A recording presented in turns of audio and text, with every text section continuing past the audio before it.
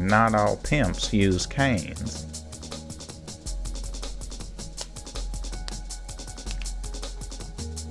$11.11. Make a wish. You wished for my stream, and it came true.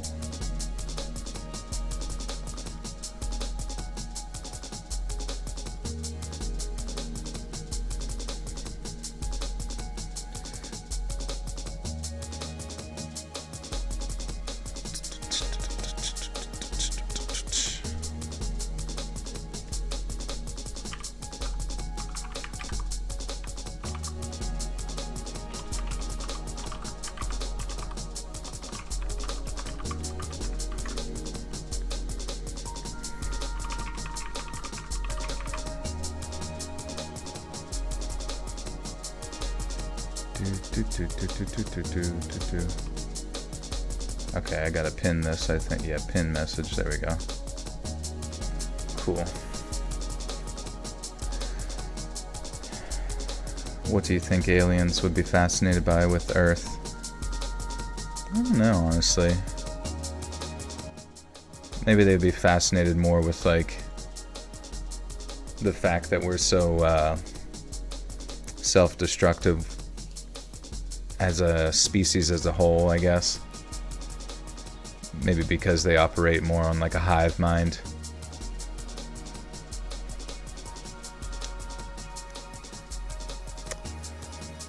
Alright. But anyways. Yeah, we're doing a charity stream tonight. Inga Moonchild, welcome back for 47 months. You now have access to the bonus, or you still have access to bonus content. Thank you so much. That's a long time. 4 years almost. It's freaking crazy. I usually hate horror story channels on YouTube now because there's a lot of lazy AI slipping cash grab. I still love you.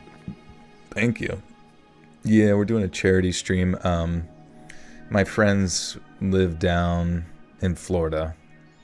And unfortunately, they live near an area that got like a 4-foot storm surge. So their house was 4 feet underwater, and it destroyed everything. Yeah, Hurricane Diddler came through. It diddled their whole house. Sorry, it's a bad joke to make, but yeah, they're pretty well fucked because like they just got done with like 6 inches of like flooding in their house like from a hurricane 2 years ago. And they literally just got the insurance money and the contractors finished building everything. And yeah, now their whole house got destroyed this time with all sorts of damages. And yeah, and don't feel like you have to donate or donate a lot or whatever, but just if you feel inclined to, everything that the stream makes tonight. I mean, I already have like a amount that I'm got in mind to donate, a larger amount that I want to give them just because they're close friends. And yeah, they're actually he is a mod in the chat once in a while, but it's not super frequent. But yeah, I don't know. A lot of people got fucked by these hurricanes, but it's just like, it's one of those things where, I don't know, it just happened so quick because it was like he was supposed to be in the wedding that I was at, and then all of a sudden, out of nowhere, he's like, oh yeah, there's a hurricane coming. It might not get here. Now we just had to like wait and see if like our flights get canceled, and then it was just like flights canceled and your house is destroyed, like all in the span of like literally 12 hours. It was so fast. The government's an absolute embarrassment, sending all your tax money to Ukraine instead of East. Yeah, right, yeah. No, I totally agree. I mean, what the fuck? We'll sit there and fund foreign conflicts all goddamn day instead of like trying to do, like, is it not weird? Like, where's diplomacy? Like, why do we not want any diplomacy there? But then we'll let our own nation just fucking implode upon itself with lackluster support. But I mean, it's not like I have the solutions or know the logistics of everything, but it is quite frustrating to see that we have, like, we're going into an election time, one of the most volatile times of any nation, and we're like inching ever closer to like larger conflict, and it just pisses me off that it just feels like no one gives a fuck. Misfit, thank you for the gifter. Just asked this girl at my college to go coffee on Friday. Nice, Charlie. That's how you do it, baby. Hope you guys have an awesome time, and you know, just enjoy yourself. Whatever happens, happens, brother. Random comment. I love how you purposefully mispronounce words to irritate people. Which words do I mispronounce? Is this real? It is, yeah. I mean, we're going to be recording some Halloween stories as well, some trick-or-treating stories. Your nephew's house is total loss in St. Pete. Yeah, that's how theirs is. Like, they might literally at this point just have to see if it needs to be condemned and then demolished, and then see if they can sell the land. But they're in just like such a hard fuck situation where they, you know, owe all the money on the mortgage, and will they get any assistance from the government, and how long will that take, and working with contractors. Like, what do you do, you know? What did my voice sound like growing up? I don't know, honestly. I always thought it sounded nasally, you know? But I guess some people like it. Maybe it's gotten deeper as time has gone on, or maybe I've like played more into that character of like voice. I don't know. Did you know that Diddy had a half metric ton of baby oil in his house? I did. I heard about that. Also, was listening to a thing earlier where it was saying that there was like 2,300, like 2,380 people who had brought accusations against him, which is fucking insane, dude. Absolutely fucking insane. Because it's like, if he was just sort of allowed to just operate like that as this weird sort of like Epstein Island in LA, you know, whether or not any of it was used as like blackmail or what, but still like human trafficking and sex trafficking and all that kind of shit, child trafficking, and just all those like various like celebrities, you know what I mean, who are a part of it. I don't know. It really makes you ask a lot of questions, you know. It's up to 3,000. I mean, I don't know. Maybe there's some that are kind of getting their name on board for some type of like overarching lawsuit and money to be made. I don't know. But I would not be surprised, since it sounds like it was a pretty like, with 1,000 bottles of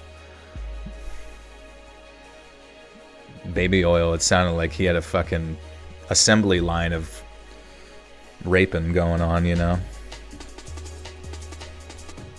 What's my thoughts on Ghost? Ghost is a band, right? Ghost is like a death metal band, or like a black metal band, I think. I can't think of any. You pronounce Melbourne. I remember you saying you mispronounce it on purpose because it drives some people crazy. Oh, I don't know. I early on into my YouTube career, people had corrected me on a lot of different mispronunciations, especially Melbourne. Because people say around the United States, they'll say Melbourne because it's spelled like that, but like Jason Bourne. But in Australia, or at least in that area, everybody says Melbourne. Melbourne? Oi, Melbourne. Ghost is not a death metal band, it's more pop than anything. Yeah, then I'm not familiar with Ghost, I guess. It sounds so familiar, though. Sorry to hear about your friend's situation. That's horrible. No, I mean, it's one of those things where, like, when it was happening, it's like I'm literally at a wedding trying to have a good time, and in the back of my head I'm like, holy shit, my friend is losing everything right now, and we're just supposed to be like, yeah, yippity dippity. It was a very weird sort of juxtaposition, because like, you know, it kind of reminded me how we kind of like turn our brains off to like other geopolitical horrors throughout history and modernity, and we just kind of have to do that. We just kind of have to like turn our brains off to the pain of others and address it after it's done or something, because like, how do you prevent an act of God of a hurricane?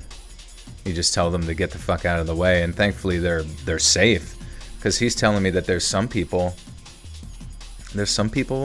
who like try to ride the storm out, and they're finding their like bloated, dead, old bodies just in their beds where they tried to ride out this storm. And there's other people who are like still trying to live in their houses after they've come back to them. That their house is going to be filled with fucking mold and all sorts of disgusting shit. And they're like, the power companies are making them sign a waiver to turn their power back on, because, the circuitry is going to be all fucked up. So it's going to be dangerous to like run any electronics and try to have a normal life. I don't know, man. Shit is foobar.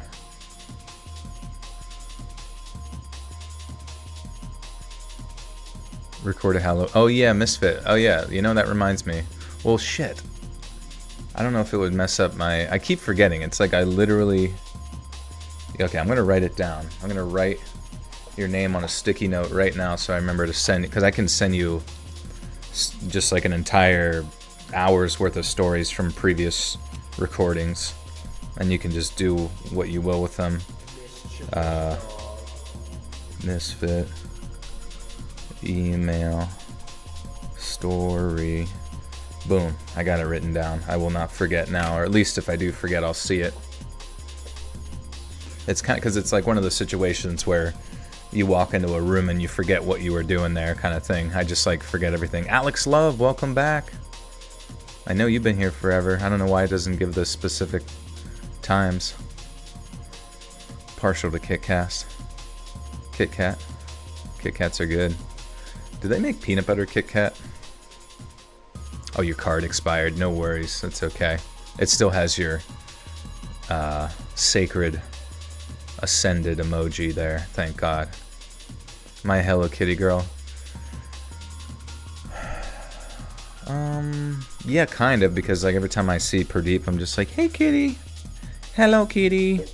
And I just imagine that must be like a common thing for like every culture, no matter what, across the world. You see a cat and you say, hello kitty. Yeah, no update on that, I don't think. Really, probably just trolling. Record a brand new one that hasn't featured on your channel before. A Halloween story would be perfect. I mean, it's going to be featured on the channel one way or another, so probably not. Unless you had something you... Well, I don't know. It depends on how... Yeah, I mean, I'm just to get it, I'm going to have to just send you something from previous times. What's the best cat hug you've ever had?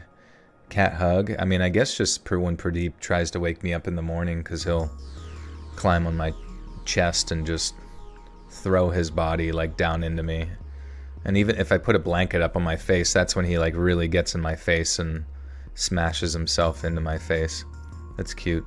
Sarah, welcome back for 7 months. I missed a few lives, but this is just what I needed tonight. Well, we're glad to have you. Another minute or so, we'll kick it off. But yeah, I'll probably make like a little recording for the kind of nursing. It was like med-surg, orthopedic style nursing. So there's like a lot of like random stuff, but like post-surgery stuff, I guess, as well. But I got pulled around a lot to different floors. What costumes did I dress up for Halloween growing up? Oh man, I remember when I was real young, I was Donatello. The Ninja Turtle. I like Donatello because he was more intelligent. David De La Rosa with two says, "What's up, Joel? Creed was an awesome show." Nice, dude. That's awesome. They play all the deep cuts. First year, your son won't go trick-or-treating. He's 13 now. Thinks he's too old.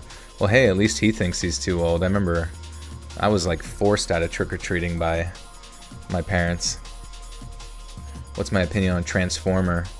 I don't know. I never really watched Transformers, the cartoon, growing up, and I guess it was kind of like an exciting time whenever Shia LaBeouf, had his movies, and then I definitely didn't see the one with Mark Wahlberg. What made me leave nursing? YouTube took off, and I'm like, fuck this shit. I can't stand being here. Record. My life is just memento, everything written on sticky notes. But instead of like forgetting your entire past life, it's just generic reminders that you should be able to remember normally. Record the GoFundMe, sorry. Intro. And hopefully they'll get some good support and just at least be off on a better foot. Obviously it's not gonna like replace a house or whatever, but just to give them some leeway would be very good. Those are your side quests. Wait, what's my side quest? Oh yeah, all my sticky notes. Yeah. Defeat the wizard. Kill 15 boar and return their meat to the inn. What things did you like to do while in nursing? I liked to clock out. That was pretty cool. I like to go on break. That was awesome.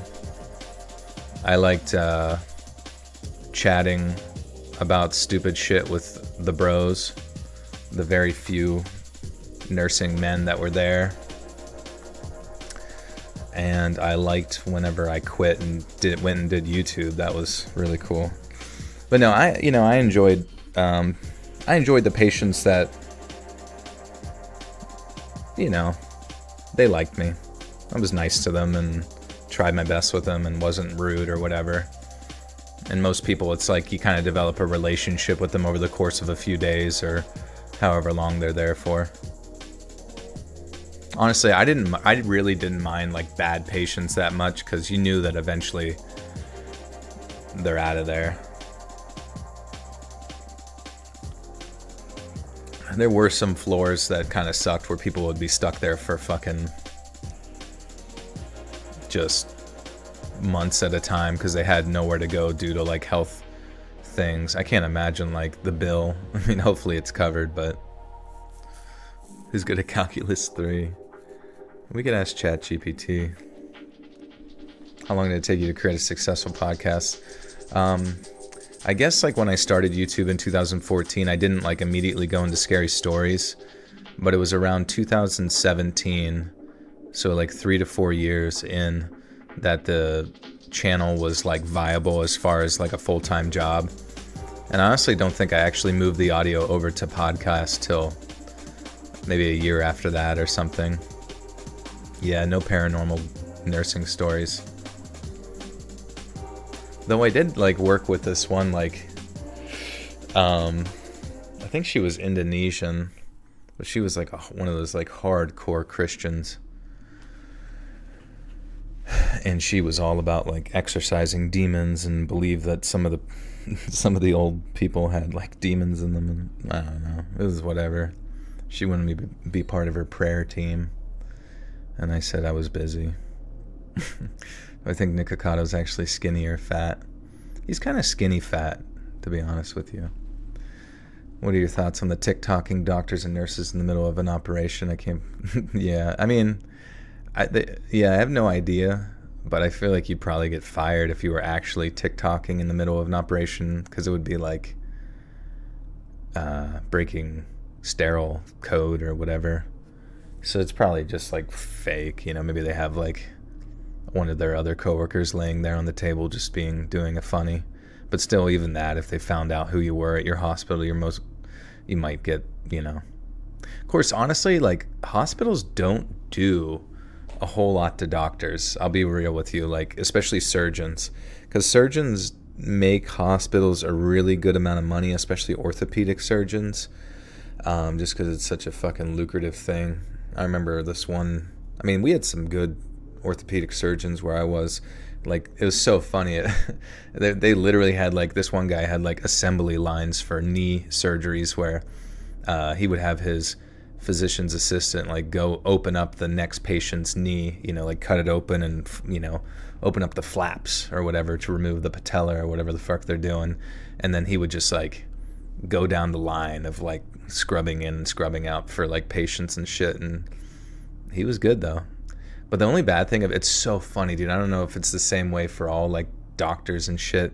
But, dude, I swear to God, like, doctors legitimately had kind of like a P. Diddy situation going on. Not to that extent, but you would always hear, like, rumors and stuff how, like, all the doctors were, like, fucking each other and, like, having weird parties. And some of them would get fired and shit for, like, getting addicted to drugs and, giving drugs out to fucking, just stupid shit all the time where you're just like, you dumbass. But I think that just kind of happens because a lot of doctors, they build up a certain God complex because they know a shit ton. They make people's lives better through, like, their actions, but, like, very definitively so, such as saving their life or whatever. And, they get bored, I think. They get bored, they're making good money, and they're just like, oh, fuck it, I'll become a swinger. I'll get addicted to oxys and just to keep things interesting, you know what I mean? Yeah, literally high society, but, like, high society that is so embarrassing. It's just so embarrassing in the realm of, like, people with entertainment or power or whatever it is, like, that degree of, it's always the same direction. It's always, like, drugs and sex, but I guess, yeah, you just need a little bit of rock and roll in there and you'd be the same as every other human. Bliss, thank you for the 2. Thank you so much. Hospital politics is surreal. It's true. It's true. It's definitely a shit show, and yeah, like I said, doctors get away with whatever they want. Just, they fuck something up, they can get, like, 90 chances because, who are you gonna find another fucking, where are you gonna find another neurosurgeon at, They can do whatever they want and make you drool at the end of your surgery. Honestly, that's one of my big suggestions to anybody. If you end up having somebody who wants to do brain surgery on you, make sure you get a good brain surgeon, because I don't think we fully understand enough about the brain where you remove one too many pieces of gray matter and your dick doesn't work anymore.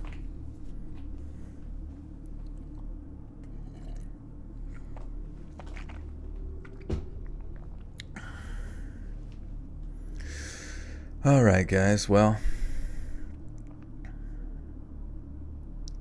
nursing, yes, you definitely do develop friendship with them. Yeah. Brain transplant. That would be nuts. I wonder if they've successfully done a full-on brain transplant, and if it's just like, if they do, if it's just like a completely separate person in a different body. Hey, Vanilla, thank you.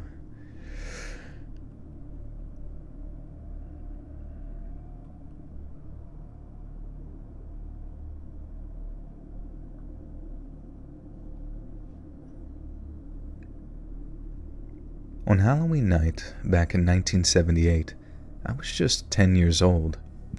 Fuck, I had to burp. Transhumanism is a crazy topic.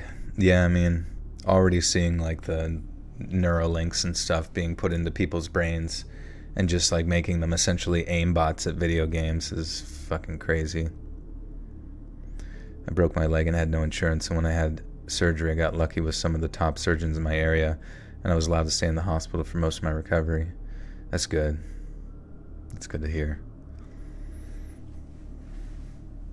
Yeah, my one friend, he's he's pretty low income and has a shit ton of kids, and thankfully, like, most of his insurance is just covered.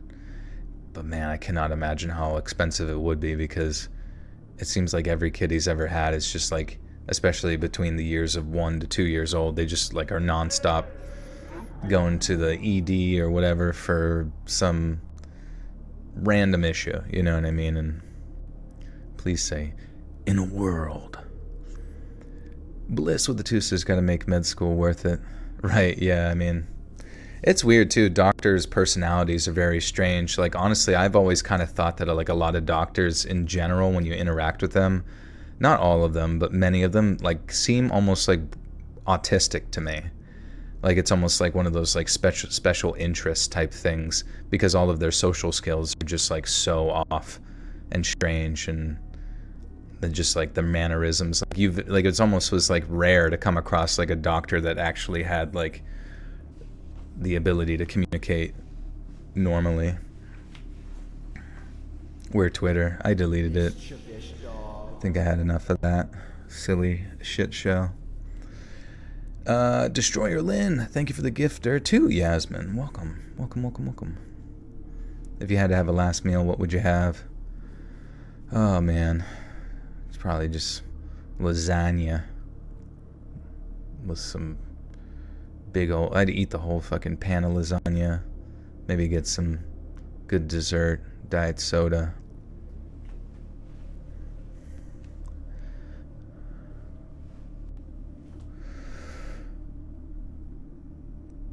On Halloween night, back in 1978, I was just 10 years old and I was getting ready to go trick-or-treating with my buddies from 5th grade.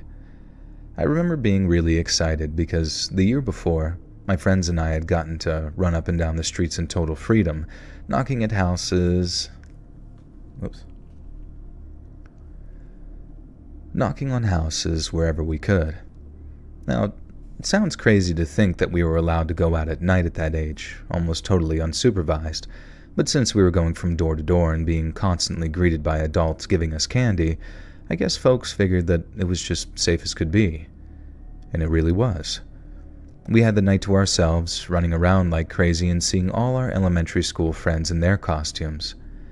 Then, at one point, there was this big old candy swap going on, where kids would swap their pixie sticks for dum-dums and their Tootsie Rolls for peanut butter cups, like some big old candy stock exchange. It was magical, one of those childhood memories you carry with you for the rest of your life, and most importantly, nothing very untoward happened. And so, as you can imagine, I was incredibly excited to do the whole thing again next year, and then incredibly disappointed when I found out it wasn't happening. The first year, so back in 77, I remember my parents saying something like, "Just make sure you're back before dark and don't go too far."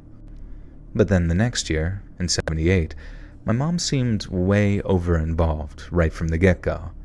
She wanted to know who I'm going out with, where they live, what their parents' names were, and if I know their phone numbers and all of that. She asked me a million questions to the point where it got very annoying. And then when I told her that I was heading out to meet my friends, she broke some very bad news. I wouldn't be leaving on my own, and I wouldn't be trick-or-treating with my 5th grade buddies. I'd be waiting for our neighbor, Mrs. Anderson, to stop by with a bunch of random neighborhood kids, and she was going to walk us up and down the block for like half an hour before dropping us off back home.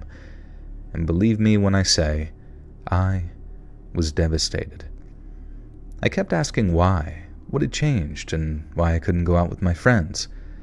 But all my mom would tell me was that if I didn't want to go with Mrs. Anderson, then I wasn't going trick-or-treating at all. I don't know if every kid's mom waited until the last goddamn moment to ruin their Halloween, but mine did, and I was on the verge of full-blown tears before I finally gave in. I was either going to suck it up or miss out on the big bag of candy and time with my friends, so obviously, I chose the candy. I remember finishing off my cowboy costume in a real stinker of a mood, then when Mrs. Anderson showed up to collect me, off I went. It was me, Mrs. Anderson, and 3 other random kids from the neighborhood, one of which was Mrs. Anderson's kid, Billy. And at first, I was still in a very terrible mood because I wasn't with my friends. We were under strict supervision, and Mrs. Anderson said that we could only walk in a short loop up and down the street. All the other kids were in chaperone groups like that one. That was kind of we're on a bit of a tear there. Lynn, thank you again for the gifter. And hello to anybody who's joined. What should you name your new orange kitty? Can you name it Garfield? What costume would you pick on Halloween for trick-or-treating today? Probably Blade with like a trench coat mixed with the Penguin. Go to Olive Garden, endless soup and salad. Hell yeah. Did you guys disassemble your burgers and eat it on a plate? That's illegal. It's funny, yeah, all the components of a burger are healthy, but then for some reason when you stack it all together, it's not a health food suddenly. Did that at school. A bunch of grade 8 kids came to me and made me trade all of my bug bars away for a few coconut bars that I didn't want. A very sad day. Yeah, don't you hate that? The peer pressure. Beetlejuice. You need a silly name like Megatron. What about Perdeep? We could just, everybody who has a new cat could name theirs Perdeep. And we could spread the cult of the cat. Spread his holy name. He'll pretty much be like the Muhammad of cats. Or the Jesus of cats.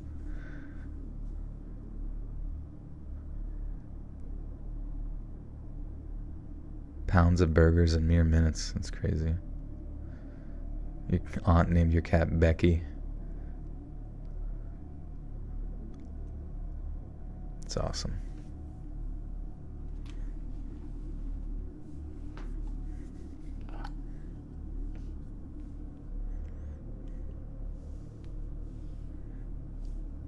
Would you rather eat 60 jalapenos or drink a bottle of hot sauce?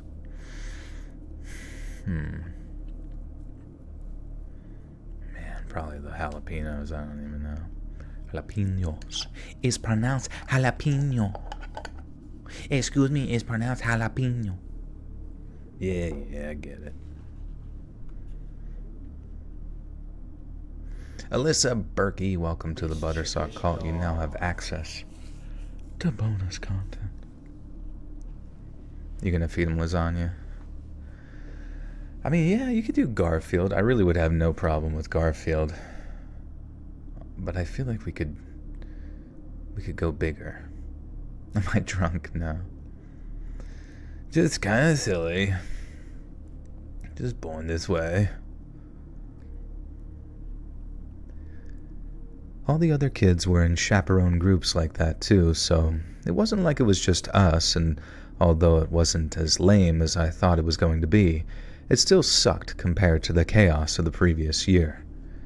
So, we're maybe 20 minutes into the adult-mandated trick-or-treating, and the adults have this thing organized so badly that there's congestion toward the end of the route.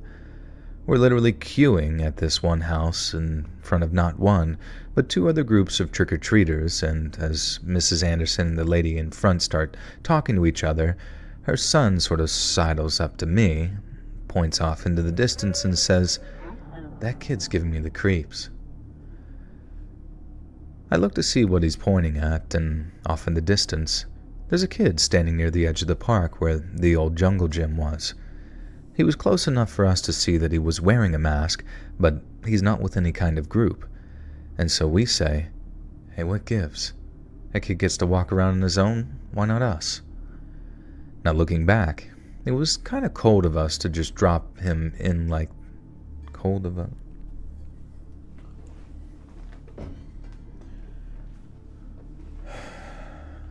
When Joel was a nurse, they called him Dr. Delicious. You know, they didn't. They didn't. They called me a slur. No, I'm just kidding. They were not nice to me.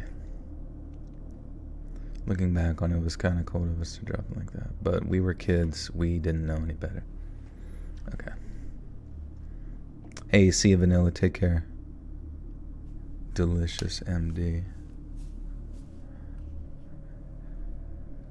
Looking back on it, it was kind of cold of us to just drop him in like... What does that mean? Just drop him in it. Drop him in it like... Is that like a phraseology?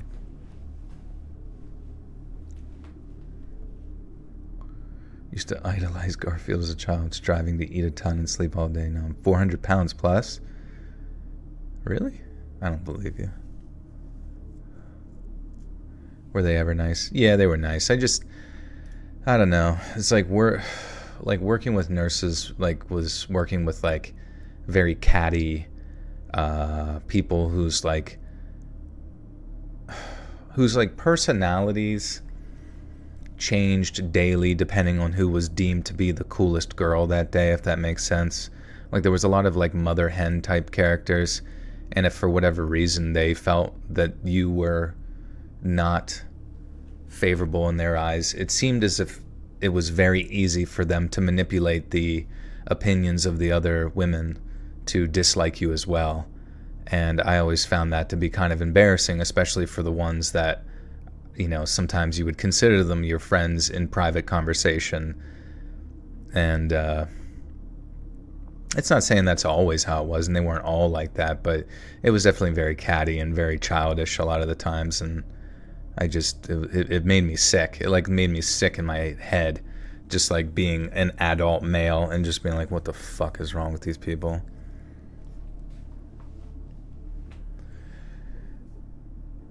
I don't know. He was just fired from a job for something very similar. Yeah, I mean, and I often saw it, like they would kind of choose somebody to target, and it was like every fucking thing that person did, they were on their fucking ass about it nonstop, you know, and it was just, and they would find a way. Like if especially since the managerial staff was very much part of that culture, they weren't mature enough to just like let other people's opinions not influence their own. It was like they also would like put targets on people, and it was just fucking stupid.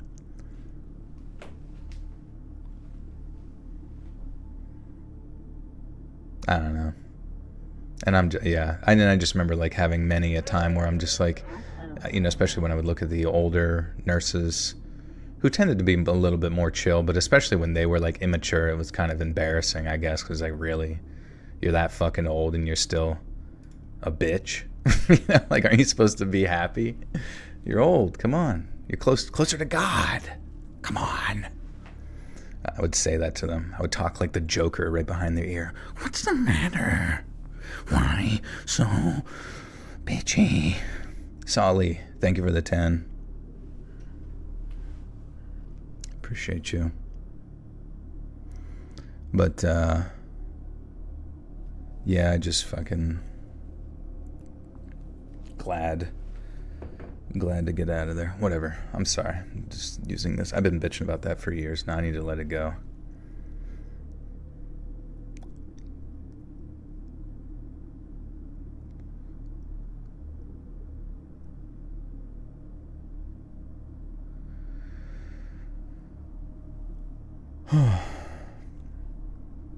Looking back on it, it was kind of cold of us to just drop him like that, but we were kids. We didn't know any better. We saw perceived injustice, and we called it out. Even chimps and monkeys go crazy when they think something is unfair. Anyway, we started yelling about this kid out there alone, and Mrs. Anderson sees him too, so she starts saying something like, "Hey, come back here right this instant, young man. You have to stay with your group." The kid just kind of stands there for a minute, not responding. And then Mrs. Anderson yells at him again, and he starts walking over to the groups of kids. Mrs. Anderson then says, "Which group are you with?" And then starts asking all around to the adults something like, "Was this kid with you?" But none of the adults seemed to recognize his mask, so each just sort of shook their heads when confused in the chaos. I remember looking at the kid and thinking how I was 99% sure that I hadn't seen him around that night. I'd been checking out everyone else's costumes and whatnot, and I didn't remember this kid's green goblin mask anywhere. Also, it wasn't a green goblin mask like the villain from Spider-Man. It was just sort of a goblin that happened to be green. Maybe that inspired Spider-Man, I don't know. Now anyways, I'm looking at the kid's mask thinking, I don't remember seeing him around. But at the same time, something about him was just oddly familiar to me. I don't know if it was his shoes or his clothes or the way he carried himself, but I'm pretty sure that I knew that kid from school. It turns out that I was 100% right on that one, but we'll get back to that later. So Mrs. Anderson is calling around towards all the other grown-ups asking if they're missing a kid, but I'm still watching the kid and trying to figure out why he seems so familiar. So Anderson isn't watching him, but I am. And that meant that I was still watching him when he slips away from Mrs. Anderson, walks right up to a kid in the group behind us that had just joined the line, and then pulls out a knife out of that candy bag that he had with him and just starts stabbing. Things were calm one minute and chaos the next, and all I remember is running back to my house because I was only a block away.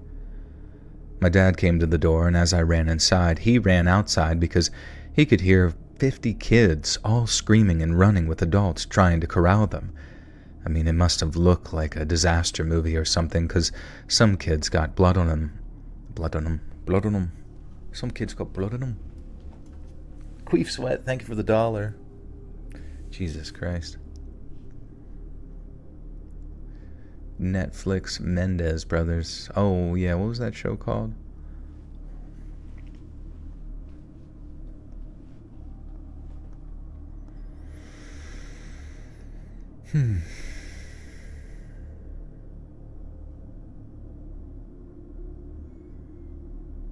And Sling Cock, well, welcome back for 14 months, my friend. Thank you very much.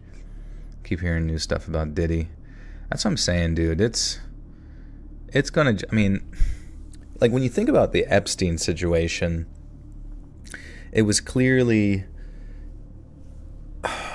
a much higher echelon form of blackmail and, you know, sex trafficking and all that kind of human trafficking and all that kind of stuff. I mean, it literally took place out in the fucking ocean, like a Jurassic Park island or some shit, where they did, maybe that's what Jurassic Park was based off of, I don't know. But clearly it had involvement from intelligence agencies, which are much better at like covering their tracks. But the weird thing to me about the Diddy situation is that it's like clear, you know, it's obvious that it's not to the degree of an Epstein situation where it's like a sort of blackmail honeypot for like people in extraordinary positions of power. But it sort of makes me wonder who was running that show. You know what I mean? Like, did Diddy have that much influence within the music industry to do crazy shit like that all the time? Or was he just generally sick and twisted in the head and had really no desire to blackmail anybody? Or no, I mean, he had to have blackmailed people to keep them quiet for so long.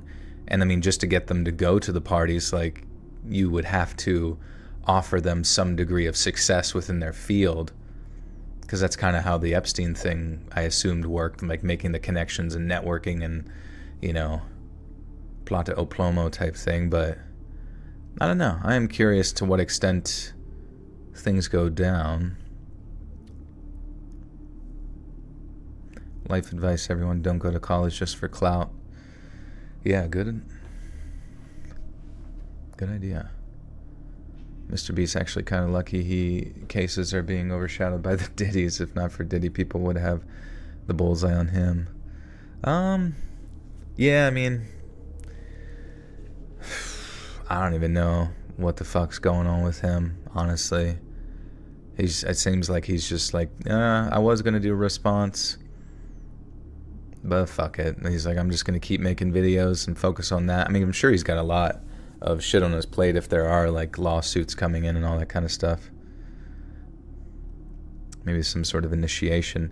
It might be. I feel like there's gotta come a time where if Hollywood, in and of itself, with all the entertainers and all the people in positions of power, when it really does come out that there's like some degree of like sex cult, and we already knew that there kind of was with that NIXVM or whatever it's called, cult. There's got to be more of those, because cults are like, in my opinion, the best way to kind of like keep everyone in line, you know, both through blackmail, both through intimidation, both through you know, their traumatic experiences, I guess, plus like maybe drugs, like heavy hallucinogens, and then if you want to mix in actual religion or like daemon worship in there as well, just to really, you know, mind fuck people. That's kind of how those go undisclosed, I feel like, for such a long period of time. But man, I would not be surprised if the Diddy situation sort of creates a cascade of individuals. I mean, if 3,000 people have come forward, I mean, maybe they're all waiting for some settlement and the money just seems better, you know, than actually. But I feel like there's got to be a bunch of people that should just start telling their stories, just going on YouTube, posting videos, doing interviews, and just saying YOLO, fuck it, you know. Mike and Ike with the 5 says, what's up, Joe? How many stories you got for tonight? So we only got 3, but they're pretty long. Thank you, Mike. Good to see you. Why can't you find a man? I feel like we talked about this before. Like, it's probably best. Definitely don't hook up with them, you know what I mean? Because there's something like deep within the psyche of men where it's like their brain disengages, I guess, if sex happens too fast in a relationship, you know? Whereas if you can, obviously there's that excitement, I think, for people, but if you can kind of connect with them over a period of time, you can imprint your, you know, your reliance upon one another as friends, as a foundation prior to engaging in that, so it's not, it doesn't feel like sort of a one and done and go kind of thing, you know? Joe always says hit the gym. And hit the gym, yeah. No reason not to hit the gym. It's better for yourself, better for everybody, you know, involved. I told my friend I liked him, and it ruined everything because I think he just liked my friend the whole time, and I don't know what's wrong with me. Yeah, that's true too. Waiting till marriage, like, the more I think about it, it's like, maybe it does. Maybe waiting till marriage does make sense, because it just seems like there's always people that are getting hurt and like sort of a sexual dynamic too soon, you know, there's too much going on. It doesn't mean you have to operate that way, but someone's always going to get hurt. And if you can kind of just, I don't know, maybe you can just understand, most people, if they could just understand that sex is really not that big a deal, you don't need to like rush into it.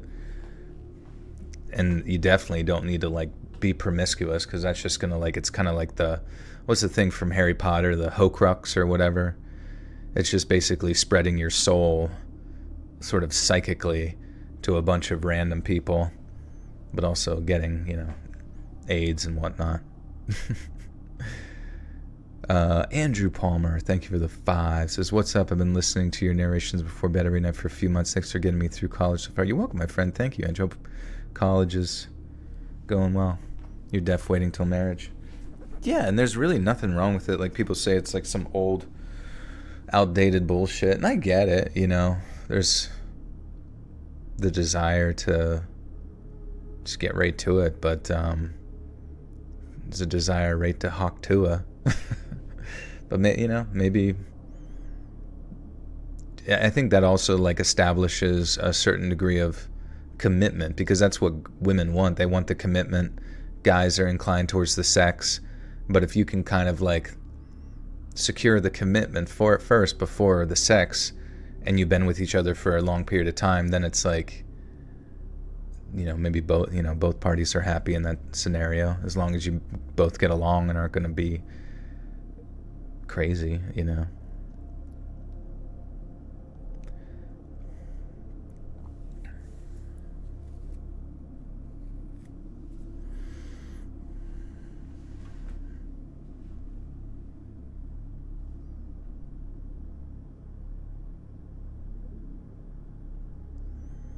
definitely outdated BS, just like waiting to live with somebody until you're married. Yeah, I don't know. It's really hard to say. You could live with somebody but I guess maybe there's a degree, but there's also a part of me that, is inclined to think, like, if we are just like monkeys, maybe we're not really meant to just always be with the same person all the time. But at the same time, it's like children seem to live happier lives when they have both parents present in the equation and available to them, and I guess I've heard statistics that people are less likely to divorce if they wait until marriage to move in with one another as well. But maybe that's more of a cultural pressure on their end. That doesn't mean that people that wait till marriage don't have degrees of the same percentage of divorces occur. I don't know, dude. Maybe we place too much maybe we place way too much like expectation on the concept of a relationship. Maybe at the end of the day, this obsession with like, I need to find the right her or him. I mean, find the right you, as lame as that fucking sounds. Like, find the thing that brings you deep joy, whether it's writing or exercise or, some other form of art, or just honing your craft and starting that business, whatever it might be, going on crazy hikes across the Appalachian or the Himalayas, because in that situation, if you can, or something maybe deeply spiritual as well, because then it's like that significant other, whether you lose them or get them or whatever, it's never going to change the degree of foundation that you have deep within yourself that feels like a strong sense of identity and, security, I suppose. Maybe this constant desire for somebody else to like fix all our stuff is really just a nonstop, endless, internalized insecurity. It doesn't mean that it's going to go away, but it's just something to really like look internally at yourself and say like, why don't I just be me for a while, You want to live in the Appalachian Mountains because of the videos. Well, be safe out there. It can get very lonely. And then suddenly not lonely.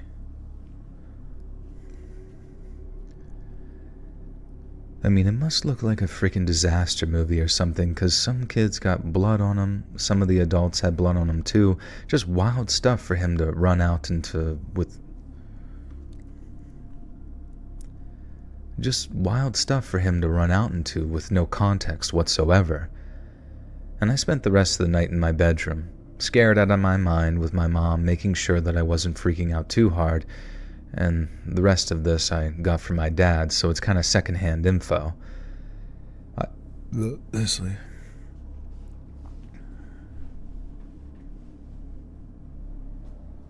What's up, Stitch?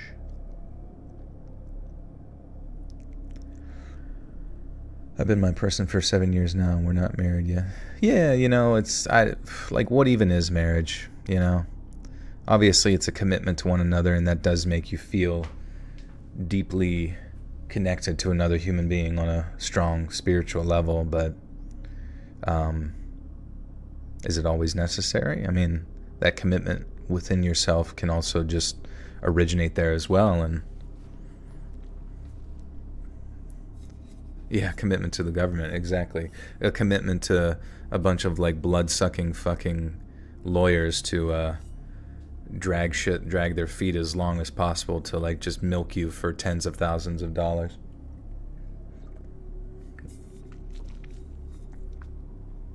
Whatever. Honestly, do whatever you want in life. Maybe there is no answer. You just gotta fucking do it.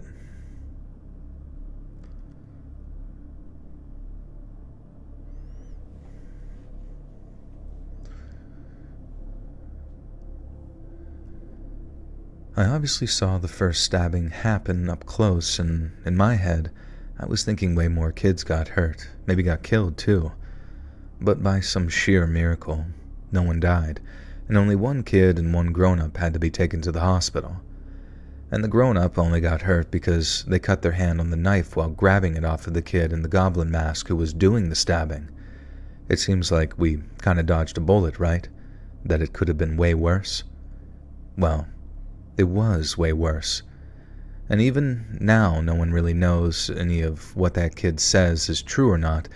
It's became an enduring urban legend in the town that I grew up in, though.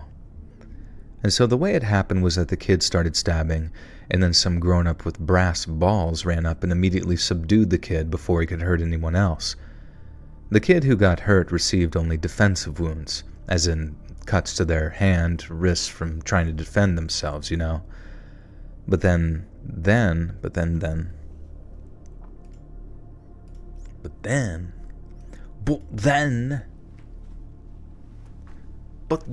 happened?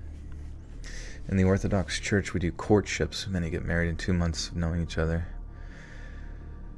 Is it sort of like you do like a dance? You put on like ritual plumes, kind of like kind of dance around like a beautiful blue pheasant. We're on story 1. Yeah, the poly relationships just seem greasy. I don't know.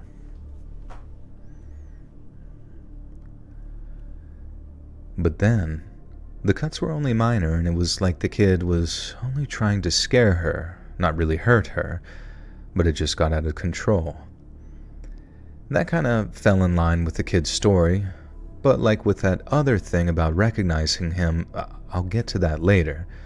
And so, this courageous grown-up pins the kid down, grabs the knife off of him, cutting themselves in the process, and like some Christopher Nolan version of Scooby-Doo, they pull the mask off the kid to reveal who the mysterious villain truly is. Only to discover... Pradeep's taking a shit in a box, hold on.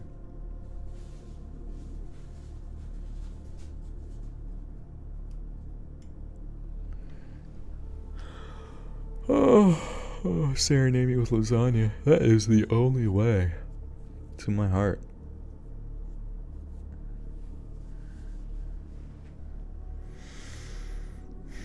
Courtship. I don't know though, Jade. Like the courtship for 2 months.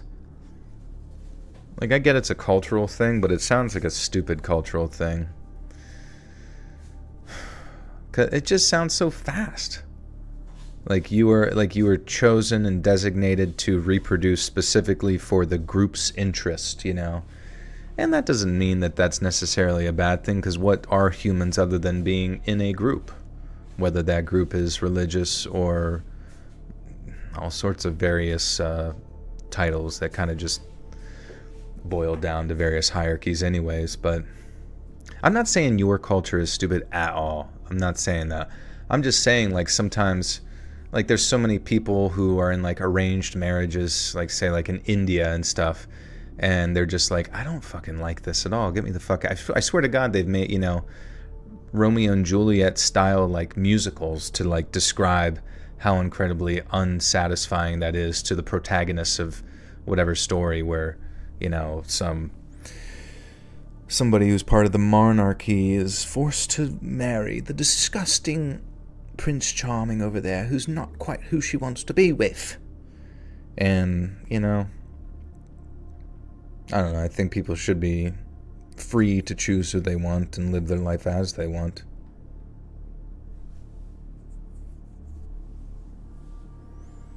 You'd have an arranged marriage if the guy was hot.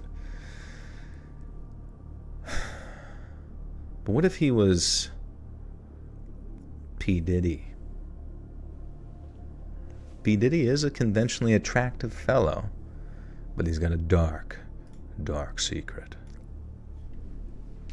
Did your friend contact FEMA for the first last month and was way easy? I believe they did, yeah, and they've been in all sorts of other groups as well, like charity groups, and they're like getting almost next to no response in their area, which seems very headachy, I guess. It's hard to say how long it will be.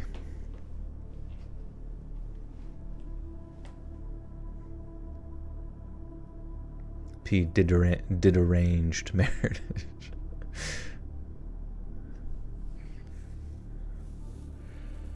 Oh, you meant handsome. How old am I? I'm 34. Date William Dafoe instead of P. Diddy. Is William Dafoe also like implying that he's I think, honestly, people sometimes say William Dafoe looks weird, but I think he looks pretty attractive, I guess, in the sort of ghoulish sense. In the Green Goblin sense. It's probably going to be him that they pull the mask off and find it's just like a miniature version of Willem, or like a young Willem Dafoe. Do I remember the dinosaurs? Real funny coming from someone who's single. No, I'm just kidding. I used to smash every dinosaur I saw. Me and the Brontosaurus went hard. Snagglepuss. Only to discover that it was a kid named Leroy. Leroy wasn't this kid's real name, obviously, but I don't think it's my place to be spreading him or his family name around the internet over something he did when he was 12 or however old he was. But he sure as hell looked like a Leroy, so I guess that's what I'll call him. Anyway, this Leroy kid came from a very bad family. Mom was on drugs, didn't take care of him properly, and Dad was never around. It's a real sad story and not Leroy's fault at all, but he ended up with a reputation as being like the school stinky kid. But then, almost totally unbeknownst to us kids, Leroy's appearance at the trick-or-treating event surprised everyone, and not just because he pulled out a knife, but because by that point, Leroy had been an official missing person for almost 2 months. So at the start of the school year, Leroy didn't show up to middle school.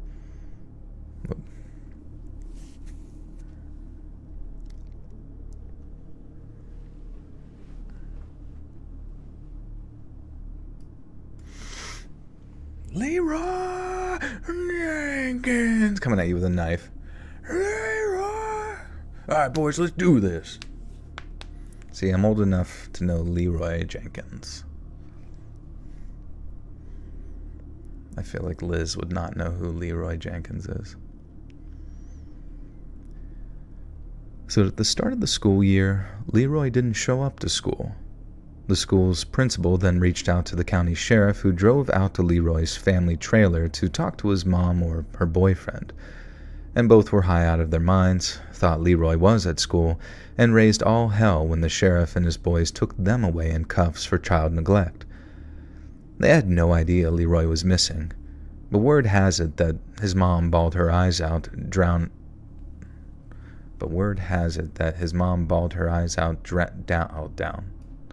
She cried so much.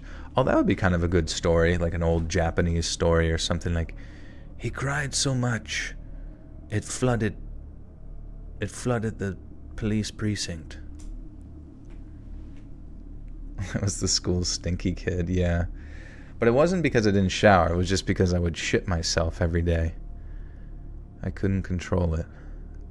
I had like 4 colostomy bags. In fact, I had not just a colostomy bag, but an ileostomy bag, and then a sigmoid colonostomy bag. And then one on my, then I also would just shit myself normally out of my butt. Time travel or explore other dimensions? Oh man, probably time travel. Honestly, I've come to the conclusion anybody who has said that they've time traveled probably hasn't actually time traveled, but just gone to other dimensions. Because that's the only way I can kind of conceptualize what time is. Because I don't think there would ever be a way to, at least within our spatial reality, because I just think there's like an ever-present constant now, right? So there's no way to go back, no way to go forward, and time doesn't actually exist. It's just matter exists as it has, and our perception of time is just it's language. It's our way of describing cycles. And so anybody who says they've ever gone back or forward in time probably is seeing some sort of like overlapping dimension that's going to have like variations to it, you know what I mean?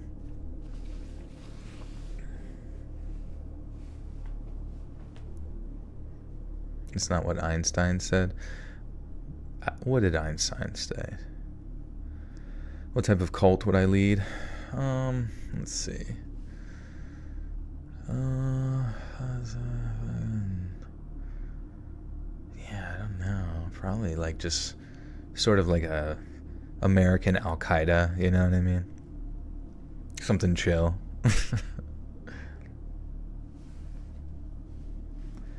I think of a point in time as singular, infinitesimal configuration of 3D space. Infinitesimal configuration of 3D space. The fart cult, yeah. Everybody's gotta sniff my jar to get in. And if you don't throw up, you get to wear a cool robe.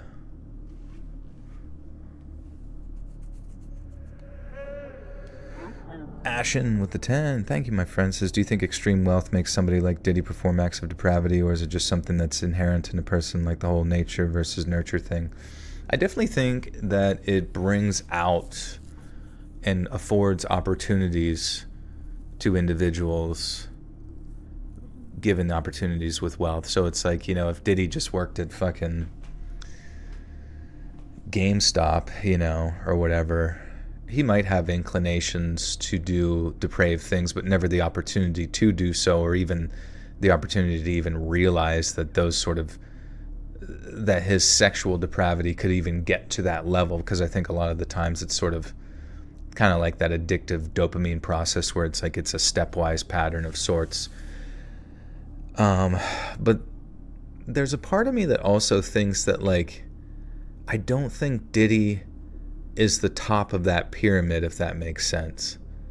I genuinely think that Diddy is part of some, like, I feel like his participation in the music industry had to have been influenced by maybe his executives above him. You know what I mean?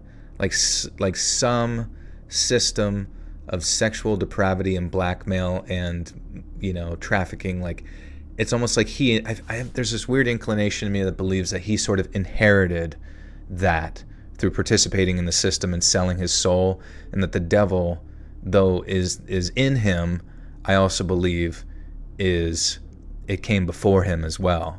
And right now what's happening is we're like stopping the devil from moving on to the next people. But it's not to say that you know, I have a strong feeling that the executives that are associated with Diddy's proclivities probably won't be tried or anything like that, in the same way that, you know, Epstein's John list seemed to never really be released or whatever either. I don't know if it had been or not, I forget.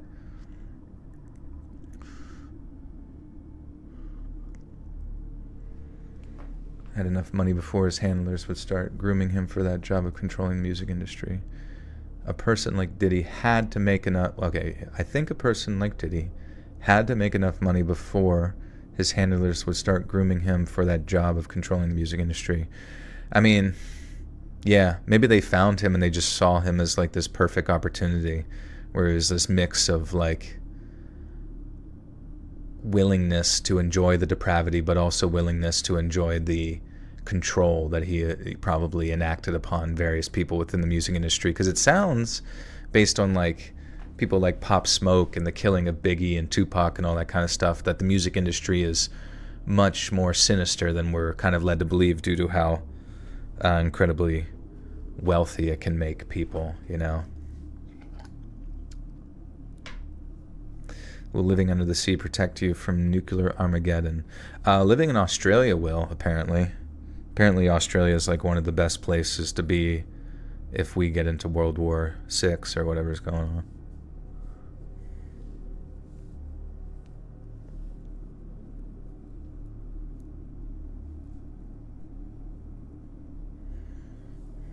Yeah, only in a pineapple. Only SpongeBob will be alive after it all's said and done. Diddy pissed off his handlers and they turned on him. He was an FBI informant for sure. Yeah, sometimes I wonder with these sort of like sexual rings. I mean, You would imagine if there was like large powers in control that the notoriety would be relatively easy to control if it's been controlled for this long. So sometimes I kind of feel like things like Epstein, and this is overthinking, but it's just thinking, I guess, in general. Things like Epstein and things like Diddy sort of get a degree of notoriety as they go down. Maybe they kill Diddy or whatever like they did Epstein. If Epstein is dead, I have no idea. But the point being is that like they give you the illusion that there's powers that are fighting these sex, human trafficking, blackmail rings. But it's like, it's really just like making a big deal about shutting down the Olive Garden over here when there's like 10,000 other Olive Gardens open around the nation that you could be more than willing to drive to. You should be fine.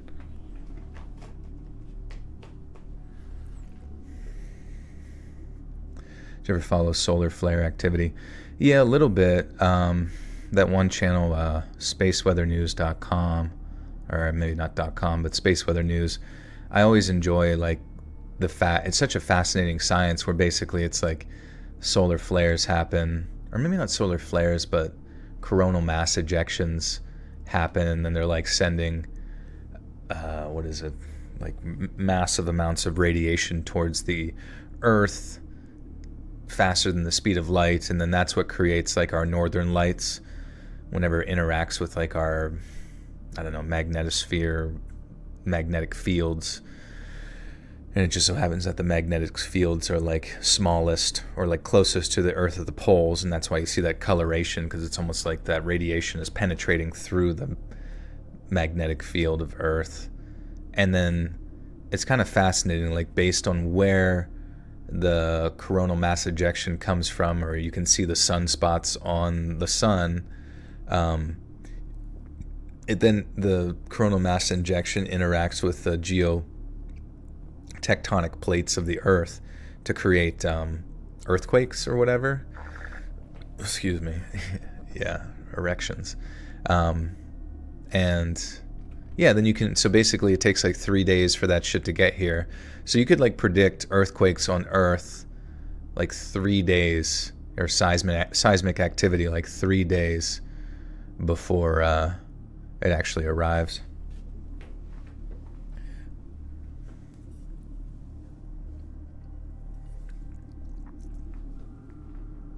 Yeah, Suspicious Observers, that's the one with the spaceweathernews.com. That's like his website. Talking about what solar flares do to the Earth and how the Earth magnetic poles are flipping and weakening our protection against the sun radiation. Yeah, I remember they were also talking about like that we're actually going into more of a solar minimum, and that the future is actually cold. I don't know.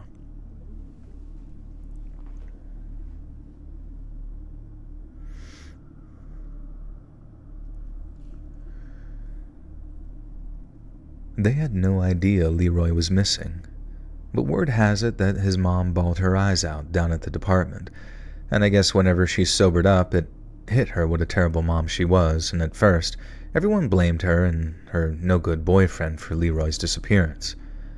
By the end of September, the sheriff had to scale back the search for him. The weather was getting colder and the nights were getting darker, and it was looking more and more like a search for Leroy's body rather than a search to find. Do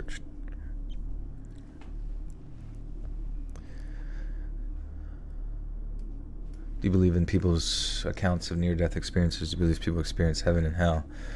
You know, it's hard to say. I used to watch a lot of those back in like 2012, YouTube, just looking for answers and that kind of thing. And it's hard to say because, there's a lot of people that do have consistencies, but sometimes if you're looking for like confirmation bias, whether it's like a particular religion bias, sometimes I think it's easy to find those biases because other people sometimes have,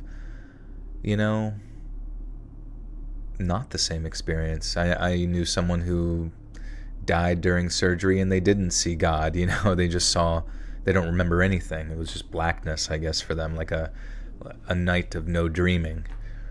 But then other people, they say that they've seen their family, or they've seen Jesus, or they've seen, the spinning black box of Muhammad. I don't know, whatever. But you know what I mean? Like, it's hard. It's hard to say. But you should definitely look those up. I think they are encouraging. You know what I mean? I guess. I think. Maybe. You were shot and almost died. Didn't see anything at all.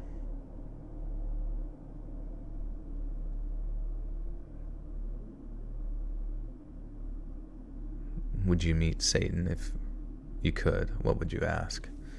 I don't know. I always heard that Satan, the father of lies, So it's like if you ask Satan something, it's like he most likely would mislead you in some way, or like give you half-truth, so it's confusing. You feel more bad for Justin Bieber. Yeah, I'm sure there's a lot of people in that music industry that were going through some traumatic experiences.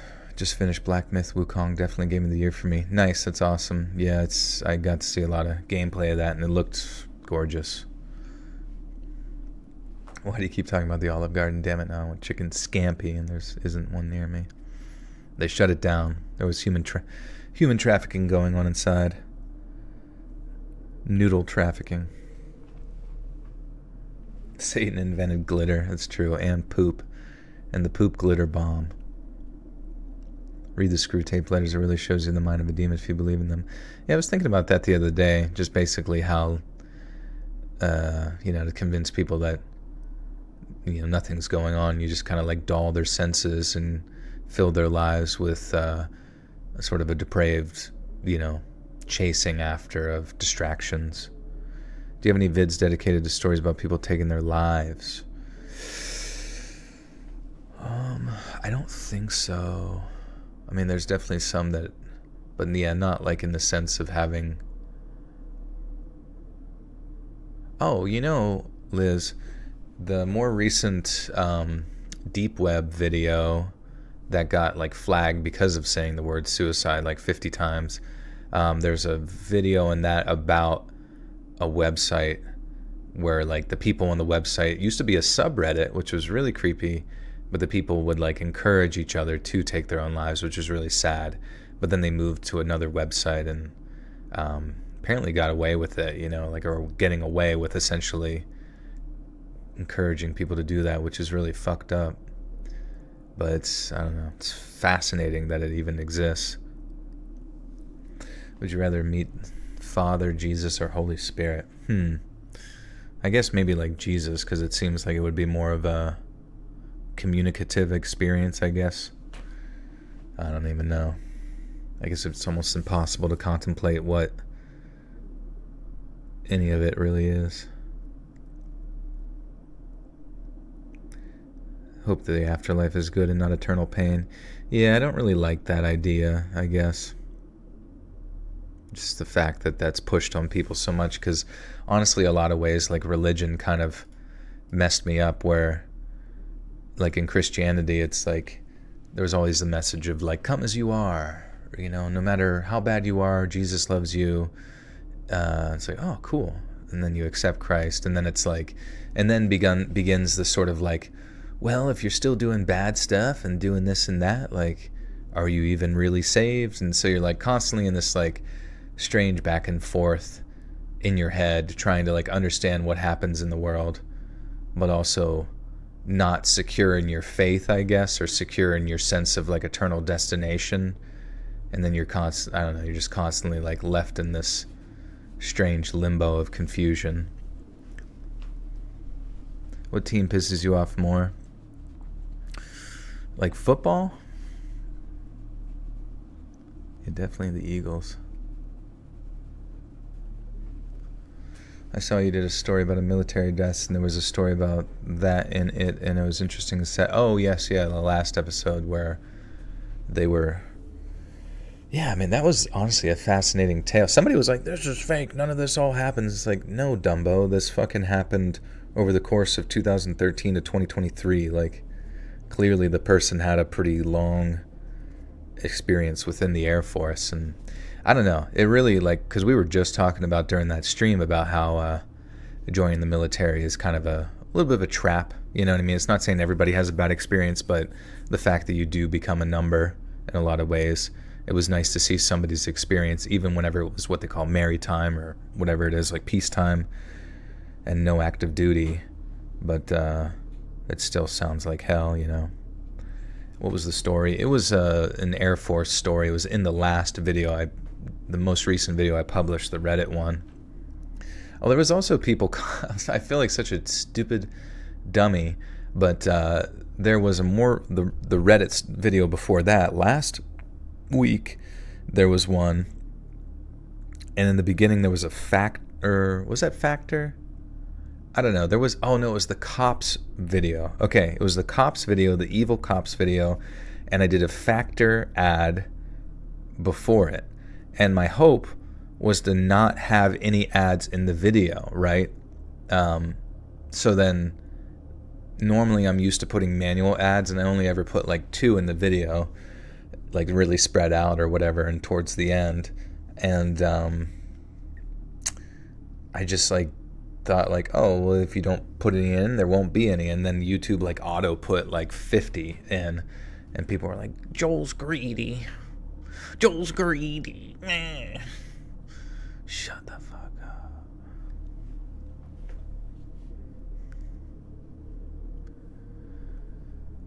The weather was getting colder, the nights were getting darker, and it was looking more and more like a search for Leroy's body. God damn it.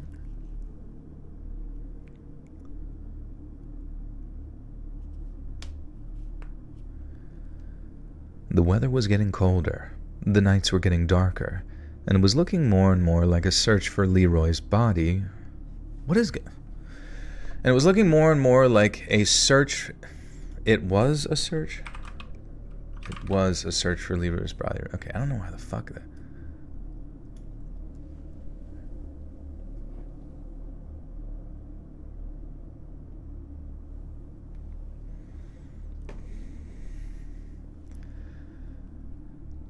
The weather was getting colder, the nights were getting darker, and it was looking more and more like it was a search for Leroy's body rather than a search to find him alive.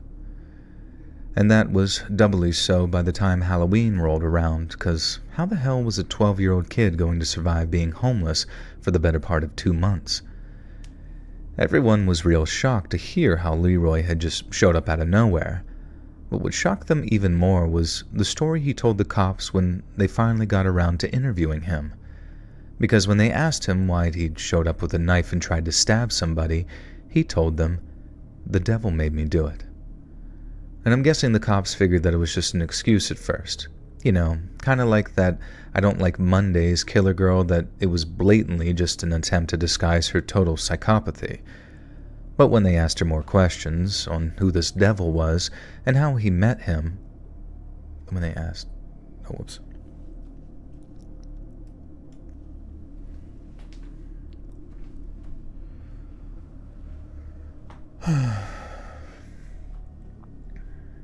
Yeah, just AI in my voice. And I don't even know if AI is good enough, to be unnoticeable at this point.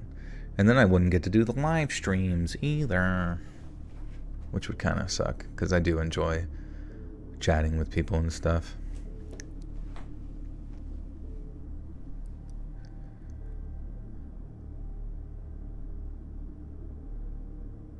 People who are rich should not go public asking for donations of any kind.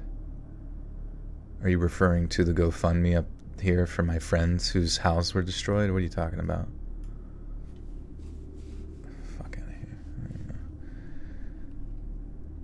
But when they asked more questions on who this devil was and how he met him, it became increasingly obvious that Leroy had been kidnapped and held by not one, but several different people.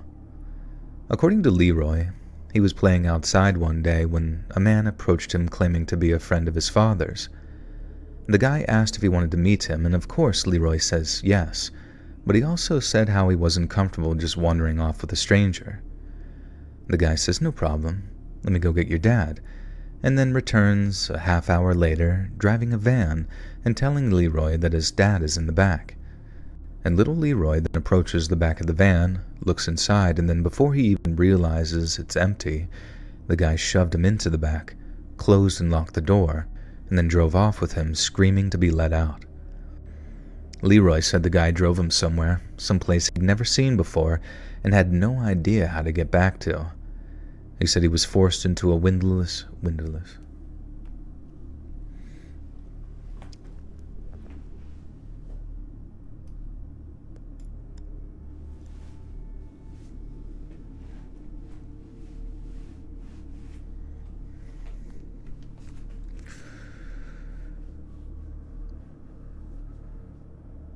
Oh, talking about Oprah, Rock, or even Kamal asking. Oh, I'm sorry, Paige. I didn't understand the context. I was just like, sorry.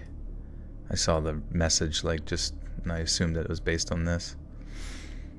My apologies.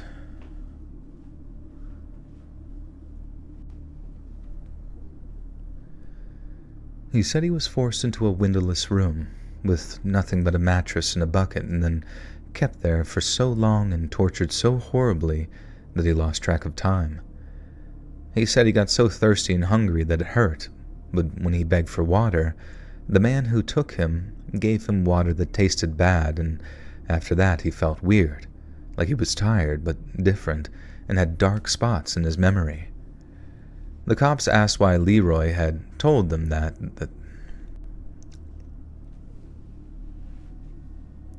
the cops asked, Leroy! Dude, what is happening? This is the backstory? I gave my dog a bone and he's begging for food. I guess there's not much meat on the bone.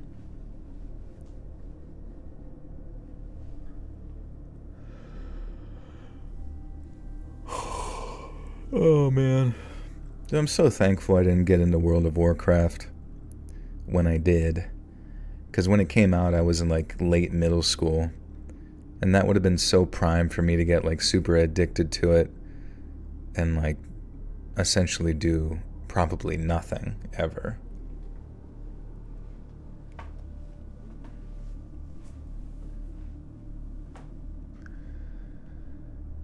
The cops asked why Leroy had told them that... Wait, what is this? The cops asked why Leroy had told them that the devil... Okay. The cops asked why Leroy had told them that the devil made him do it, and he replied that although he didn't know if the man was the devil for sure, that's what he called himself. He said the only time they really talked was when the devil took him out of the room one day to meet his helpers. Leroy said that he drank some of the bad-tasting water a while before, but was still feeling woozy when the devil took him out of his room and over towards a circular dining table. Sat around it were 5 or 6 men in cloth hoods, but the man who called himself the devil was wearing a larger wooden mask that had carved horns sprouting from the top. And the man called himself the devil with an... It sounds like, what's that movie? The Black Mirror, or Black Phone, Dark Phone. Remember the Phone movie? Is waiting until marriage to kiss too radical? I have no idea. Probably too radical, honestly. You played World of Warcraft at your neighbor's house? That's fun. I feel like it's a good way to keep it at bay, you know what I mean? You need a diet Dr. Pepper, this is true. I've been trying to get off of soda, honestly. I've been drinking just water with lemon to clean the kidneys. My ex was a World of Warcraft addict years ago and he didn't want to do anything else. Yeah. I mean, it's literally just, especially if you get to people in a younger age, even high school or whatever, look up Zevia. Oh, I've had Zevia. I don't remember it being good in the past, but if it's good now, maybe the formula's changed or it tastes better. But yeah, I feel like World of Warcraft, even in high school, sort of Because it really comes down to, in the same way, I'm kind of looking into it and thinking this idea of like addiction, you know? When I think I told you guys about somebody in my life I know who's like on some like hard addictive drugs. And when you ask them to stop, it was like everything in their life, like it was like everything, they switched the topics in like a million different ways to make you feel bad or feel all sorts of different ways, and was like, it's like everything in their brain is just trying to like lead back to getting the dopamine hit from taking drugs, and obviously the side effects of destroying your life as well.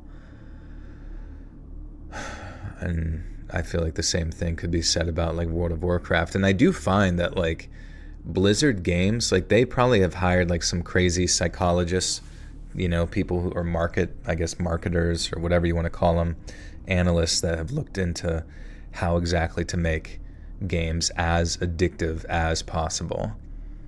And because it's like World of Warcraft, Overwatch, Hearthstone, all their other, I mean, I guess Call of Duty, now that they own, not Blizzard specifically, but Activision.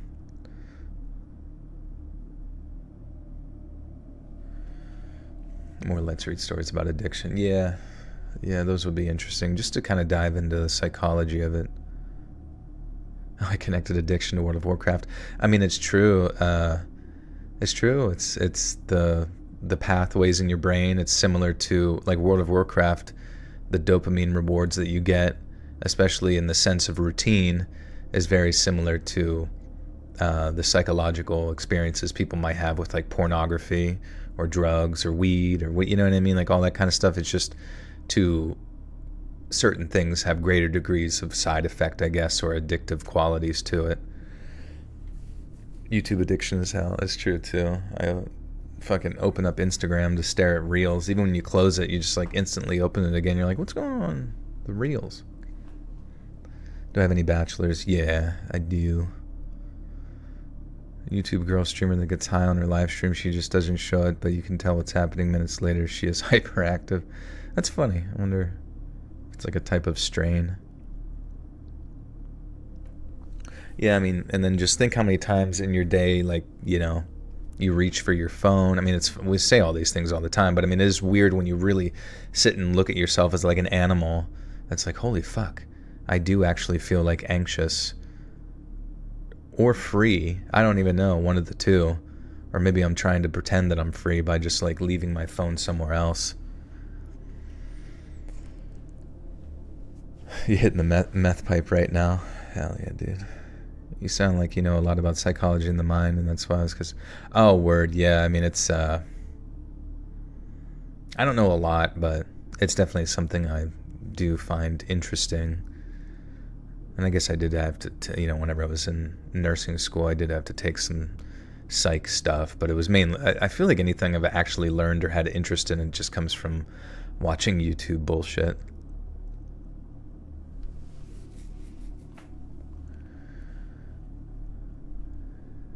The man calling himself the devil then introduced the men as his helpers and told Leroy that he was to obey them just like he obeyed him.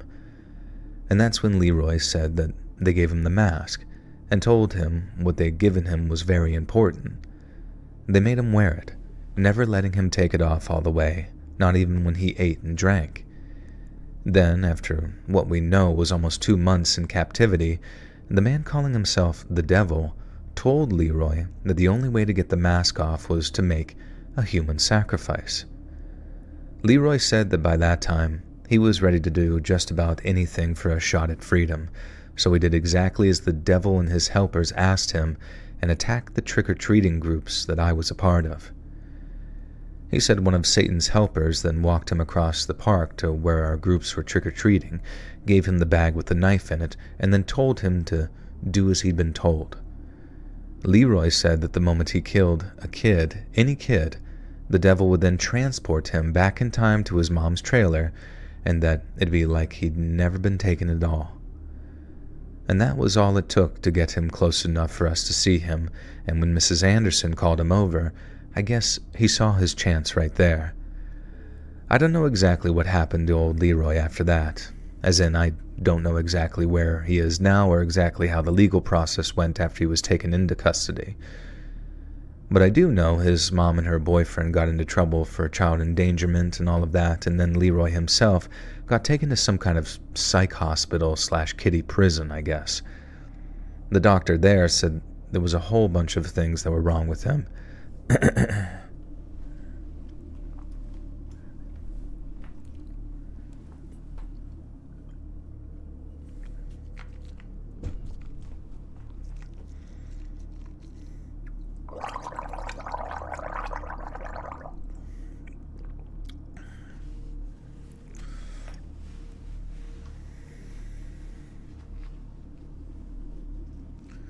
Why don't dogs wear underwear? I mean, you could put underwear on them. They just probably fill it with piss and shit.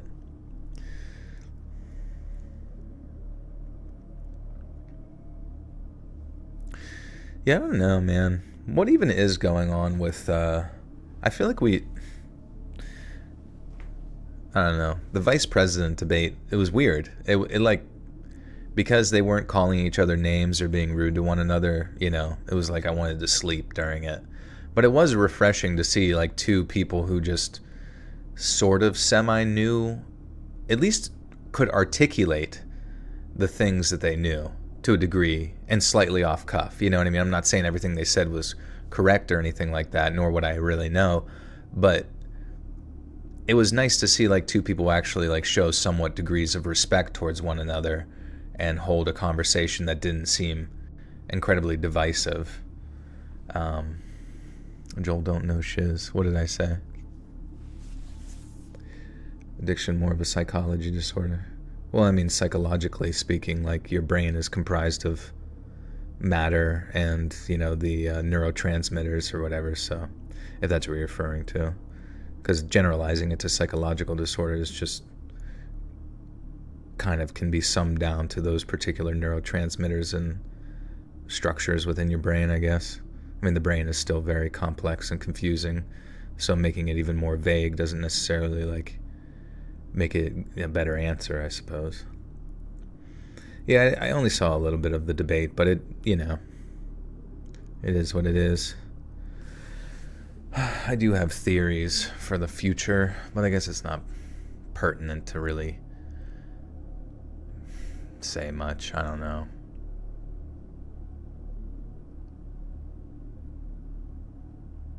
Whatever.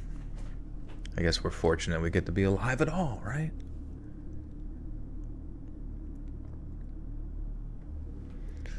But it does all feel like show. I mean, it is really, really strange that whenever a hurricane comes through and all that kind of stuff, it genuinely kind of seems like no shits are given by like the media or, yeah, whatever. What can you do?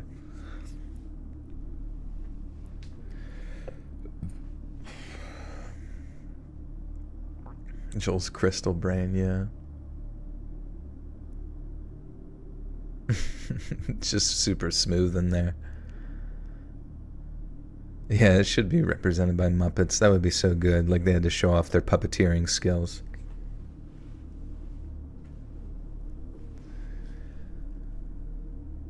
The doctors there said there was a whole bunch of things wrong with him, but he wasn't insane or delusional, and some of the marks on his body were consistent with the methods of torture that he described to the cops.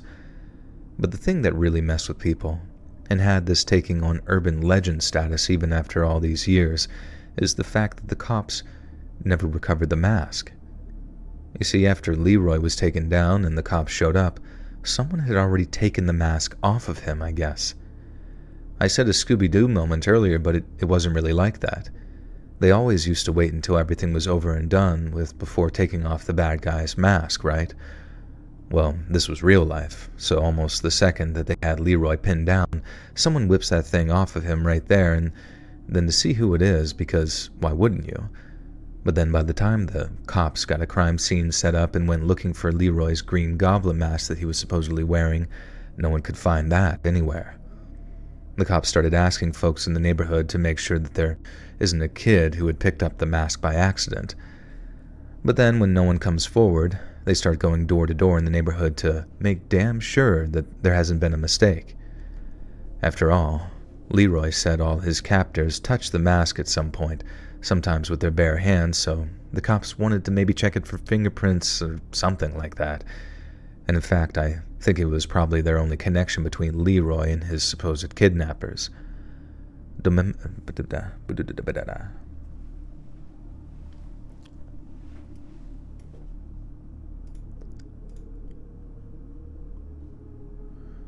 What a Sigma?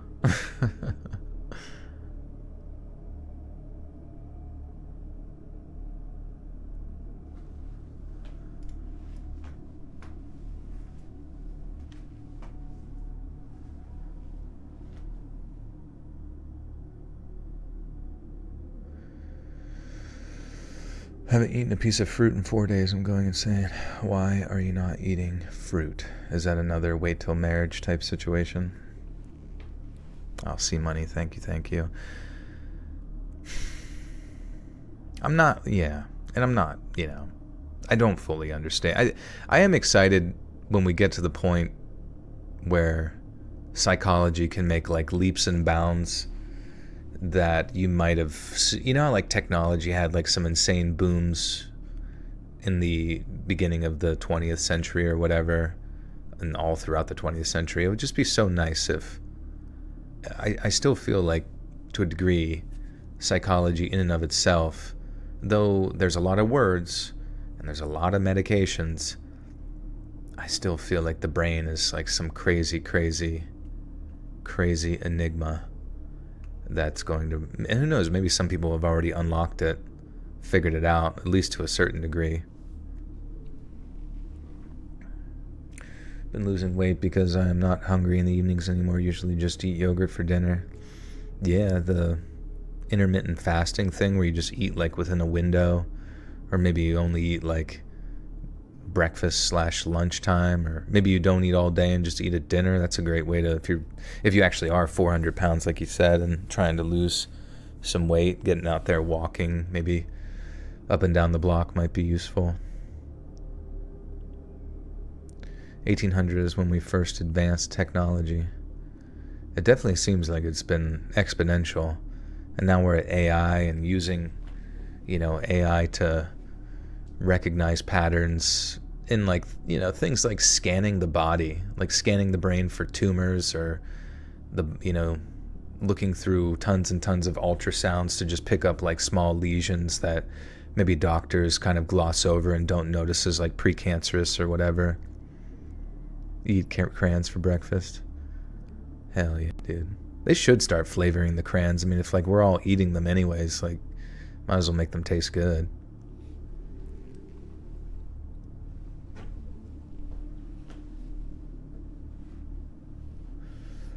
I've been to the gym now 10 times since I joined 3 weeks ago, and I love it. Already adding more weight and reps. Heck yeah, that's how you do it. Hopefully you're following like a program with some clear goals and getting a dietary thing figured out. I mean, but just getting in there is better than not, you know what I mean? So that's awesome. Fix one of my bikes now just for some tuning and stuff, and get new wheels for skates. Sweet. Could be a voice model. It does kind of scare me, like how... Oh yeah, do you guys want to see something interesting? ChatGPT added this new feature where you can talk to it and it sounds like a person's voice. Can you change your voice? Wait, maybe it'll take a second.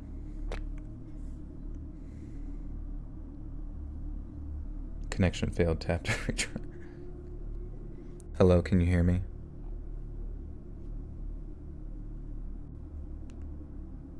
Hello, can you hear me? I hear you loud and clear. How can I help? Okay, so currently I'm live streaming to a bunch of beautiful people. Do you have anything nice you'd like to say to them? Absolutely.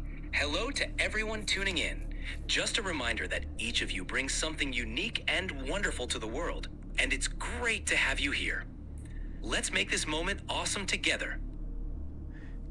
Can you speak in Jamaican patois? Sure, me can chat a little patois. Wagwan to all the viewers. Wagwan, wagwan. Oh my god. That's awesome.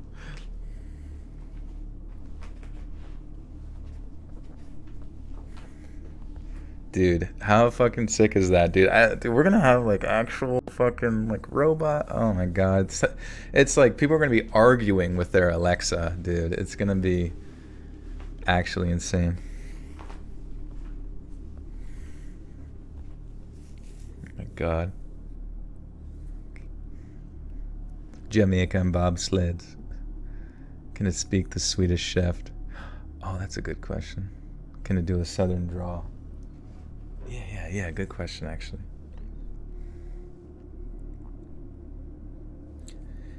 Can you hear me? Can you hear me? I hear you loud and clear. How can I help? Do you know who the Swedish chef is from the Muppets? Oh yeah, the Swedish chef is a hilarious character from the Muppets.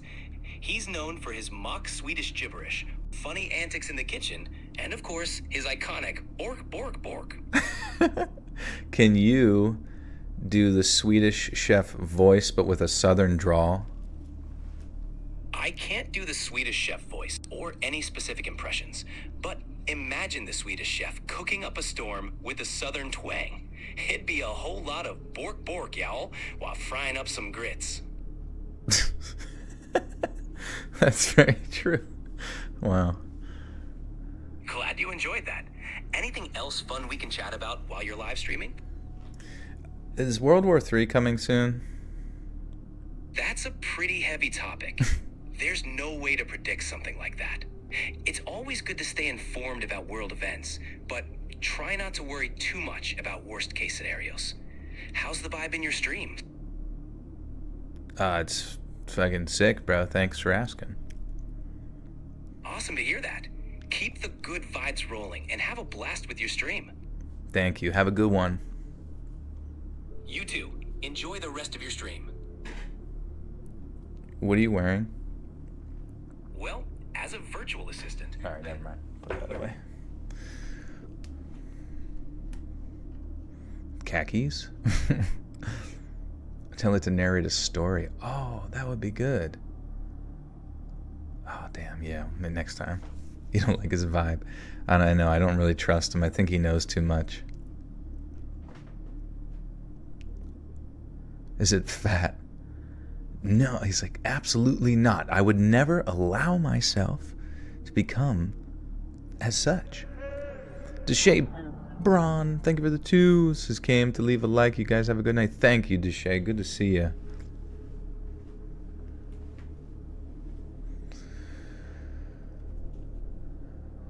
Yellowstone's about to blow. Is it really? Are we getting like everything all at once for like multiple hurricanes, chemical factory explosion? Maybe it's just like sometimes they shine a light on all these things and they've been happening anyways and we're just like unaware of it. World War III, fucking yellow. I wouldn't even be surprised if there's a way to like trigger the seismic activity at Yellowstone to like cause it to blow. Oh my god. That's so crazy.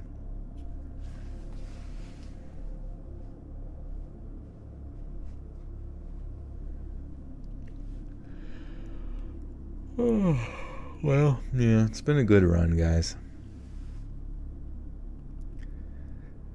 But no matter what they did, they couldn't recover the mask. And to some, it stands to reason that the person who took it did not want it to fall into the cops' hands. Which means that there's a whole bunch of people who think that, right as all the chaos was unfolding after Leroy stabbed a kid, someone who looks so normal that there's not a single witness to report them just sort of walks up, picks up the mask, and then walked off into the darkness, maybe appearing as another parent. And since no one was ever arrested or convicted of Leroy's kidnapping, those same folks who thinks it's all some for sure heard him or sure. Brittany Grace, thank you for the 2. Appreciate you.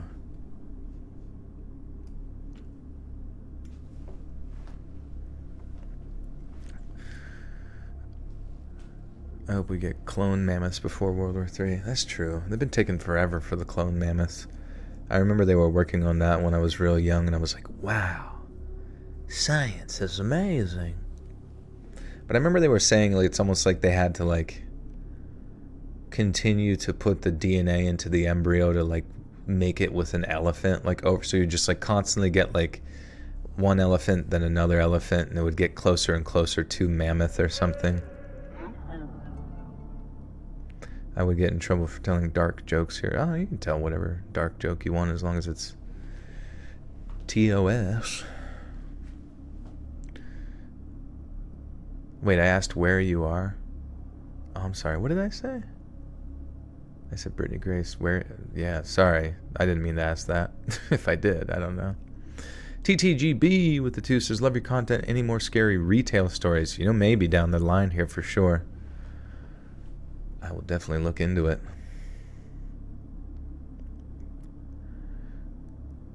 It's been at least a decade. They're still working on it. I read it in class as a kid, the Nat Geo packets. It's funny. Just imagine being, I don't know, it'd be fun to be part of like some clandestine research to do something crazy. Like, what the fuck?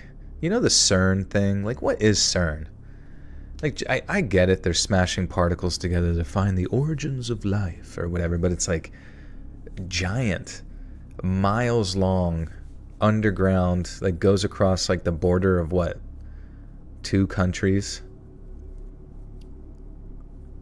To just like, smash particles together like at incredible speeds. Aren't some places inside of it like so cold it's like almost 0 degrees Kelvin or whatever? Maybe not, but I don't know.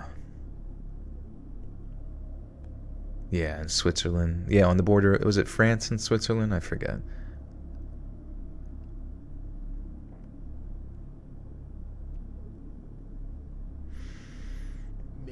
Going to school tomorrow. Good luck.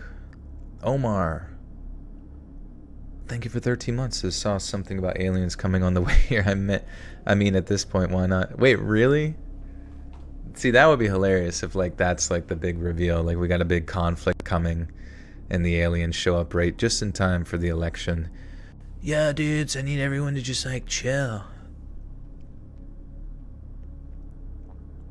Straight out of Spider-Verse. I know. I mean, well, that's the thing is, like, imagine just having so much resources and money. I always thought that, like, you know how, like, with the CIA, they're always, like, would always think of, like, some new project to dump millions of dollars into, like, how to dissolve a body using just a bucket of rice or, you know, just stupid little things. Imagine being the guy who's like, okay, it's your job to come up with, like, stupid projects that we can just throw money at that make no fucking sense and usually will just end up inconclusive and not even reported, but we need you to think of it. What would you guys do if you had like unlimited resources to waste on some like clandestine, secretive government project? What would you do?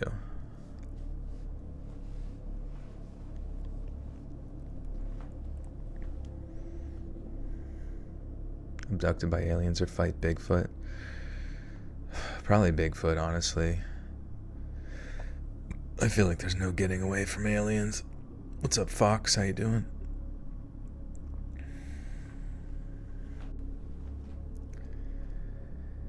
And since no one was ever arrested or convicted of Leroy's kidnapping, those same folks who think it's all some conspiracy hiding in plain sight, they believe his kidnappers are still out there, and that maybe they've been doing stuff like that for longer than we can imagine. Now, we know Leroy was kidnapped, and we know he tried to stab a kid, but as for everything else, I guess a judge might just call it hearsay. But me personally, I don't know what to believe, because from where I'm standing, much stranger things have happened and are still happening right now. I just know that what Leroy told the cops, and the fact his mask was never found, somehow scares the living hell out of me. Nothing, it's too late, nothing matters. The only thing that matters is waiting till marriage for your husband. I would investigate. You would investigate the experiments. That's fair. I mean, but no, you're in charge of them, so they would tell you anything, anyways.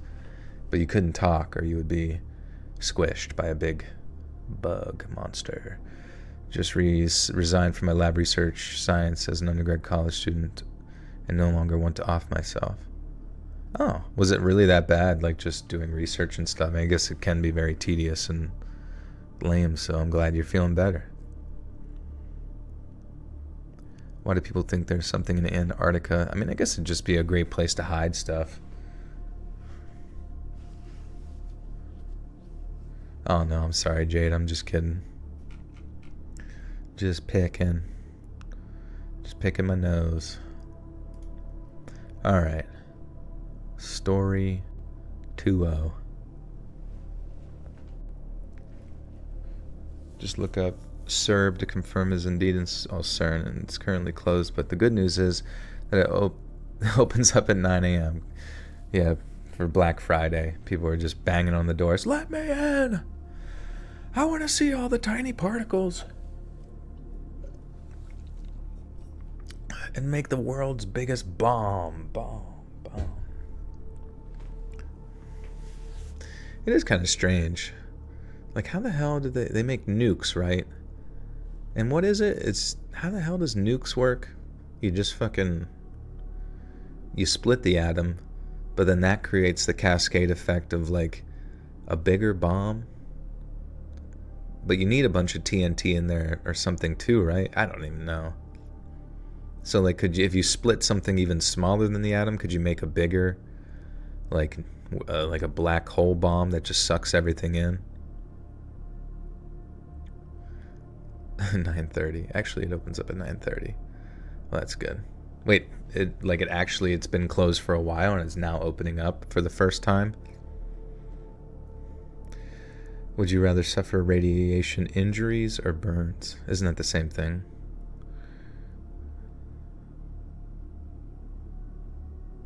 Wait, is the news actually calling it World War III? Because if they're calling it World War III, then it's like, at that point it seems like they would probably be preparing your brain for something larger, which is frustrating.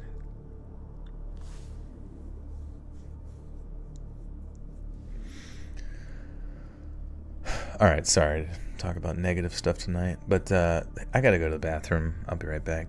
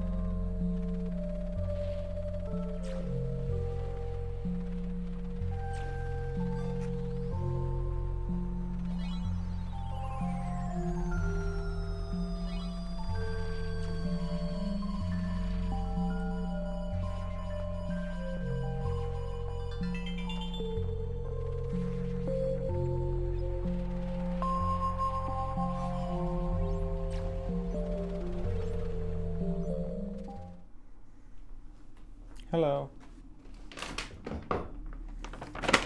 I found some beef jerky upstairs. Holy shit. Yeah, I'm alt-tabbing and playing Minecraft. Like, oh yeah, shit, I'm streaming. When he burps, we indulge.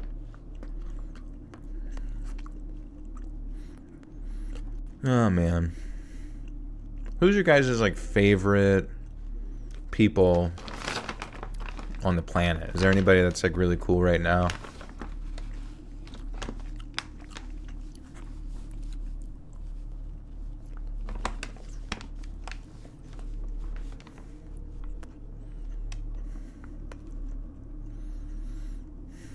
This beef jerky is pretty good. No, everyone's terrible. Callum Turner, Keanu Reeves, Oprah. What brand of beef jerky? It's actually Jack Link's. Jane Goodall. Is she still around? She was ripped to shreds by the apes. Jared Higgins from Juice WRLD. Bill Burr. Nice.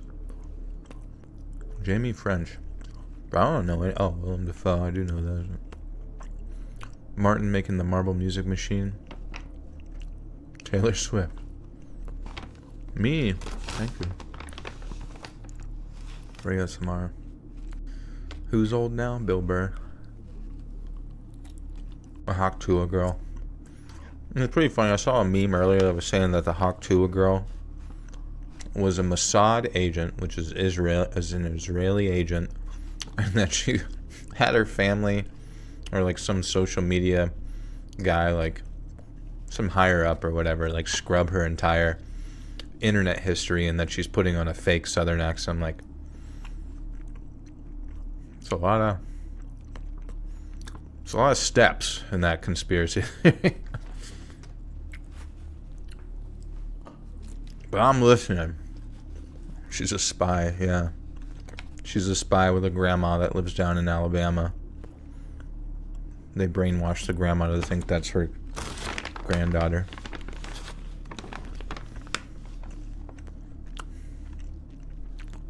Magnesium, yep. Not till we'll do another story and then I'll get the magniz. Domino's lava cake with ice cream. Fuck yeah.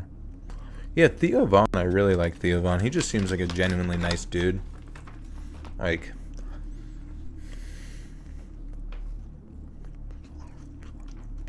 question is though, and I'm honestly curious what your guys' thoughts are.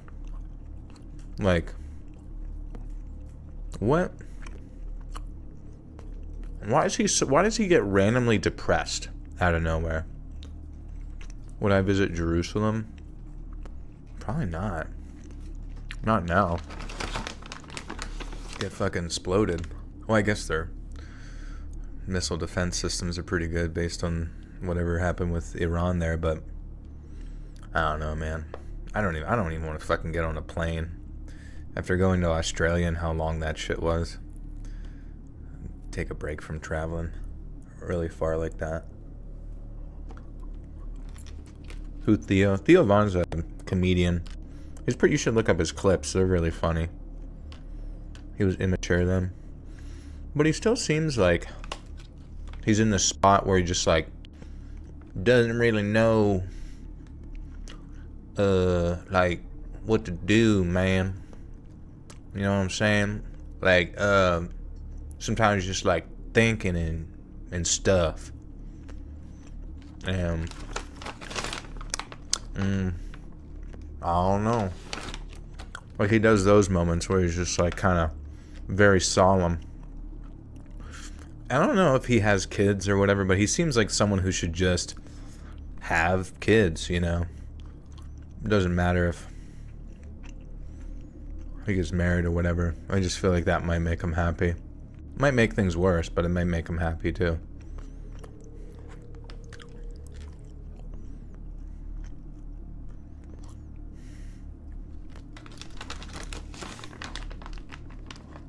You can't do the blood clots. Oh shoot, wait, so like all Really? So like any sort of change in like elevation immediately is a threat for blood clots? Hey, lovely, how you doing?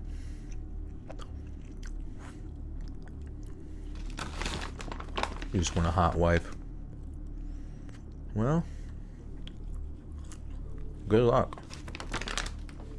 Oh yeah, Henry Cavill. Yeah, Henry Cavill does seem like a very just good celebrity. Yeah, Kevin Hart. I don't really like Kevin Hart's comedy or anything, but he seems nice. Maybe he's not. Who knows? And who cares? Honestly, who cares if not everyone's nice? How can you be nice?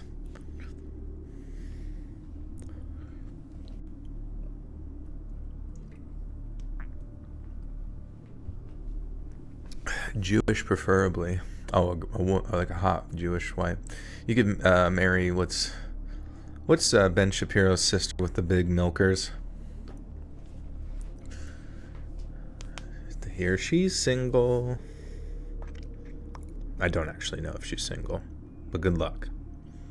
You make me want to eat chips. I don't need this. My post-baby body is not my favorite, and I do not need 10 p.m. chips. Maybe you could eat protein, because that was beef jerky, and it kind of has, you could get like some crunchy beef jerky that's salty. Maybe you're just craving salt. Jensen, $5 is Kevin Hart the kind of guy to go to a Diddy party and not bring his own lube? I know. He's so inconsiderate. Kevin Hart, the kind of guy. Oh man, what are you doing? Jern Cern. Abigail Shapiro. There you go.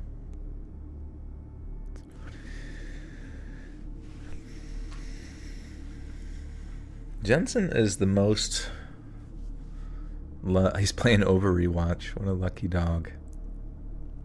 They promise they're bringing back 6v6 any moment now. Really loving Tyler, the Creator. Been listening to his inspirational stuff. He has inspirational stuff? Really? That's interesting.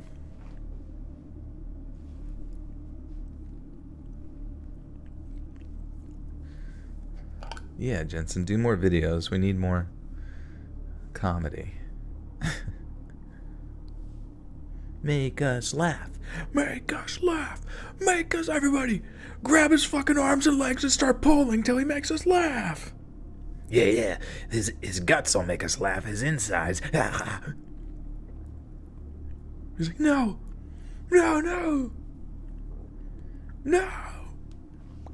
Like, you're not as funny as Kevin Hart.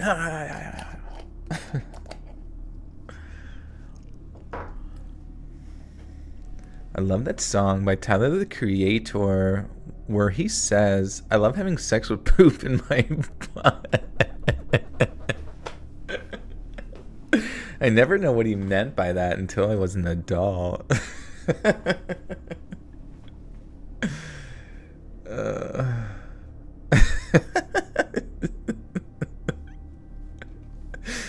Oh my god. Jensen is a blessing on the earth. Is a blessing on the girth. I would buy a $10 million car from him. Just for making me giggle. What a blessing.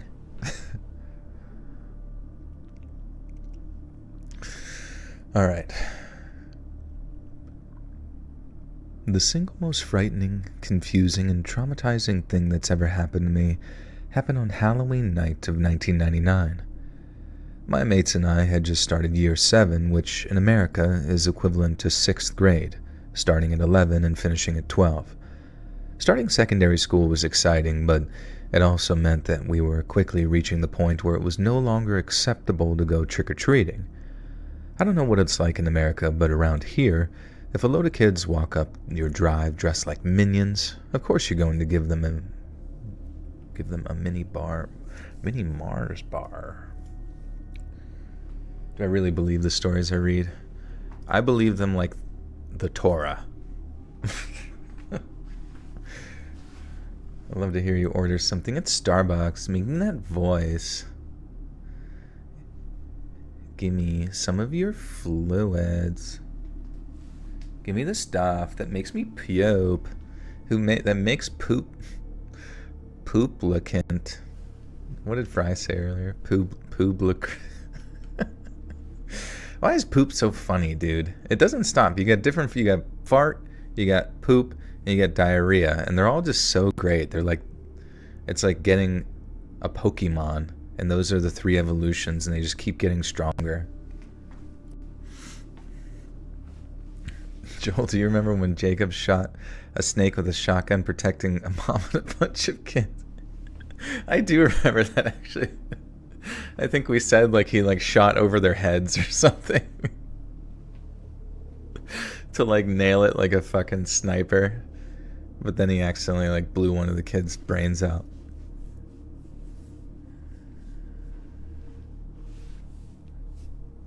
I wish Jacob would come in here, man.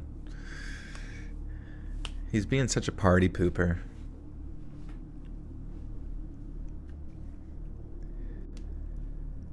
I don't know what it's like in America, but around here, if a load of kids walk up your drive dressed like minions, of course you're gonna give them a mini Mars bar or 7. But if a bunch of surly-looking almost teenagers, complete with pimples and porno stashes... What? We'll just say crappy mustaches. But if a bunch of surly-looking almost teenagers, complete with pimples and mini stashes, start banging on someone's door, demanding chocolate under threat of vandalism, they'd be lucky to leave with broken teeth, let alone rotten ones. Now, with that in mind, we knew it was a case of one last blowout, then jack it in for good in hopes of transitioning to Halloween costume parties with beers and ciggies and, most importantly, girls. Now,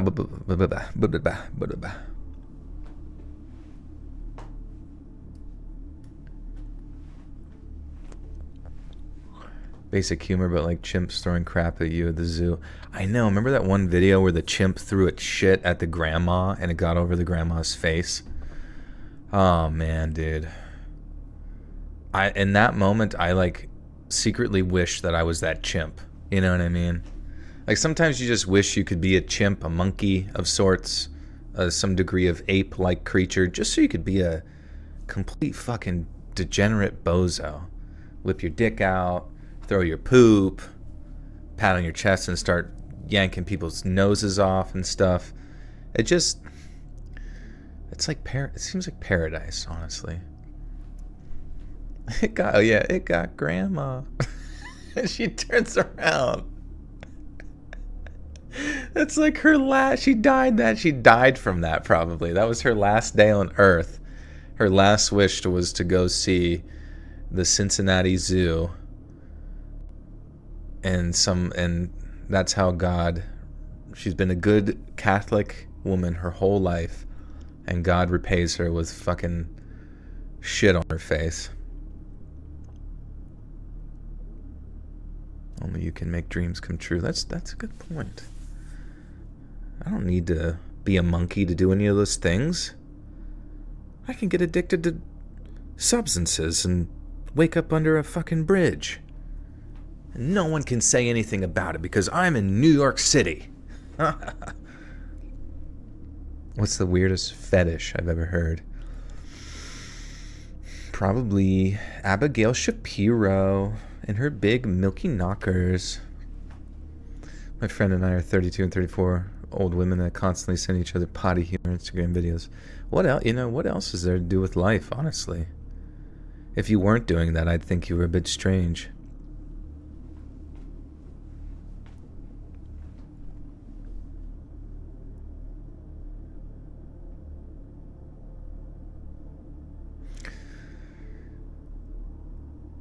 You ever see the video of a chimp that kills a frog by using it like a flash? I think I have seen that one. Classics. They should just make a compilation, like a 10-hour video with all unique chimp clips and ape derivatives. Oh man, it's just hours and hours, and I would put it on like you would go to like a Journeys, the Journeys, the shoe store, the sort of alternative like skateboarder store in the mall, and just like one of their like ongoing TV screens is just 10 hours of like chimp clips. Maybe more specifically, yeah, the one with the frog fleshlight. I'd be in there all day at that store, just staring. Why do people think New York is the best city in the universe? It's just an okay city. Because you can get naked and whip out your wang and throw your shit, and what are they going to do? It's part of the culture, okay? You're going to really put down somebody's culture? But before all that, we could have one more night of wholesome costume fun and ensure a sweets haul that'll last us till Christmas if we rationed it properly. And so, in March of 1999, you might remember, The Matrix came out. I don't need to explain what The Matrix is, so I won't, and nor will I have to explain why a bunch of 11-year-old boys thought it was the best thing since sliced bread. So when it came to Halloween costumes, we decided to just be The Matrix. And not one of us either, but all of us. But then, because we didn't all have the making of a Matrix costume, 2 of us just wore school uniforms, black ties, and sunglasses, at night by the way, blind as bats. And then 2 of us wore leather jackets and sunglasses, myself included, while the 5th lad, whose sister was into all that goth music, was the only one who did the full Monty. We looked stupid, like 2 members of the village people and their security guards, but when the 5th lad, Jamie, he actually... Oh.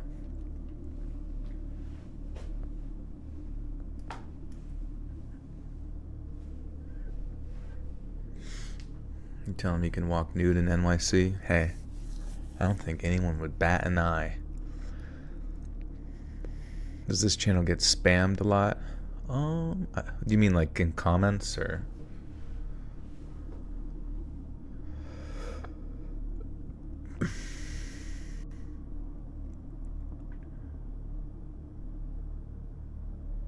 Do we all collectively agree that Jacob is gone because he's protecting us from the sex bots? I mean, he probably is. Like in Bloons TD6, you may have played it before. It's a masterpiece, I'd say. And in it, you have to place down various apes to defend you against the oncoming balloon assault. It's sort of a tower defense game. And that's essentially what Jacob's doing right now. He's very busy. He's very similar to Quincy, if you're familiar with Quincy. I believe Quincy is a ninja monkey in that game, with incredible agility and skills throwing shurikens. Or maybe Quincy's the sniper. I forget. Either way, he's taking them out. Those sex bots are getting their head blown off with a shotgun. Chat, do I want to do a cookout or go out for dinner on Saturday? Are you going out to dinner with friends? And are those your best friends? And is the cookout, who's going to be there? Is Stacy going to be there?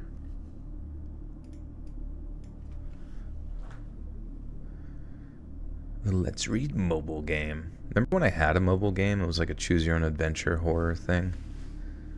And then the guy that made it just was an alcoholic and disappeared. But then the 5th lad, Jamie, he actually looked the bee's knees now that I look back on it. He had the long leather trench coat, extra long since he borrowed it from his older sister. He had the little sunglasses, like the ones Morpheus actually wears, and he had his hair all slicked back with hair gel too, with some army boots, black jeans, and a black t-shirt on to complete the look. He actually looked fantastic, to be honest, but he also stood out like a sore thumb walking around neighborhoods where kids were dressed as Woody or Buzz from Toy Story. And so we start knocking on these houses, and we either get pensioners asking, "What the bloody hell are you lot dressed as?" or young blokes laughing when they instantly recognize what we were supposed to be. It was a really good laugh, actually, and we made our way up and down the streets near where we lived until eventually we ran out of houses to knock at. It was only about 7:30 by that time, and none of us had to be back inside until 10 at the earliest, so we still had ages to kill and very little to do. But then, Jamie had an idea. Instead of just going home, we could walk down a road a bit and cross over the dual carriageway and then knock at some houses in the neighborhood across from us. We all agreed that was a good idea because who wouldn't want more mini chocolate bars? There was just one small problem. We'd have to pass the Homewood estate. Homewood is probably one of the roughest areas of Bradford. That's not to say that the vast majority of people who live there aren't friendly and welcoming, because 90%. If you come to the cookout, you have to bring devil's eggs. Devil's menstrual period.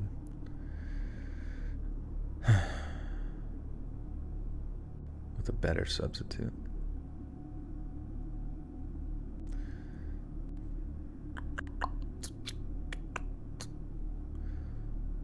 Lived in the path of the hurricane, so him and local law enforcement are saving everyone with the brilliant plan of riding dolphins to rescue locals. Or maybe, actually, now that I think about it, I know Jacob mentioned a bunch of times in stream about North Carolina, so I hope he's okay.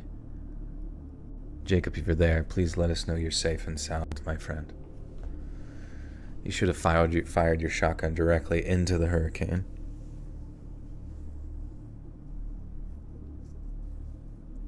Do I believe the rapture will happen?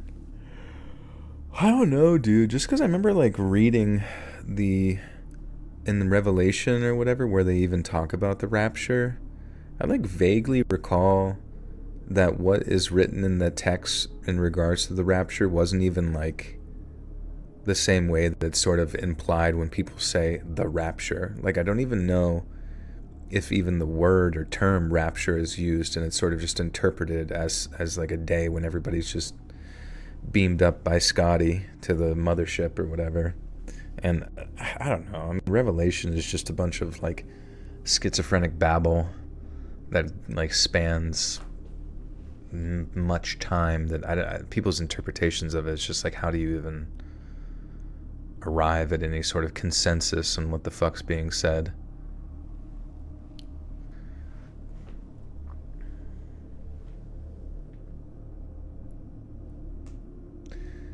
Go to Sephora and see the Benetint lip tints are $32 for a small bottle. I think that I should just use my period blood. That's a good tweet, actually, Jade. You should tweet that. It's funny. You're going to go watch Joker 2? You know, I was kind of excited, actually, for Joker 2. And I don't really want anybody to spoil it, but I know it's probably kind of hard to avoid. But I'm not hearing great things so far.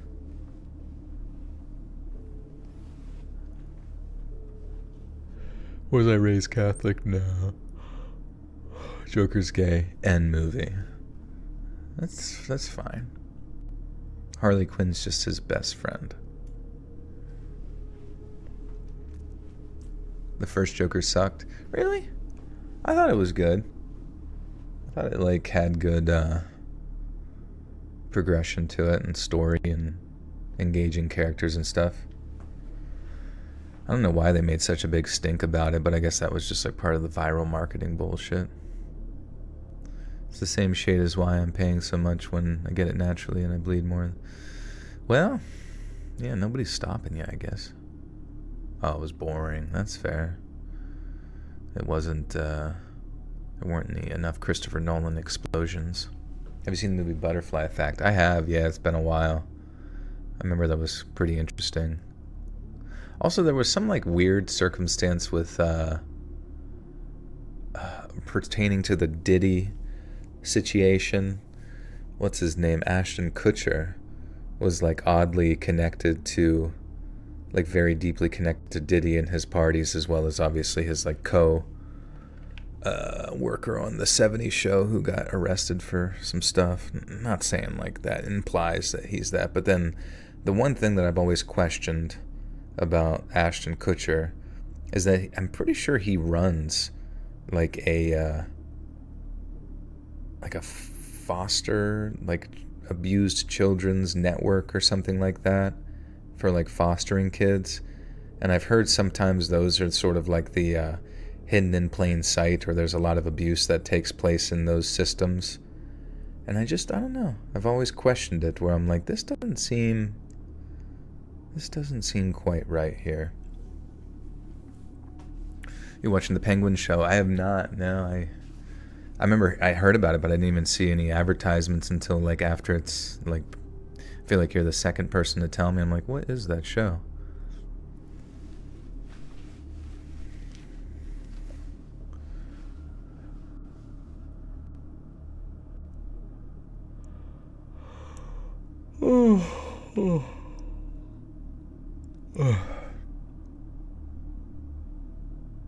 The story was just a depressed person becoming a killer. Where's the brilliance? Yeah, I guess. Let's see. What happens? He's no father, lives with his mother, which, can drive anybody insane. And then gets like just treated like shit all the time by his city and his peers and that kind of thing. And then eventually just goes pretty crazy, killing the people on the train and then finding joy in that. Yeah, so it's kind of like the rise of like a serial killer, I guess.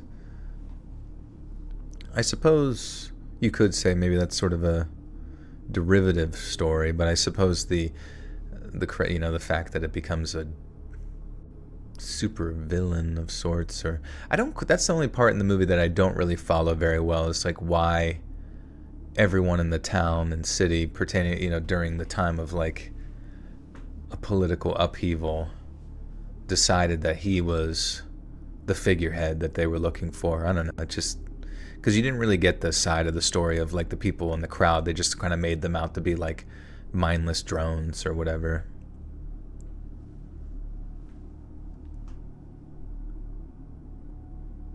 Everyone hates the Joker because everyone hates to talk about mental health.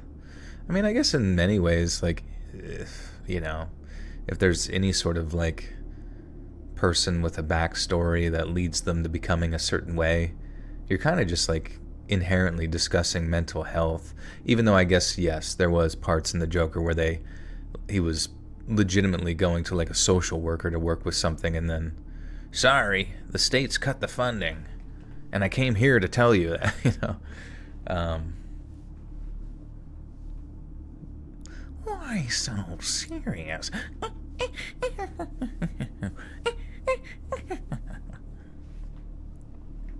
Don't hate talking about mental health. I think it's perfect. Yeah, I mean, Hawk's a bird. He's a legitimate bird, sentient, controlling a keyboard right now. That's not to say that the vast majority of people who live there aren't friendly and welcoming, because 99% of the time, you can walk and drive around the area and not get even an ounce of trouble. It's just never been the safest place to be after dark, especially not for a group of 11-year-olds dressed like debt collectors on their way to a rave. But then, we had ourselves a little plan. Instead of walking down one of the larger roads past the estate, we'd walk through the alley near the train tracks, which would minimize our exposure to the estate while passing it to get to the other neighborhood. Now, sorry for the logistical briefing there, but I'm just giving you an idea of why we thought it was a good plan to go walking down an alleyway after dark while dressed like a German industrial band. We thought that we wouldn't run into any of the bad lads who lived on the estate, but little did we know, they were hanging out in the one place we didn't want to bump into them. So about halfway down the alleyway, there's a blind 90-degree turn. Then you can't really see much at the end of the alley either. We thought that gave us cover, and it did, but it also meant that we couldn't see what was around either bend. We round the first one, and there's no one there, so we think, brilliant, we're in the free and clear. But then we round the second corner, and we run into half a dozen of the very people we hoped not to run into. I didn't know all the lads' names, but I do remember 3 of them. The main 2 were the Hand twins. Francis and Anthony Hand were both boxers and had the reputations to match. They'd been in trouble with the police, mainly because they loved to fight, but they were partial to just about any kind of crime you can imagine. So robbing a few costume kids of their sweets was really nothing to them, especially since we were considered fair game. And by that I mean of a certain age and male, so not too shameful to rob and possibly slap around some kids like us for a bit. And so the second we round the corner, there's obviously this massive uh-oh moment for us. But the Hand twins and company just burst out laughing. They obviously knew what we were dressed as. Everyone of a certain age did, because the Matrix was bloody massive at the time, but they weren't exactly the type to go giving us compliments on how much effort we put into our various costumes. Instead, they saw fit to try and humiliate us. They were laughing their heads off, shouting stuff like, "These dickheads think they're in the bloody Matrix." And we tried our best to just ignore them, which was stupid really, because when lads like that sense any kind of weakness, you're well and truly buggered. And so despite trying to just walk around them, they were in no mood to simply let us pass. It started when they noticed our bags of sweets, at which point one of the Hand twins starts saying something like, "Look, boys, they brought..." Oh. I love how, like, every British bad guy's gotta, like, "Look, boys, they brought us some sweets." Like they have to be the trolls from fucking The Hobbit. Oh, it's like, I knew if we kept them talking, the sun would be up soon and they would turn to stone. Little did we know, would we? Oh yeah, the other day I was watching the NFL and what's the wide receiver from Minnesota Vikings? Jefferson, I think it is. And he's like famous for doing the gritty. And I was just thinking it'd be so, because like he scored a touchdown and then he did the gritty. And I was just thinking how fucking funny it would have been if like the announcer was like, "John, he's widowy doing the gwitty right now." But they missed a opportune moment. You have Elvish tattooed on your wrist. That's cool. He hit the gwitty. He widowy did it. Robert Pattinson's Joker? He was Batman. Now he's Joker? What the fuck? Michael Cera should be the next Joker. That would be funny. I mean, whenever like Jesse Eisenberg, who's like literally one of my least favorite actors of all time, I just think he's impossibly skillless. And not in the fact that like he can't act. He can act, but he can only act like himself, which sometimes is enough. But sometimes when it comes to someone like him, it's fucking distracting. And whenever Jesse Eisenberg was supposed to be like Lex Luthor in that one Superman movie, what the fuck was that shit, dude? It was, you know, it's just like, it's just him. It's him forcing his like typical like, I'm smart, I'm a supervillain smart guy, I'm the smartest one, but I'm also perpetually fucking 17 years old and scrawny and skinny with like really, really bad posture.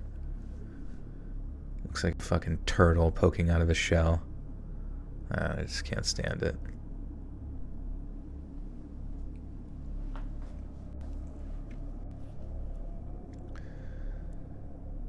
It started when they noticed our bags of sweets, at which point one of the Hand twins started saying something like, "Look, boys, they brought us all their sweets." And they started trying to grab one of our lads' bags of sweets, saying something like, "You're too old to be dressing up like that, and too fat to be eating those sweets." Which, to be fair, he probably was. But just because we couldn't fight back, didn't mean we were about to just let ourselves be bullied. So, one of them trying to rob our mate's bag of sweets, but our mate saying, "No, get off me, you wanker." He's not throwing punches or anything, but the confrontation was exactly what the Hand twins and company were looking for. So as soon as they're a bit of argy-bargy, as they say, the Hands and friends... Argy-bargy! Oh my god, it literally is a Clockwork Orange interaction. Ho ho ho, yes away, baby. God damn it, you need this.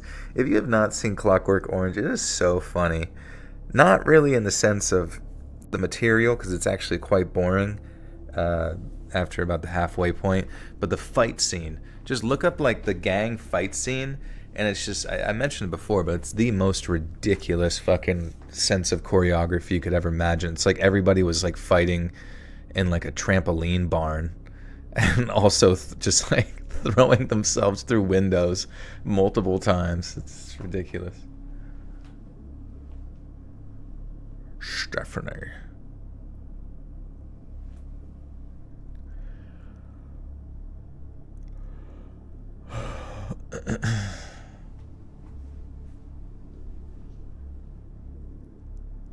Hunter Biden when high. It is kind of strange how we just sort of like casually ignore things. That's why I've come to the determination that a lot of us don't really think anything is important unless we hear it repetitiously told to us that we're important, that it's important. Because it is still kind of like weird to me, the whole Hunter Biden thing, just casually traveling around the world, taking bribes and smoking crack. Fucking prostitutes and of questionable age. And everyone's like, hey, at least he's got a big dick. You guys are just jealous. It's like, yeah, all right. I guess me, yeah, I don't know. I wouldn't mind a little bit of crack. So as soon as there's a bit of argy-bargy, as they say, the hands and friends spread out along the street so we couldn't pass at all.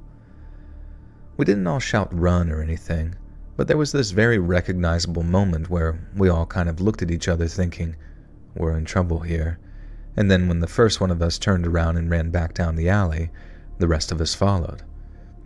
But so did the Hand Twins, who, with their boys behind them, went chasing us like the clappers of hell.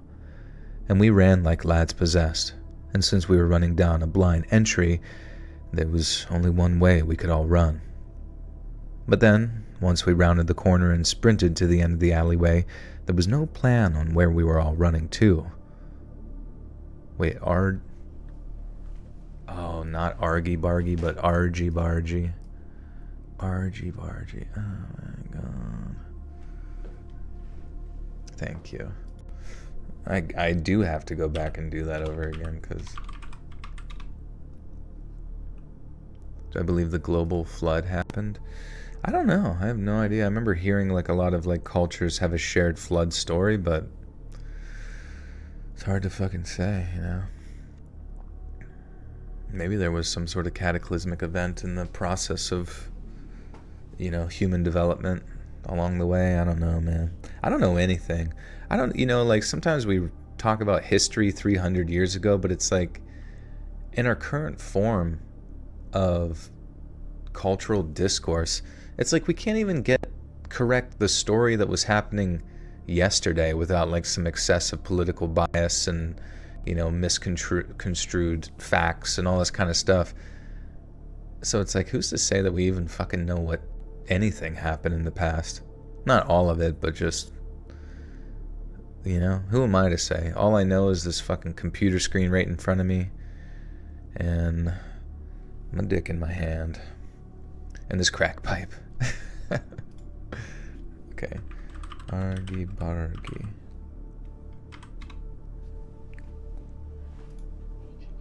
Argy-bargy. Yeah, damn. It's true, it's true.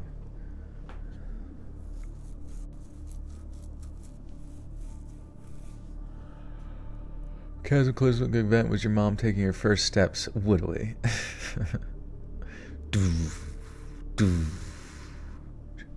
The flood, the great flood that happened when she cannonballed into the Red Sea.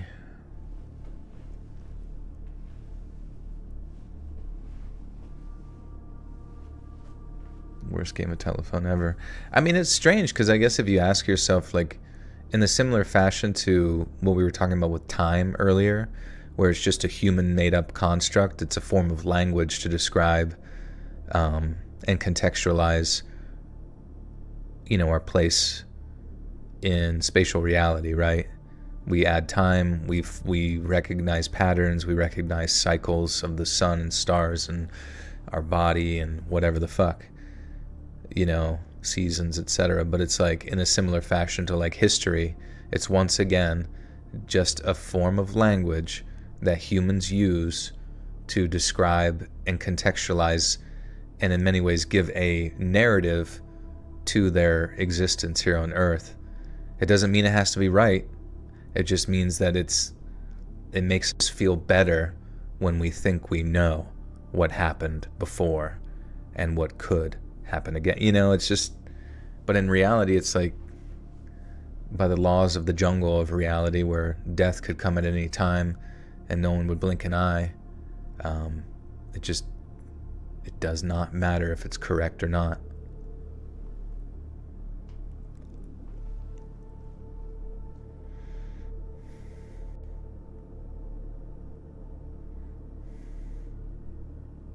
Hey Christian, how you doing? Christian. Stories get altered as they get passed through the years. Yeah, I mean, doesn't mean that there isn't like some semblance of sticking very true to whatever narrative was decided upon, but it also doesn't mean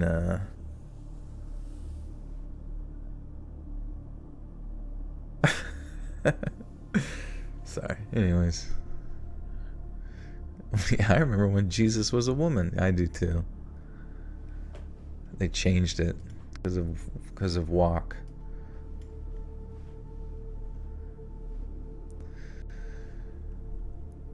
So as soon as there's a bit of argy-bargy, the hands and friends. So as soon as there's a bit of argy-bargy, the hands and friends spread out along the street so we couldn't pass at all. We didn't all shout run or anything, but there was this very recognizable moment where we all just kind of looked at each other thinking, we're in trouble here. Then when the first one of us turned around and ran back down the alley, the rest of us followed. But so did the hand twins, who with their boys behind them went chasing us like the clappers of hell. We ran like lads possessed, and since we were running down a blind entry, there was only one way we could all run. But then, once we rounded the corner and sprinted to the end of the alleyway, there was no plan on where we were all running to. Two of the lads ran left, probably with the intention of running backwards towards our neighborhood, but the other three of us ran right. This was definitely not a good idea, as we'd have to walk back the way we came if we wanted to get home. But in the moment, all we were thinking was run, run, run. So I just acted on instinct and ran right with my two mates. After the turn, we faced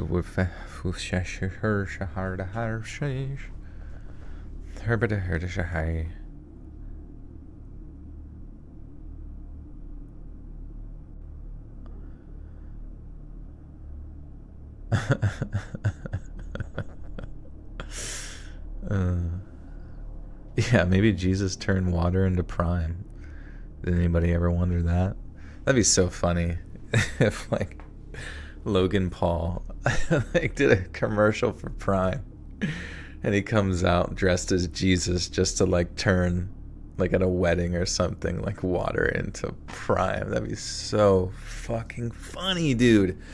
There's nothing I love more in this world. That's not true, but I fucking love how much everyone on Reddit fucking despises Logan Paul, and it's so funny to me. Oh my god, like just seeing people's he's so perfect for them. He's so like everyone's got to have like an internet enemy, right? And it just makes me giggle so much to watch people angry about people they'll never meet or never know, and that him doing a commercial like that would be astoundingly funny. I'm your internet op. You're my internet poop.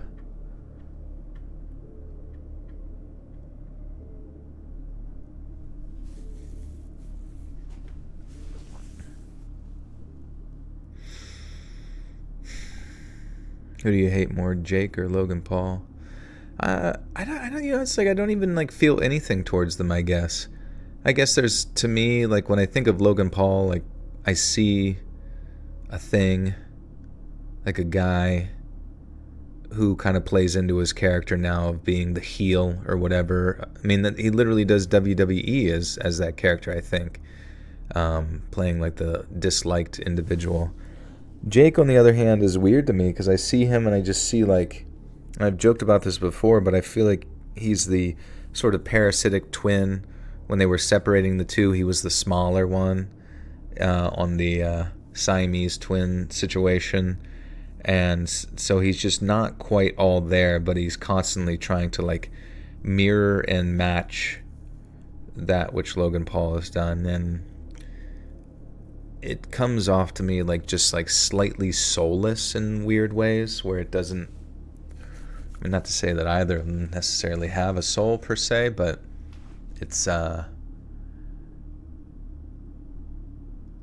like where I would see color looking at Logan. When I look at Jake, I just see sort of like monochrome, like a black and white screen. You hate both equally because you're not racist. This is true. That's good. It is every day, bro. That's a good point. I mean, do they even make any videos anymore? And didn't that Doherty kid or whatever become the new Logan Paul? I feel like he almost like looks up to him. Let's see. Jake Paulington. Also, I thought a funny name earlier would be like somebody named Cock Suckington. I don't exactly know what cock would be short for. Oh, dude, nice. Oh shit, I love... Wait, the Mike Tyson fight is back on 1 month ago. Was it off for a little bit? November 15th. I'm definitely watching that though. And maybe that's part of the marketing aspect, is like somebody being disliked greatly, which I guess it is, right? My new $20 million house tour. My question though is like, what business ventures is Jake Paul doing to afford a $20 million property in Puerto Rico? Warning, please be warned, and we cannot possibly stress this enough. Under no circumstances should any challenges, stunts, or pranks be attempted by any of our viewers. All challenges, stunts, and pranks are performed by trained professionals in a controlled environment and are for entertainment purposes only. Again, do not try anything you see in this content at home, and always consult a parent or adult before doing any sick-ass fucking tricks.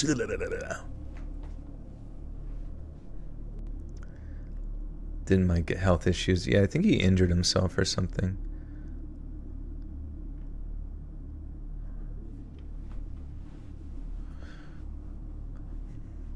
Yeah, maybe Jake sold farts. But where did he get his money? You know what? We're looking it up because I can kind of understand Logan, where he like leveraged YouTube wealth to something else.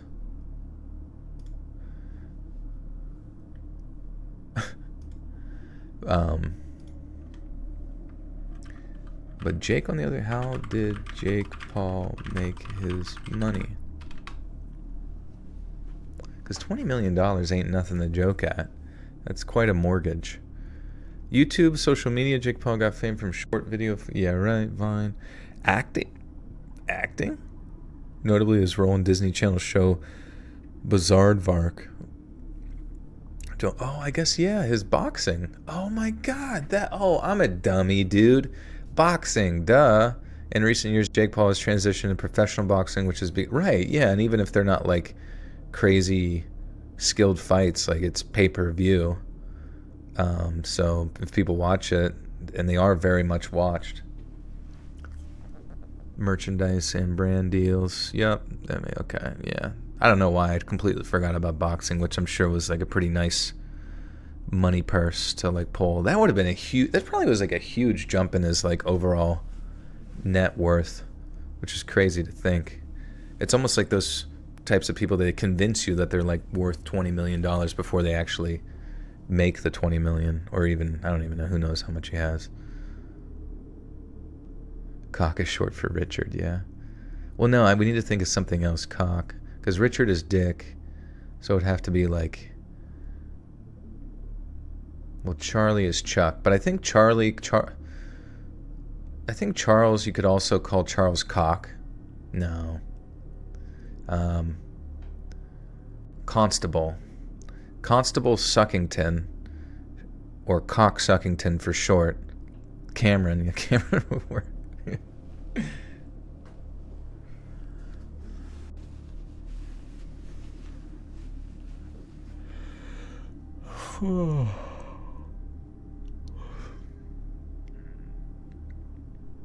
Chester, that'd be good. After the turn, we were faced with quite a long, straight road with a wall on one side and trees on the other. I happened to notice that to our right, where the trees were, there was a little gap in a chain-link fence, and on instinct, I just ran for it. I didn't really know what was on the other side. It all looked abandoned and overgrown, but I thought, in that case, it'd be a good place to hide. I thought my mates would follow me because, being the faster runner, I'd managed to overtake them by the time that I'd spotted the chain-link fence. I thought they'd see me spotting a hiding place and would be right on my tail, but the Hand twins and company were much closer than I first thought. If they'd have done the same as me and run for the fence, they'd have been slowed down trying to force their way through the gap, and the Hand twins gang would have caught up with them. But then, being at the front, I didn't know that. So after bursting through the fence and looking over my shoulder, my first thoughts were this weird mix of, oh no, I'm alone, and oh thank God, because it didn't look like anyone was following me.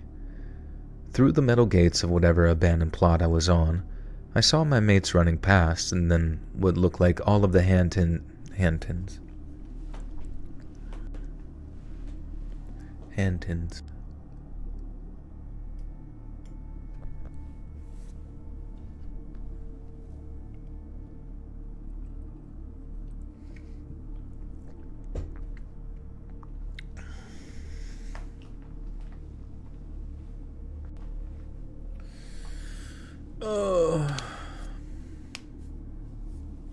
What was my 9 to 5 before YouTube?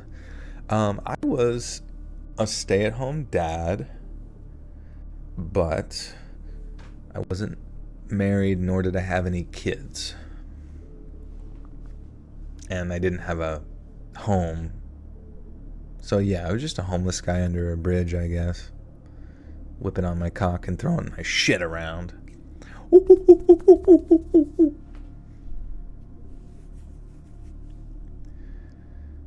Oh, that's true. I'm a cat dad. Stay-at-home cat dad. I was on Grindr, yeah. I was grinding. I was hustling for that cheddar cheese. That dick cheese. That'd be a funny... He's like, yo, we gotta get that cheddar. And he's like, the only cheddar you getting is dick cheese, motherfucker. You need to shower.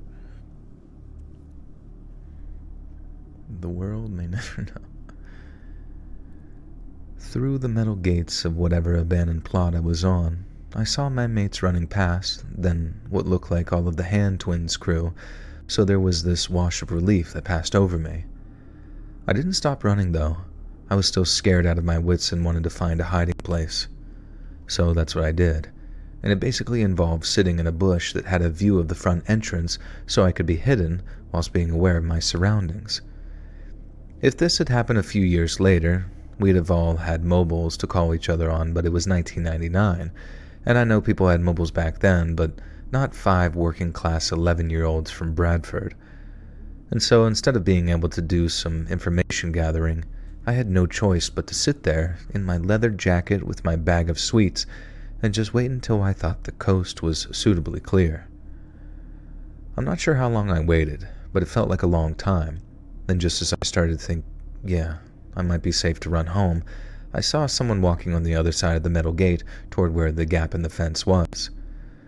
Obviously, I froze in place, not being able to see who it was, just knowing someone was there, and that it might have been one of the lads chasing us. But then I remember thinking, if it was one of the lads chasing us, then why are they walking?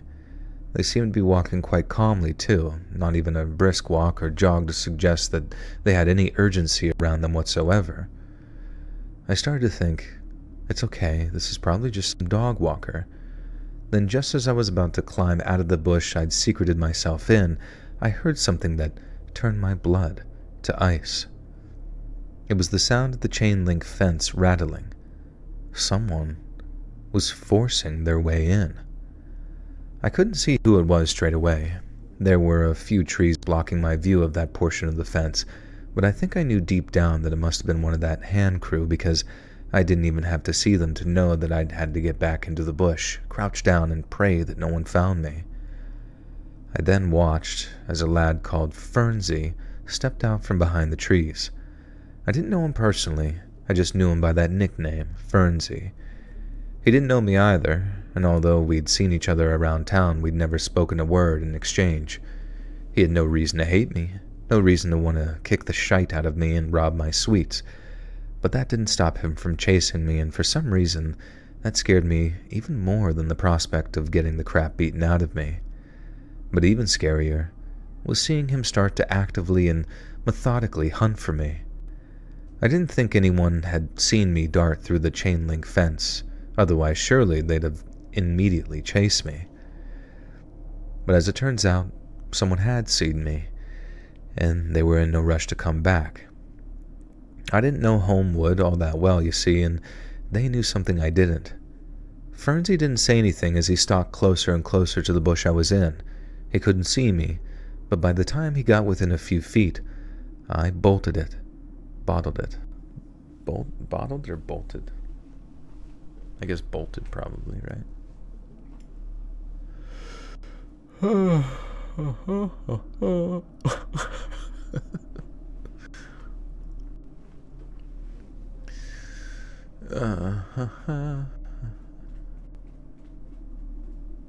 Talking out of the side of your neck had a persona. That would be me. Talking out of the side of my neck. Hey, baby girl, I got something to say to you. Why don't you come over here and let me talk in your ear?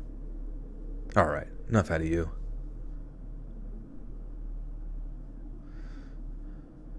The voice in your head sounds like me. That would be kind of funny if, like, you could change the voice in people's heads. Imagine if you, like, spoke in your head with, like, a British accent. What torture. What absolute torture that would be. Oh. He couldn't see me, but by the time he got within a few feet, I bottled it. Damn it! Bolted. Yours is Australian? Shoot.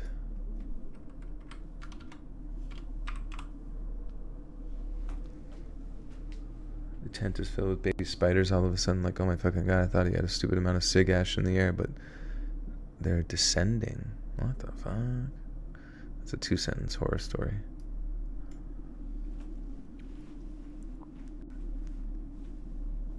Bluey. Bluey.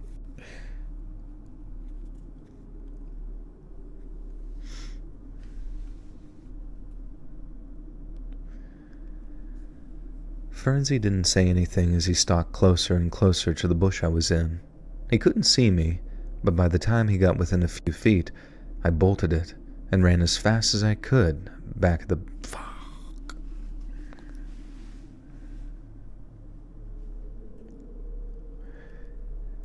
He couldn't see me, but by the time he got within a few feet, he bolted it and ran as fast as I could out the back of the bush. I ran, thinking there had been some kind of way out. Man, my brain's turned to applesauce. I heard someone describe Joe Biden the other day as applesauce brain, and for some reason that made me fucking laugh really hard. I hear dialogues in my mind and people's voices that I know. You know what that means?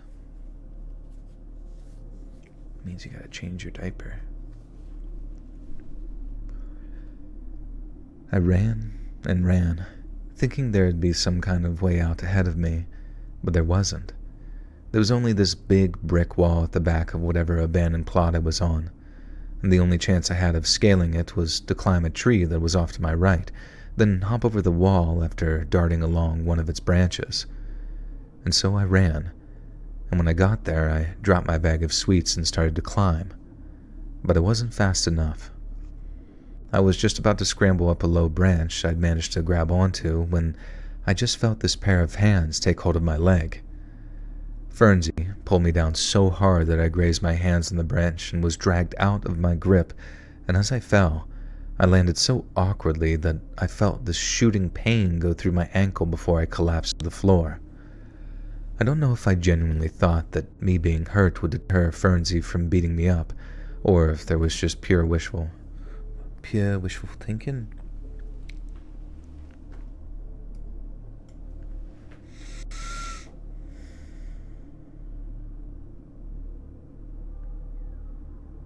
Just rubbish, isn't it? Rottweiler could talk, he would sound like Patrick. Yeah, that's cute. And so I ran. I started to climb. Your house was haunted years ago. What happened? Did you suck it up with a vacuum?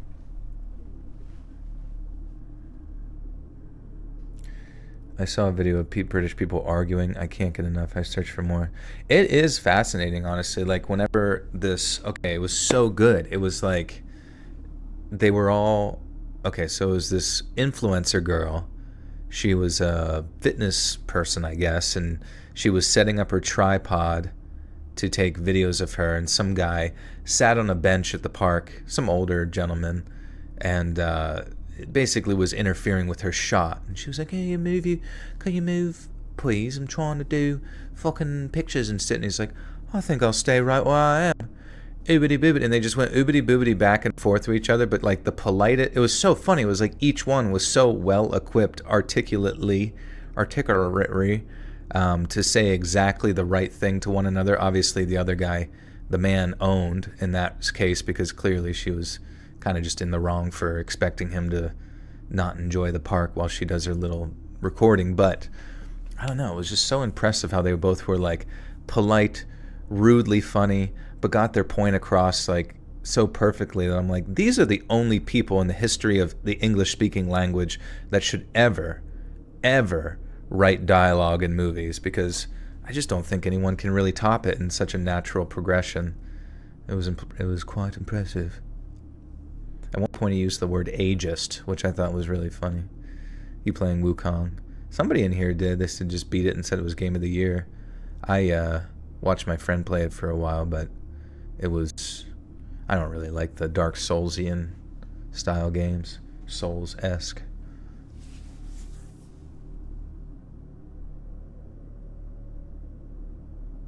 Yeah, it doesn't sound like arguing. And it actually sounds like...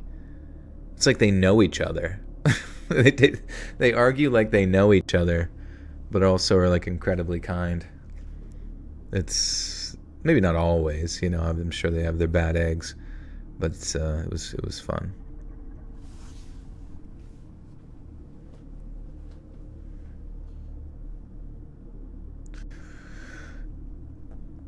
I don't know if I genuinely thought that me being hurt would deter Fernsey from beating me up, or if that was just pure wishful thinking on my part, but it didn't make a blind bit of difference. I kept saying to him stuff like, "Please, no, stop, I think I broke my ankle." But it was like he wasn't listening at all. He would just started to kick me. Oh, come on.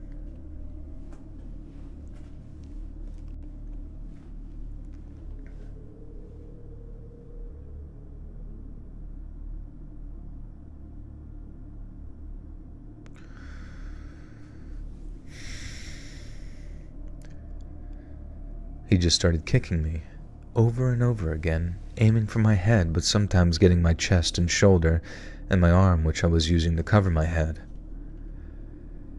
He just kept kicking me until, in the end, I made one final attempt to beg him to stop, which fortunately... damn it. As soon as I fuck up one time, I'm just like in a fuck up loop. Game of the year quality. Yeah, it does really suck that... It sucks that there's just like not a lot of good games,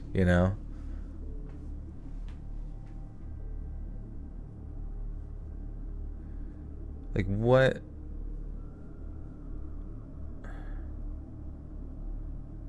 Like Like, what games? What games? What freaking games? What one? Like, which ones are you guys looking forward to? You gotta be honest. Assassin's Creed. Dude, Assassin's Creed's gonna be dog shit.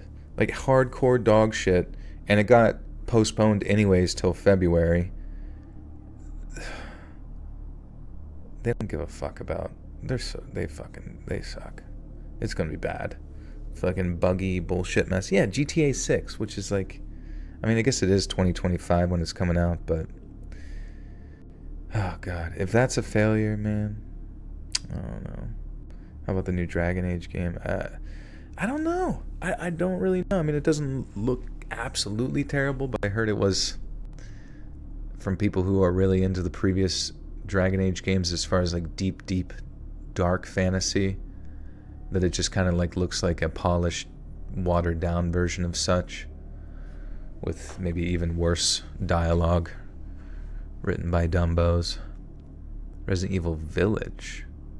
That's already been out for a while, hasn't it? Is it coming out on another system or something? Call of Duty is no longer good. I mean, it's, not been good for a decade or more. Yeah, I don't know. We can't even think of any games. Like, we can't even think of any new games. It's so sad. There's, like, such an opportunity for the market here. And all the big developers that can, like, pump out games or have the resources to do so are just, like, getting... oh, yeah, I guess the new Monster Hunter. I'm not really into those, but I hear it's going to be good. Or it looks good.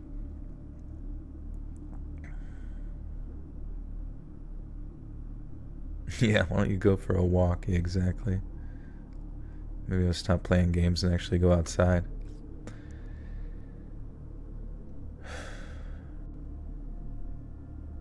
Rotten plays Stardew. That's cool. Do you play Stardew with friends, or do you just by yourself? I didn't even know that game was still going on. Oh, you know what? You might like Tree Flesh. It's not as like long or in-depth as Stardew Valley. Oh wait, Stardew's the farming one. I'm thinking of the one... what's the Minecraft one that's like 2D? But actually, yeah, if you played Stardew, there's this one that came out more recently called like Core Game. What the fuck is it? Core Keeper. Have you heard of Core Keeper? I'll type it in chat. Yeah, Terraria was the one I was thinking you were talking about. Core Keeper. It looks... I haven't played it, but it looks pretty decent as far, and it looks like it's within the realm of almost like Terraria mixed with the farm game you were saying there. Star Poop Valley.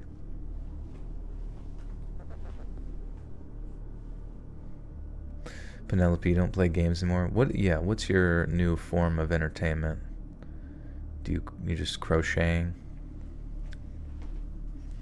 Paw Patrol is where it's at. That's where all the... that'd be so funny if like every E3, the big reveal by Jeff Keighley, the E3 2067 featuring Jeff Keighley and like his head in like a floating tank, and he reveals Paw Patrol and the audience goes fucking mad. Oh my god. Fucking Paw Patrol.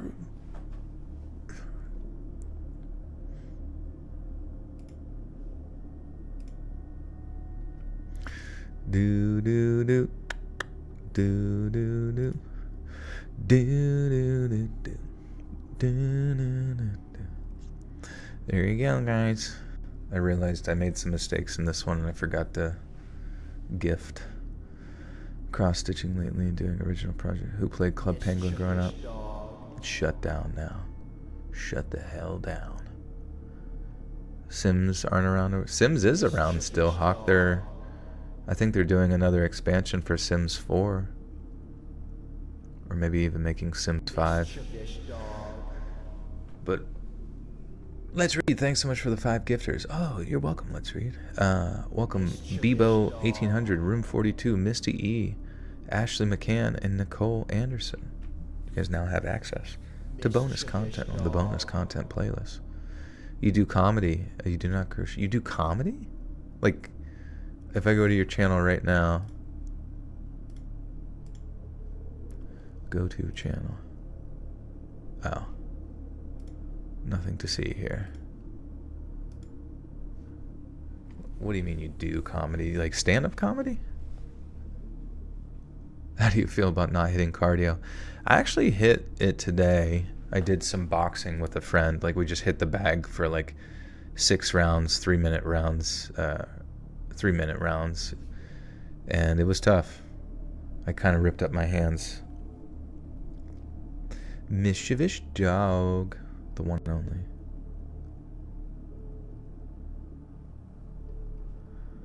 Joel funneling money, yeah.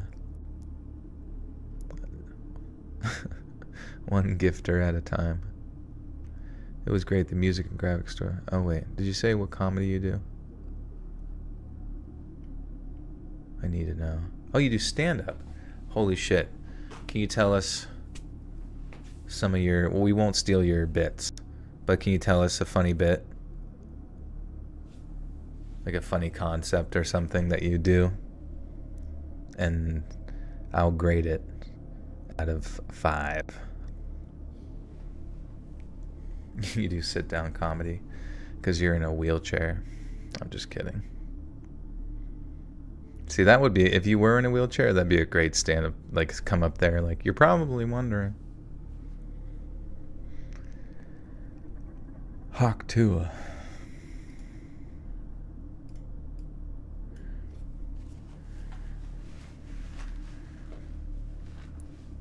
Lay down comedy when you're in like a World War I trench.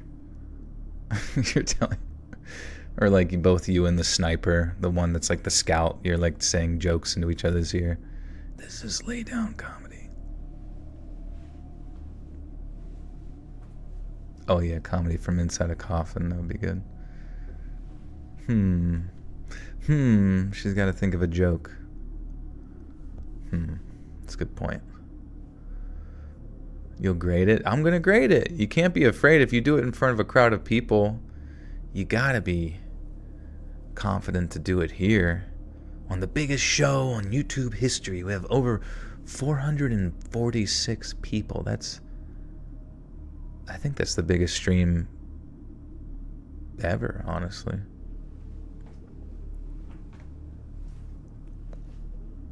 Yeah, this is a safe space. We promise not to eat your skin.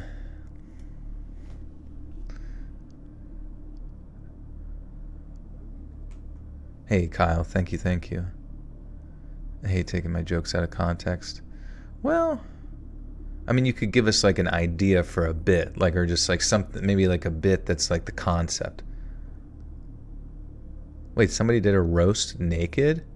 Who did a roast naked? And where can I jack off to that?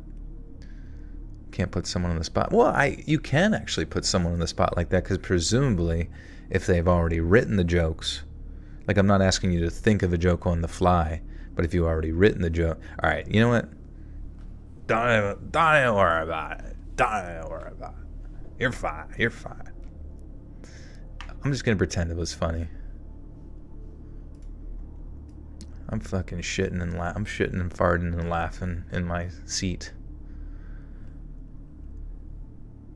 He just kept kicking me until in the end I made one final attempt to beg him to stop, which unfortunately meant that he had a nice little window to land a full force kick right in my face. I don't think I was knocked out, but I was definitely stunned. The pain that shot through my nose and mouth was like nothing I'd ever felt before, and all I could do was lie there, holding my face and head while groaning for him to stop. I don't think it could get any worse. I mean, I was scared that he might kill me or something, mostly by accident in one of those "it was only a prank" that turns deadly. But aside from that, I really didn't think that I had much else to worry about. But then, Fernsey started trying to pull my pants down. What? That took a fucking turn. Holy shit, I did not expect that. Alright. Where's the okay, did she put the comedy joke in the chat yet? We need something to lighten the mood. What did the one lawyer say to the other lawyer? Hey, we're lawyers, yeah. Your podcast is my go-to for the commute to work and for my lunch break. Thank you, Marty. Good to see you. Hope you're staying safe out there. I've done a naked roast before at Skankfest Comedy Festival. Dude, yeah, now that would be like where you imagine the whole crowd naked. I mean, I guess maybe that's... I wonder if Bert Kreischer would ever just get nude. I think he would do that just for me. Gorilla. Did you hear about the gorilla who escaped the zoo? Zookeeper. No, I did not. Gorilla. That is because I am a very quiet gorilla. Muffled sounds of gorilla violence. No, I did not.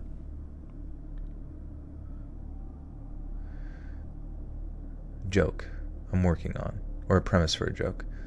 A love potion is just a majestic way to say date rape drug. That's true, yeah. Love potion, aka LSD.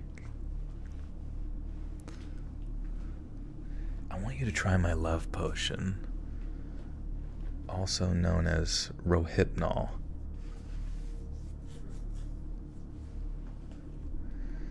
The difference between a park bench... Oh, no. Lynn. Thank you for the 5 gifters. 2, Skrilla, Max, Vanessa, Christine Z, and Sampai. Is Sampai here? I thought I saw him earlier. Doing an Obama. Thank you, Lynn. Thank you. Love potion. Diddy joke. Does this smell like chloroform to you? Yeah. Man, dude.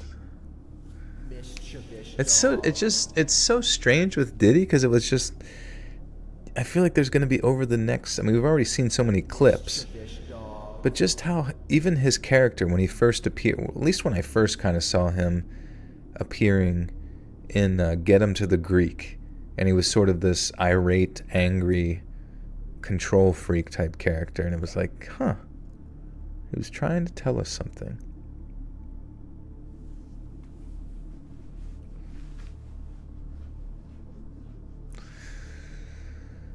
National Hate Service PhD. I got a PhD in hating. Same here, dude. I got over 10,000 hours. Hey, see ya, Kyle. Take care. But aside from that, I really didn't think I had much else to worry about. But then, Fernsey started trying to pull my pants down. And that's how I know I wasn't knocked out, because I felt it. And when I did, I started to scream in a way I didn't know I was capable of.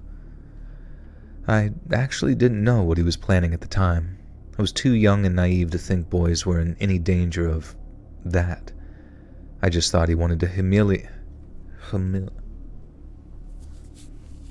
don't know, dude, this guy's going... Oh, man, that's scary. This Diddy found him in the alley. He wrote the joke out to Judge, but he didn't read it yet. Wait, where is it? Yes, just look up Skankfest for the naked roast. I think Jesselnick was a judge. Nice. Okay, where's the joke? Is it up above the...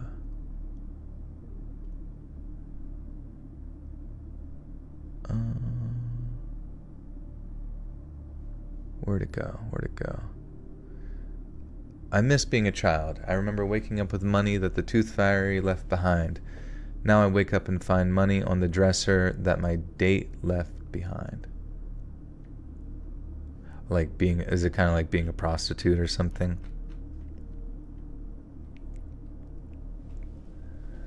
Here's some change for the bus. I feel like you need more than change, though. Yunja. Thank you. Thank you for the gifter, too. Ray Foxlin. I have to scroll. Yeah, sorry. I wish that there wasn't so much delay on the chat. I really need to get it down to not being so delayed. Yeah, the shake weight that gives change. That's my only like qualm with like South Park is how much they like repeat a joke. Granted, it does stick with you, but like their jokes will say like a joke like 3 or 4 times during an episode. And it's like, okay, we get it.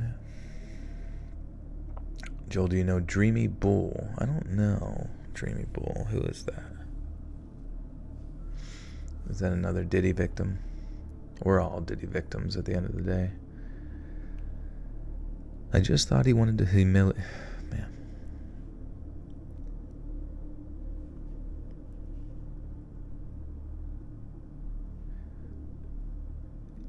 Yeah, and not knowing it. He left teeth as well. Oh, like he left his dentures?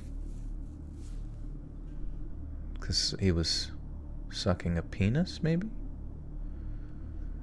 I don't know. Do another joke.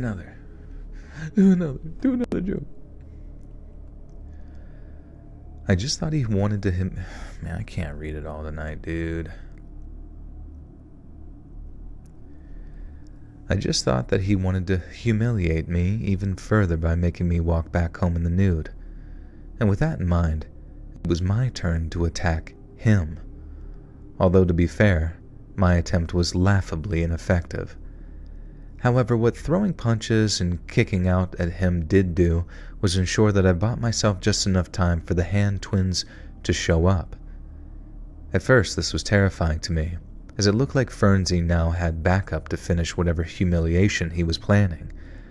But in some weird twist of fate, it was those hand twins who saved me from what was about to happen. They started laughing at Fernsey, not with him, but at him, and all because he'd got my pants halfway down, and just in case I haven't made it clear already, I'm a boy, not a girl. And they were asking him what he was planning, like sort of making fun of him, calling him gay and stuff like that, and they got him to stop immediately, but then, instead of trying to strip me, he started kicking the crap out of me again. The hand twins were like, "Whoa, what are you doing?" Because they could see what the state I was already in, and they just wanted to scare us and rob us of our sweets, not bloody kill us. One of the brothers, I think, his name was Francis, and oops, I scratched my foot there. Happy birthday, Andre.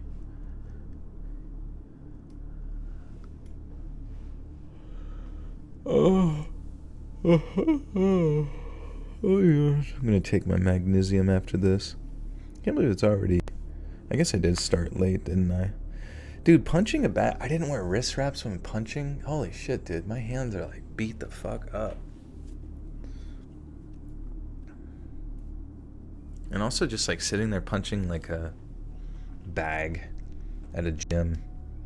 I feel like people look at you differently. They're like, what the hell is wrong with you? Was there another comic in here? Yeah, I forget what his name was. I thought he had the word chicken or something in his name, or roost. Oh yeah, Chicken Joe Clark is another comedian that went to Skankfest. Dude, I don't know though. Like the idea of like being around other comics would be really fun. But also the idea of like monetizing your personality in comedy in a sort of competitive format seems almost like borderline miserable to me, because I feel like you would constantly be around people that would want to like one you up, you know what I mean? Like in a sort of hierarchical competition for who's the funniest, which I'm sure already innately exists. And you'll know who is the funniest. But if there's certain people that like just don't want to accept it, I guess, and it's almost like they're trying too hard or I don't know. It just seems like it would create a certain social dynamic that would be not great to be around. They've done it since the birth of comedy. That's literally all jobs you're describing. That's true. That's every job. Yeah, true. I guess. But there's something about comedy, especially where it's like the idea of being funny is sort of just like being personable and fun around people. So to suddenly turn it into like associating with making money, it's like you gotta like always be good at it, or you gotta always, or if anybody does it better than you, it's like a certain sense of resentment maybe or something. I don't know. I just feel like they would eventually derive a certain negative connotation or a negative association with just comedy in and itself, or like overthinking it the way fucking Jerry Seinfeld does, like talking about it in like the fourth wall sense.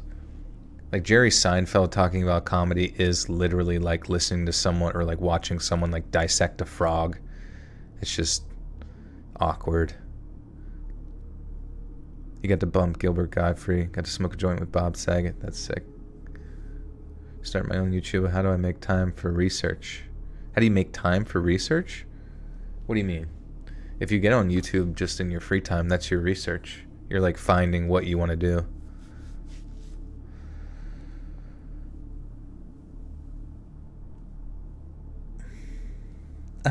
I'm a Libra.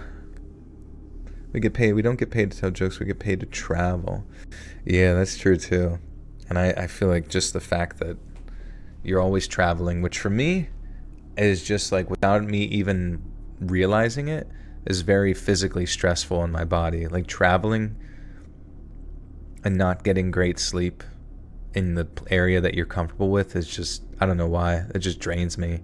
And then on top of that, to find out that a lot of comics like develop like drug habits or drinking habits, it's like I feel like it's a career that ages someone quite fast. That whenever I find out that they die at fucking 60 from some sort of cancer or heart attack, I'm like, I'll be real with you, I'm not fucking surprised.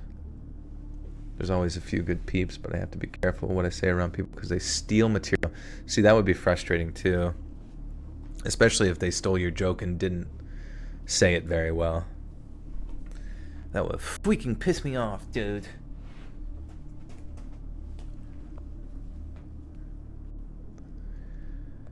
The hand twins were saying something like, "Whoa, what are you doing?" Because they could see the state that I was already in, and they just wanted to scare us and rob us of our sweets, not bloody kill us.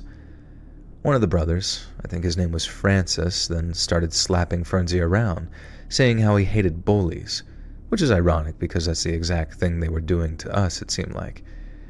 They didn't let me leave with my sweets, but they did let me pull the pants up and... Oh, I thought he was going to let him pull the pants down at Fernsey. They didn't let me leave with my sweets, but they did let me pull my pants up and leave, which to be honest was all I really wanted to do anyway.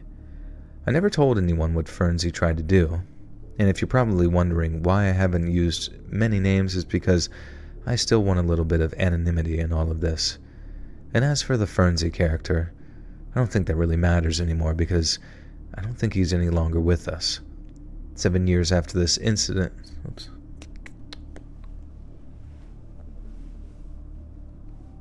You don't make a lot of money independently until you start big shows. Yeah, dude, that's fucking...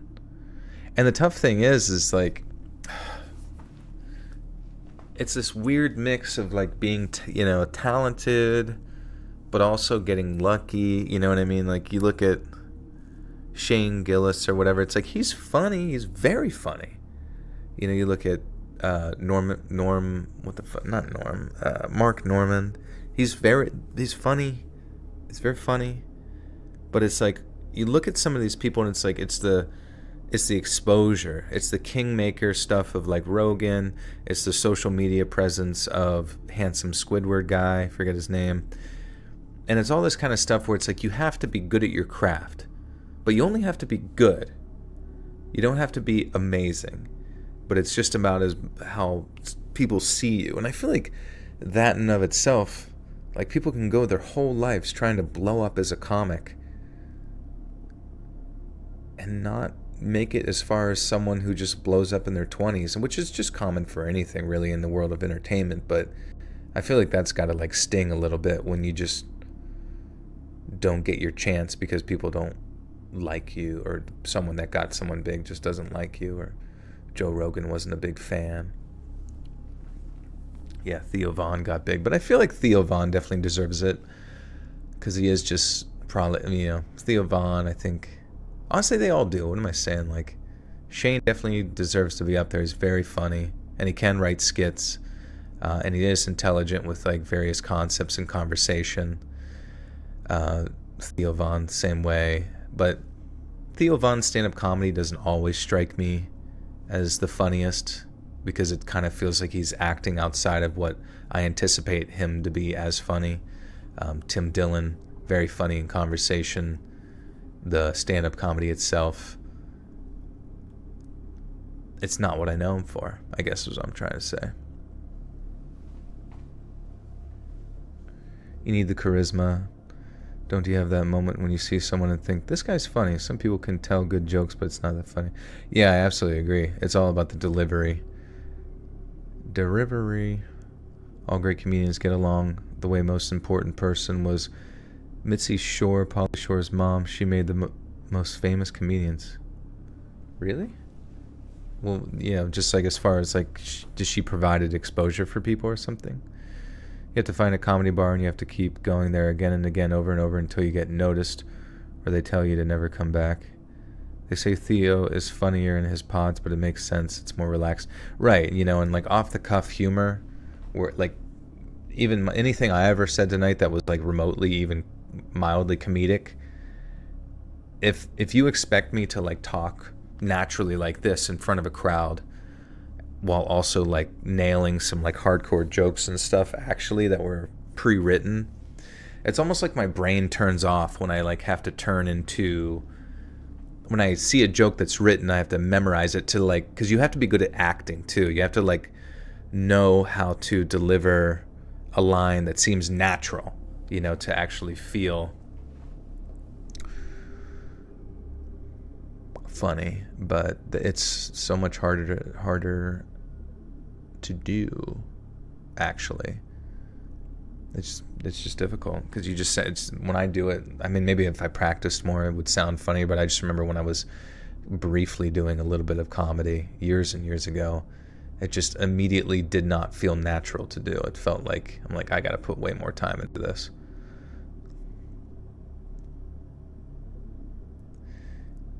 Been in the hospital almost 4 weeks now. I've been listening to all your videos every night so far, sometimes in the day too. Thank you. You're welcome, Canadian. I'm really sorry you got to be in the hospital. It sounds like a unfun situation. She did, but she also blackballed people. Oh yeah, it sucks. Hey Audrey, what's up? Give us your comedy special. I wonder if I still have... It actually makes me wonder. Do I have...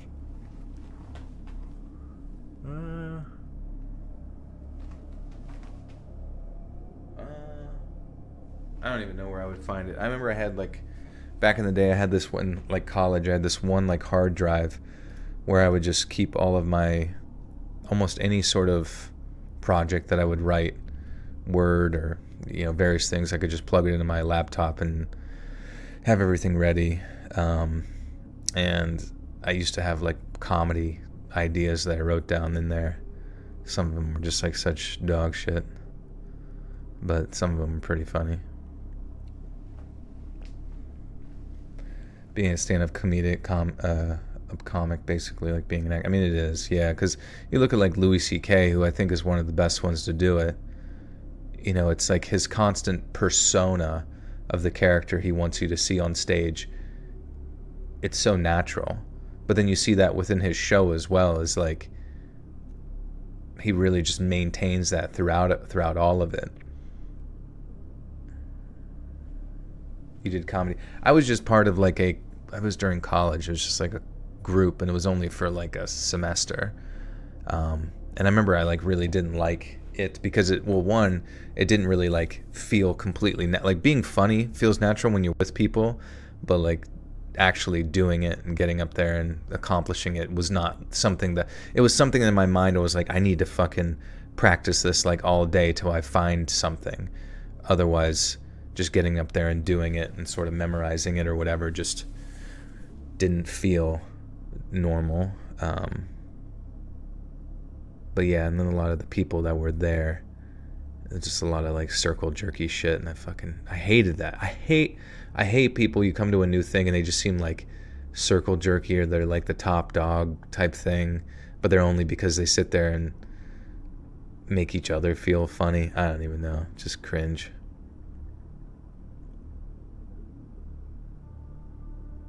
My bits were funnier than Rogan's. You know what's weird is I feel bad to say that, like, you know, given enough time, you can kind of just naturally feel that you would be better at somebody at something. And yeah, I feel so bad for Joe Rogan. Like, I get it. Like, there's nothing to feel bad for. He's an ultra millionaire, whatever. But it kind of like pisses me off that he's been doing this for this long, and he got up on stage. He owns the comedy mothership. You know what I mean? Like, he brings all these fucking people onto his show and makes them world famous and all this stuff. And I'm like, and he's the final boss of stand-up comedy, and he fucking sucks. He's like the Ed McMahon of the WWE, but for like stand-up comedy, and his shit is not fucking funny. And it makes me upset. I'm like, how could you be in the environment for this fucking long and somehow not just kick ass at it? But then I'm just like, you just have to come to the conclusion that people have their gifts, and that one is just not his. And it's fine. That's totally fine, but it upsets me, and I'm telling his mom. As for Fernsey, I don't think that matters anymore because he's no longer with us.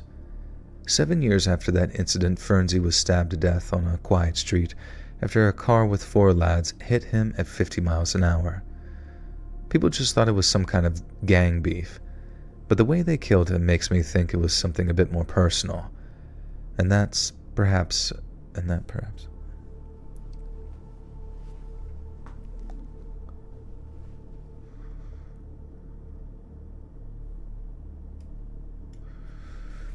Just take your shirt off and get wasted and be like Bert.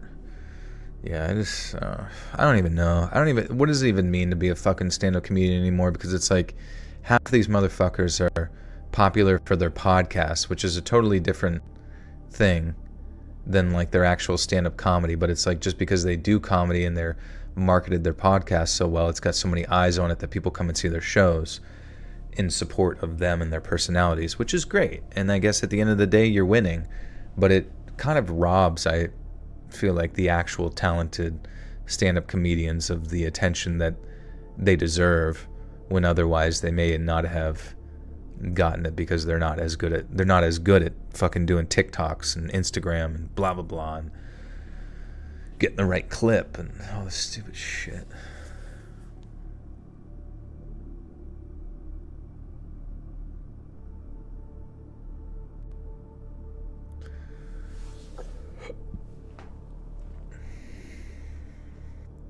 He's a good roaster. He wrote material for hecklers. Oh, the Bert did?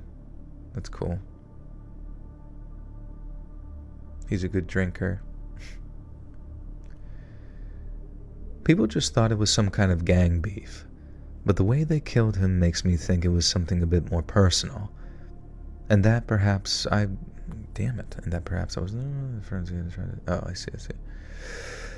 Soon the movie Ass from Idiocracy is going to be real. Me too. I thought about that. I went to the doctor recently, routine checkup situation, and man, my doctor was... I just thought he was going to be exactly like the guy from fucking Idiocracy. Like, your shit's all fucked up, you talk retarded, like, the fuck? Like, he wasn't exactly like that, but it was just something about him that just was... I was like, this guy was made in the lab.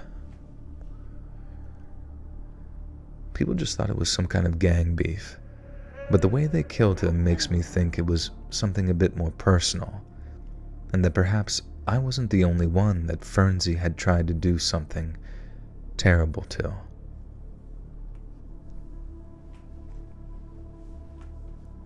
Even Trump's clip farming now. That's fine. TTGB, thank you for the 1, my friend. Did you post another video after the Reddit one? I swear you did, but I might literally be dreaming. After the Reddit one, I believe that Reddit one was the most recent, because I just post on Mondays and Thursdays. So yeah, that's it.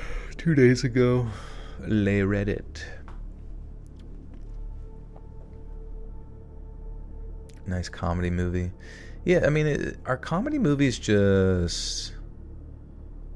They just don't exist anymore, right? There's just not... There's no money. I mean, like, whatever happened to Adam Sandler's production company, like Happy Gilmore or whatever it is, Entertainment? Oh, Sampai, yeah, how was your trip to London? You having fun? Drinking at the pubs?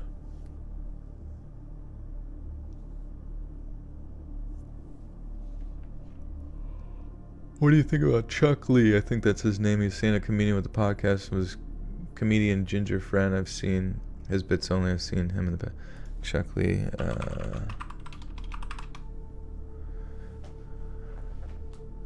I don't recognize him.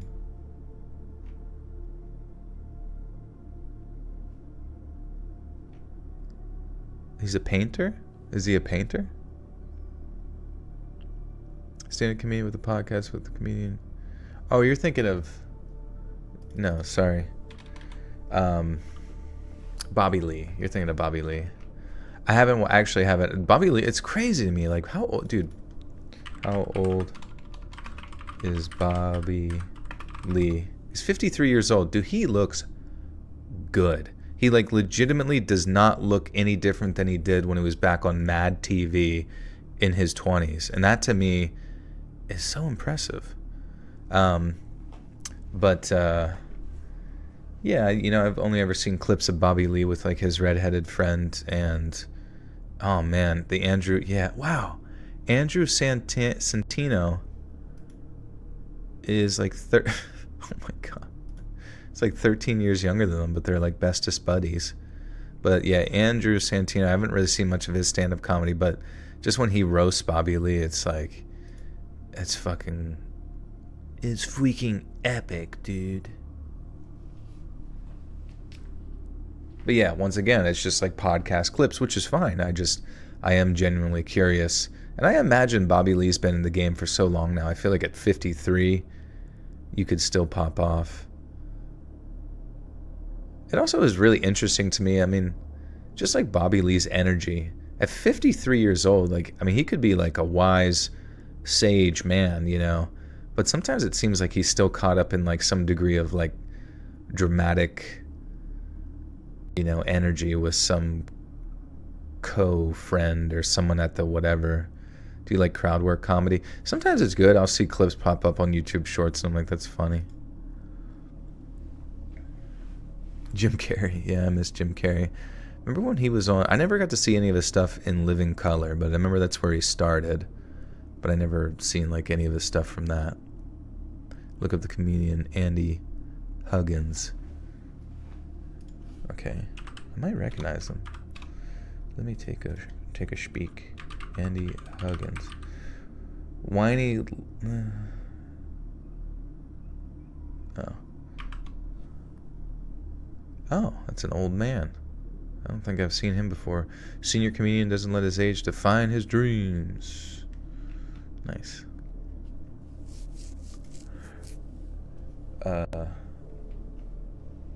I'm gonna... BRB, I'm gonna go take my magnesium. Talk amongst yourselves. And, yeah, BR Bizzle.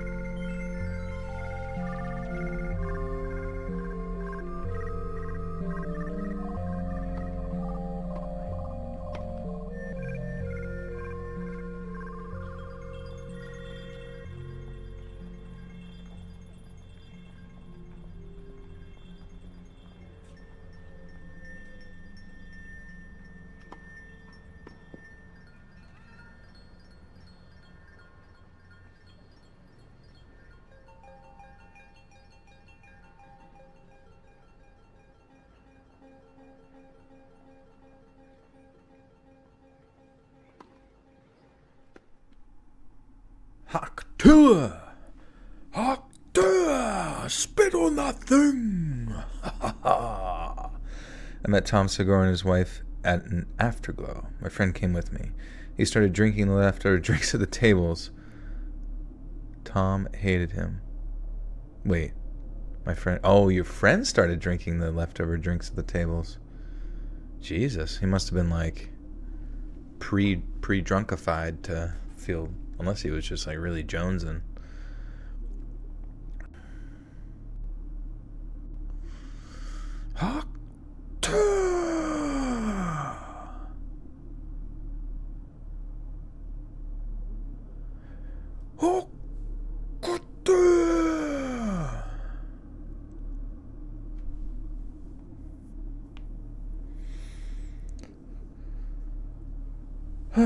Alright, guys.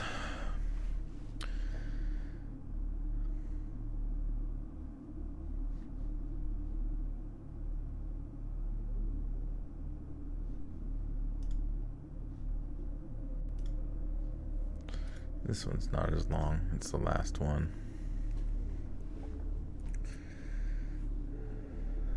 A Japanese guy imitating the hawk too.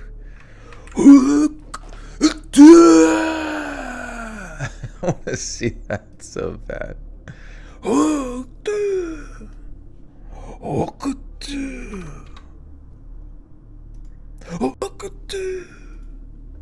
Just like blast.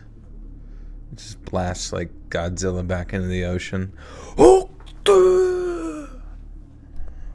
What's your opinion on having an opinion?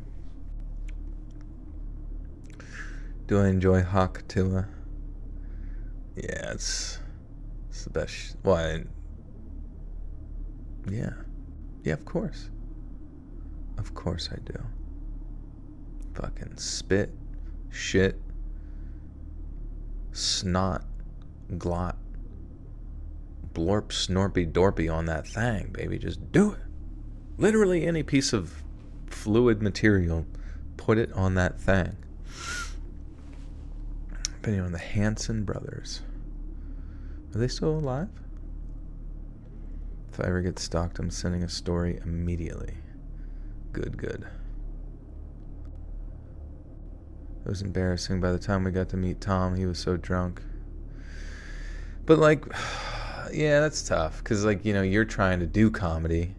And meeting him is like one of those moments where you're like, I got to impress this guy because he's like at the top of the food chain and blah, blah, blah. But it's just like, I don't know.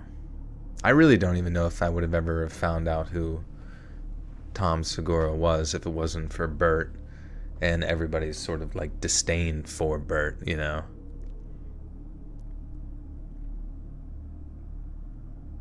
What am I saying? I feel like I'm being so mean to people tonight, and I don't like to be, honestly. I say all these mean things about people, but I'm in my mind, I'm like, what the fuck? They're fine. Everybody's fine. They're doing fine. He's a good guy.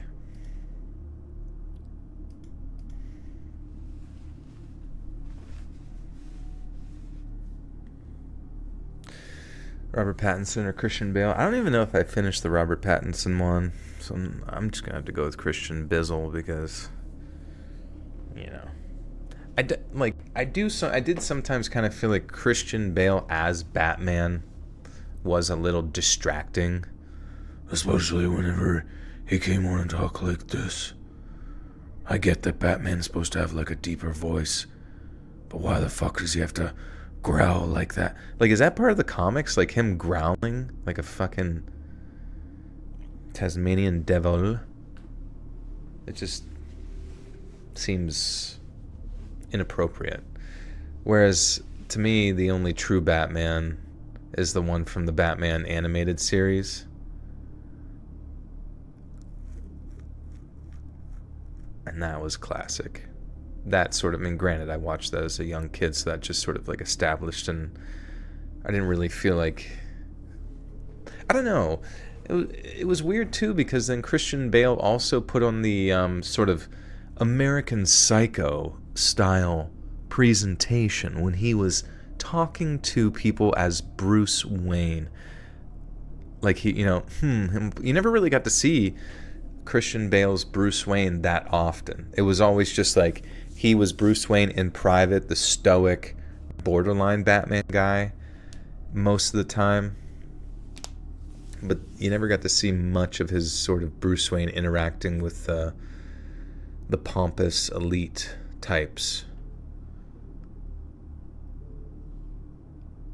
Bruce Wayne is a boring character no matter. That's true too. I guess he was kind of like, because even on the Batman animated series, I never really looked forward to like Bruce Wayne's aspects of like interacting with the population, being nice to everyone.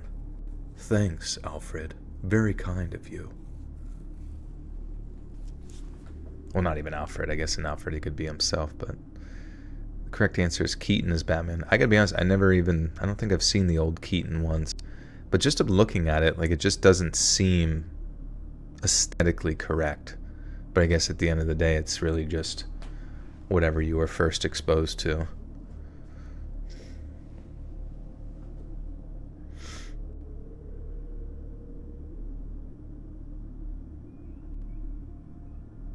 I can't believe the Joker likes Van Patten's card over mine.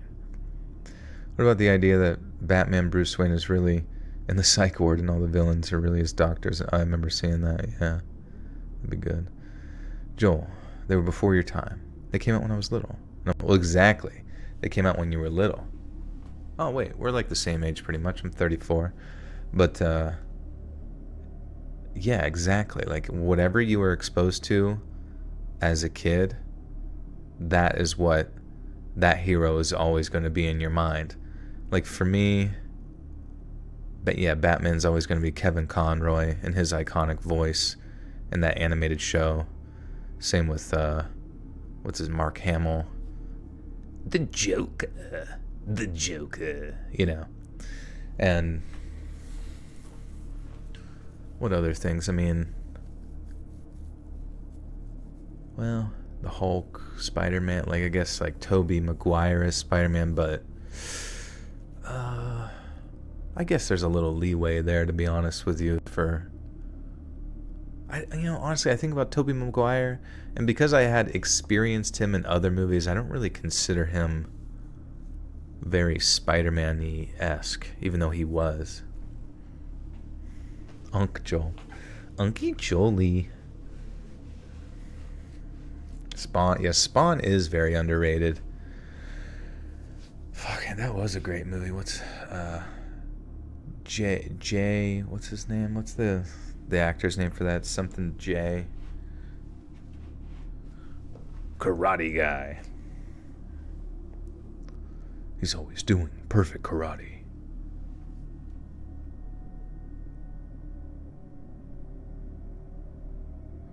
What's Spawn? Oh, dude, you might like Spawn. Dude, if you like superhero crap, yeah, Michael J. White. Dude, Spawn is such a good movie. John Leguizamo is unrecognizable in that shit. He's so good. The whole thing, you need to check. And then there's a good animated series too. So watch the Spawn movie. There's probably a few Spawn movies, but I think only one of them with Michael J. White. And then I would say watch the animated series as well, because that was like back during that classic 90s era where like Americans could actually make like good animated shit.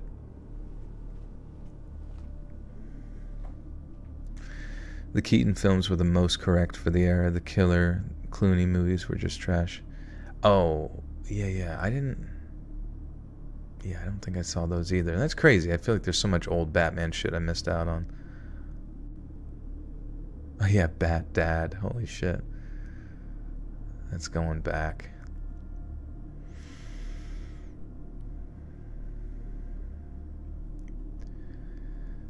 My name is Martin, and I've been listening to your YouTube videos since the summer, and since Halloween is coming up, I thought now would be as good a time as ever to share something personal with you. I say personal, but it didn't strictly happen to me. It happened to my dad. But as you can imagine, having something terrible happen to my dad was something I took extremely personally. I grew up in High Wycombe. What the hell? John Leguizamo's so underrated. He really is. He's very good. I remember as a kid, my first experience with him was him playing Luigi in the Mario movie, which I remember that was my first somebody telling me. Like, I liked it because, once again, when you're a little kid, every movie, no matter how much dog shit it is solid. And I remember hearing that movie was like all about money laundering or something for the mafia in New York, which is funny to hear, but I don't know if that's real or not. But yeah, John Leguizamo kicked ass in that. I remember, and I saw him in Spawn and recognized his voice. His voice, John Leguizamo. What else was he in? Because he was in that one film where like the flowers were releasing dandruff, or like pollen, and everybody was killing themselves and stuff. The Happening. Remember The Happening?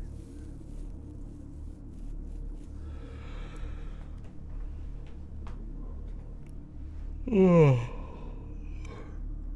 a movie was bad as a kid, you figured you didn't understand it. Exactly, yeah. I went over to my buddy's house earlier, and his 4-year-old daughter, as soon as I walked in, was like, "Joe, look!" And she just took her tablet and shoved it into my face, and it's so funny because she's not even watching YouTube on a YouTube app on that tablet. It's just a fucking Safari browser where the YouTube is open and playing within the browser. And she's just watching and it was just dogs dressed up in superhero costumes flying towards the camera for an extended period of time. And I'm like, whoa, sick, dude. It's just, I don't know. That's what I'm saying. When you're a kid, whatever the fuck's in front of your face, you're like, I love this shit. It is my favorite.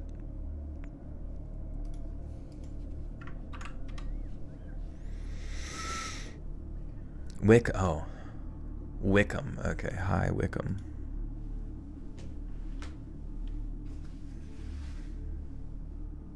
You've seen the fucking Mario movie, but not the Keaton Batman. Yeah, nobody showed it to me when I was that age. I guess because the Mario movie came out when I was small, so it lined up. So anything from the 80s wasn't at it was at Blockbuster, but I guess it never crossed my parents' mind to be watch this right now.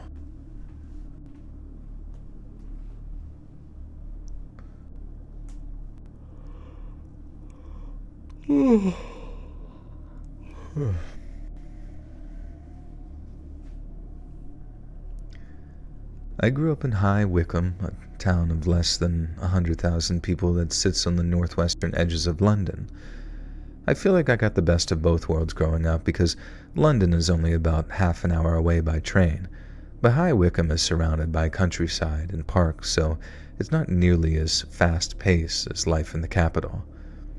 London has quite a lot of crime, relatively speaking anyways, whereas High Wycombe is the kind of place where, if there's even so much as a burglary, the whole town is shocked. That kind of thing makes me feel lucky to have been brought up there because the violence and apathy of the big city hasn't yet permeated their way into the country. But then, back in 2018, something happened on Halloween night that made everything think... Wait. That night that made everything think those days of maybe everyone. The happening.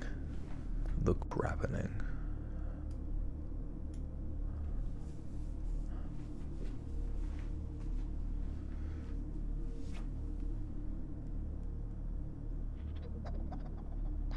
Oh yeah, The Happening. It's where I remember just Mark Wahlberg huh? What? No, just let me think. What? Huh? You need to do something. Huh? Just let me think. And this movie rocks, dude. Oh yeah, it was the whole time there was gunshots going off in the background, people were shooting themselves in the head in a distance, and everybody was looking to Mark Wahlberg to stop the violence. Okay. I'm gonna jump in front of the bullet. Then, back in 2018, something happened on Halloween night that made everyone think those days of innocent tranquility were over. Just like everywhere else in the UK, kids in High Wycombe are exposed to a lot of American culture via movies and TV programs. So when it comes to late October, they want to dress up, have a Halloween party, and go trick-or-treating. And I say that thing about American culture because my parents were always fond of telling me that when they were kids, there was no such thing as trick-or-treating, and everything. Is that like a phrase over there? Instead of everyone, it's everything?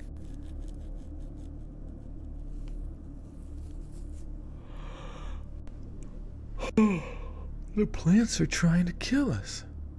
That's bullshit. We should kill the plants first. Huh? What? Remember when they picked Mark Wahlberg to play Max Payne in the Max Payne adaptation movie? Why the fuck do they always change shit? Tell me honestly, for video game movies, why do they always change stuff? Because in the Max Payne movie, it was there was a gas or something that you inhaled instead of whatever the fuck was actually going on. I swear to God, when we talk about a information being traversed through a bad game of telephone, it's like expecting any Hollywood executive to actually successfully make a video game movie that doesn't completely bastardize the original concept. It'd be it was like a miracle to even get what we got with the Mario movie. Once again, it does every typical Hollywood adaptation trope where it's they have to transition from New York City or somewhere into the video game world, even though in Mario itself it's just they sort of exist there. I mean, it's a nitpick, but to even get that and it be successful is just so rare. Because then you look at a movie like Monster Hunter. Do you remember the one where they made the real life adaptation of Monster Hunter? And I remember my friend pointed out, they're I recently found out that the U.S. military actually gives movies grants, or maybe not necessarily grants, but huge amounts of funding if that movie goes out of their way to rent and use military equipment within the film. So if you go watch the Monster Hunter movie, it has nothing to do with the realm of Monster Hunter with the cats and the eating of food and hunting of creatures and all that kind of stuff, which would have been a sick sort of typical anime plot. It was fucking American military people or some shit. And so the whole time they have a fucking Humvee with a 50 cal. I don't know. I'm out of all the things you were going to make war propaganda with, does it have to be some of our favorite video games? Can't it be some other shit?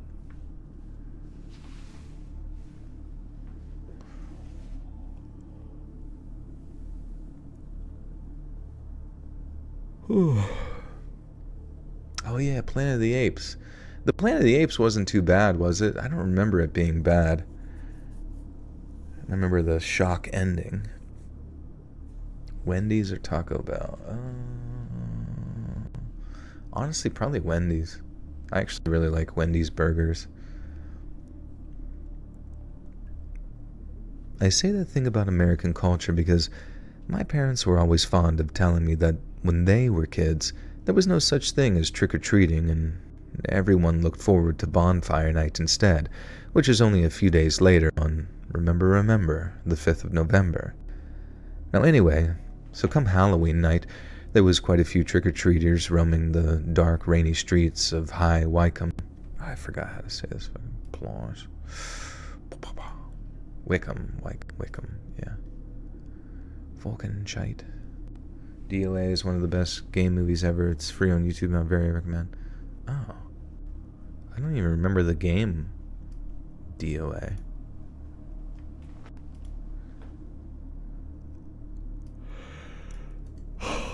Oh my god, why am I still awake? How long have we been going? 4 hours and 10 minutes just to get through a basic Haribo.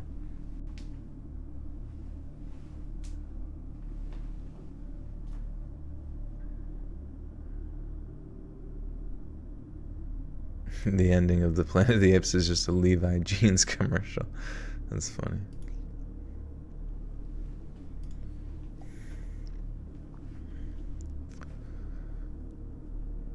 Anyway, so come Halloween night, there are quite a few trick-or-treaters roaming the dark, rainy streets of High Wycombe. Wait, did I say that right? Oh my god, how do I forget? I have like the goldfish brain. I got the goldfish brain. Wycombe, okay. Anyway, so come Halloween night, there are quite a few trick-or-treaters roaming the dark, rainy streets of High Wycombe, terrorizing pensioners with demands for Haribo. But I only got a brief glimpse of them because I was headed to a Halloween get-together over at a friend's house. It was a weeknight, a Wednesday if I remember correctly, so although I couldn't stay out too late, I was 17 at the time and had sixth form in the morning, I was excited to sneak a few beers in my mate's back garden. His parents were really chill like that. As long as we didn't take the piss and get too loud, then we were fine to have a few cans. I got there at about 5 after I'd arrived home from school and changed, while my mate's parents said that we'd all have to make our way home by 11. But then, after a few hours of light drinking and hanging out, my mate's mom came out into the back garden to tell me that my mom had just been on the phone. I asked if everything was okay, and my mate's mom said they had to go home right away. I asked why, and my mate's mom said that she didn't know, only that my own mother had called her, asking to make sure that I was on my way home immediately. I remember one of my mates being like, "Uh-oh, what do you got done going?" TTGB with the 2 says, what's your favorite superhero, supervillain? So yeah, superhero is definitely Hulk for show. I remember playing the Hulk Ultimate Destruction video game, and that game was just fucking sick. And I just enjoy the idea of Hulk smash. Supervillain. Damn.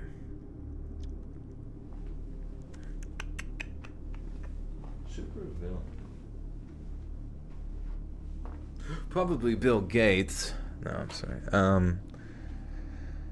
Supervillain. Can you guys think of some supervillains? Because I feel like I'm thinking of some, but it's like they don't quite feel like the right answer. Joke. I took a 1,000 milligram edible. I knew it was too much because I sat through a 15-minute YouTube commercial. That's funny. It actually sounds like something that would happen. Like you're so high that you start watching a commercial and just think that it's the show that you're watching. Like, this is good. Your ex has a Hulk tattoo. Nice. The Joker.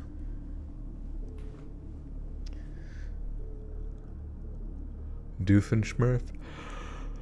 Oh, it's Doofenshmirtz. From the Smurfs. Yeah, I didn't really find Lex Luthor to be that interesting. The Joker is good, but I feel like it's a bit cliche, though he is definitely at the top. Megatron, Darth Vader, the Megalodon.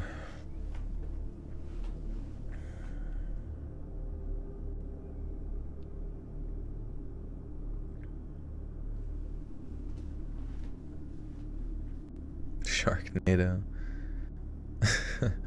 Oh yeah, the Riddler's kind of sick, I guess, for sure. I just like the idea of riddles. Riddle me this, Batman.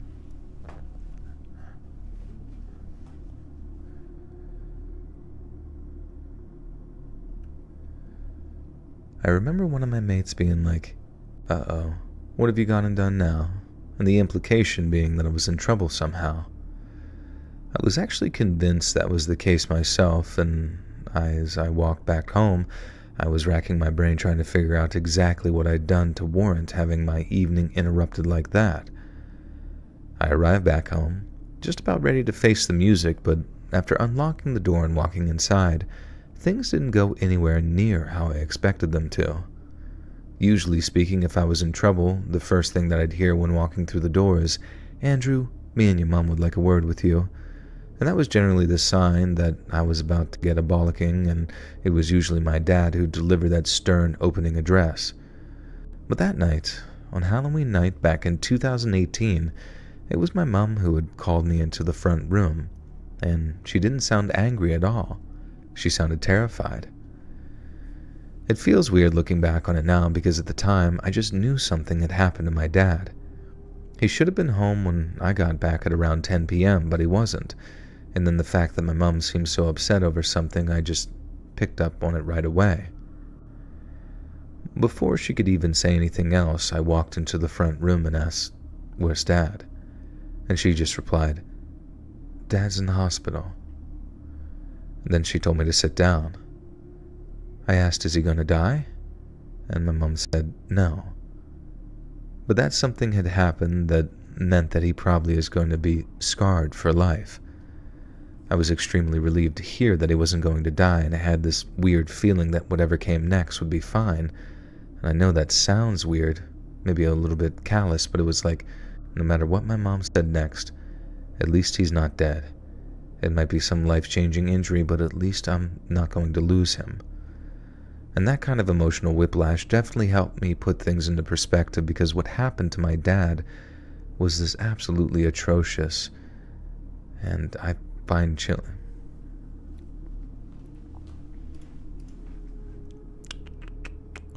Meow, kitty, kitty. Bathroom break music. It's called In My Core A by Secede.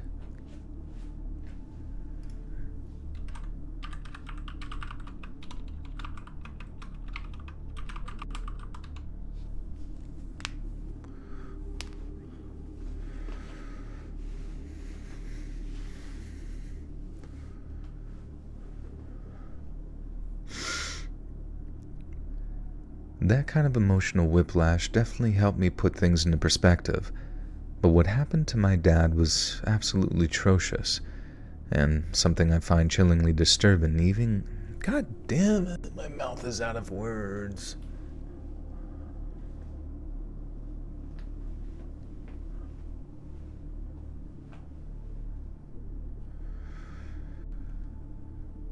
That kind of emotional whiplash definitely helped me put things into perspective.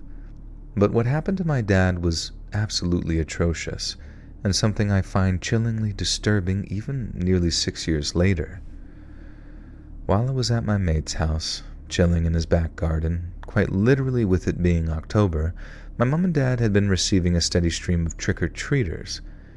The majority of them came between about 6 and 7, then as it got closer to 8 o'clock, the knockoffs on the...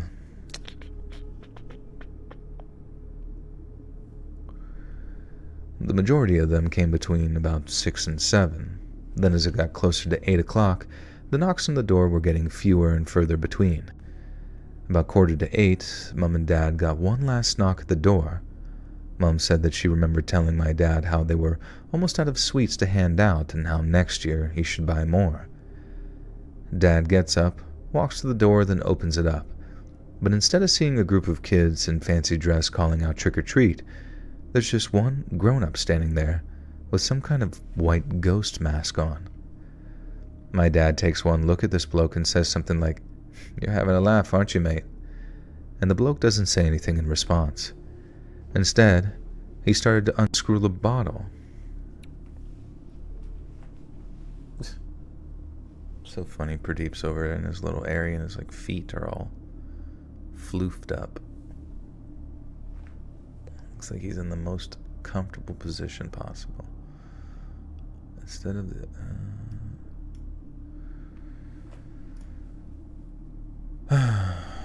Pink Lucozade, what the fuck's that?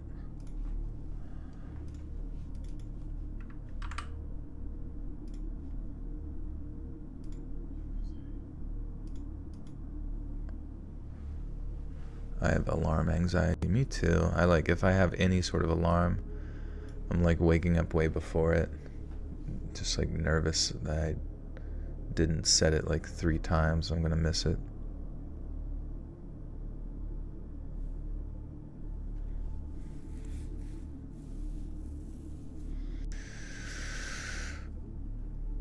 Instead, he started to unscrew a bottle of what my dad said looked like pink Lucozade.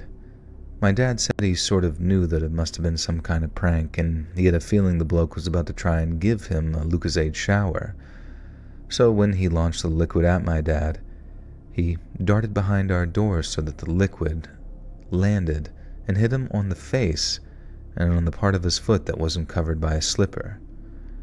The guy with the bottle then legged it really fast away, and my dad said that he thought it was weird to not hear any kind of laughter or anything like that. And this is also in the age of smartphones, so my dad also expected to maybe see someone filming the whole thing from the street, but there was no one there. Some rando had literally walked up our drive, all alone, thrown Lucozade onto my dad, and then just ran off. But that confusion only lasted a few short seconds for my father, because just moments after that pink liquid touched his skin, it started to burn. Mom said that she just heard my dad suddenly yelping like he was in loads of pain. Then when she ran out to see what was happening, a patch of skin on the side of his face was blistering and bleeding. Neither of them had any idea what was going on until the ambulance was on their way, at which point my dad started realizing that whatever was in that lad's bottle was not Lucozade, and that it was some kind of corrosive acid. Mom said that he was shouting at her to grab some baking soda or bleach because he thought that he could neutralize the chemical reaction, but Mom was on the phone to the ambulance when that happened, and when she asked the lady on the phone if that's what she should do, the woman gave her clear instructions not to try and neutralize it, or it might make things worse. They still didn't know what kind of substance the guy had thrown on to my dad, so until they did, they were to just wait until medical professionals had arrived before they started treatment. Dad was in agony by the time they arrived, but he still had enough about him to tell my mom to wait at home so I wouldn't arrive back to an empty house and then potentially see something on the news. We were allowed to visit him the next day before he went into surgery for a skin graft, and seeing my dad like that was really hard on both me and my mom. He was full of strong painkillers, so despite his injuries, he seemed to be feeling quite perky, and the irony wasn't lost on us that it was him telling us to stop worrying about like an engine. Every librarian knows. Yes.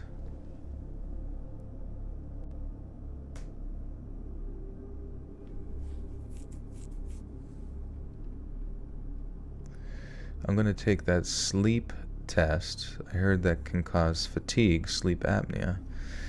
Yeah, ever since I got, it's like $15, so it might save you time and money, but it's on Amazon. It's just a sleep chin strap. And it looks silly, but if you snore while you sleep, obviously, yeah, it's sleep apnea kind of situation, but basically the chin strap kind of goes under your chin and over your top of your head with like two Velcro things and kind of secures your jaw like there, so it forces you to breathe through your nose. And yeah, basically it's like with sleep apnea, it's like your tongue is like looping back and like blocking your airway, so you're sitting there breathing like and you get real dried out, and you're not getting good oxygen, all that kind of stuff. But I would suggest giving that a whirl. It's been very helpful, and I feel like I get the whole, because sometimes I would get sleep apnea to the point where, or at least snoring to the point where I would wake myself up and it would be pretty lame. But with the thing that I put on my head, it's keeps me from snoring, and I sleep very well.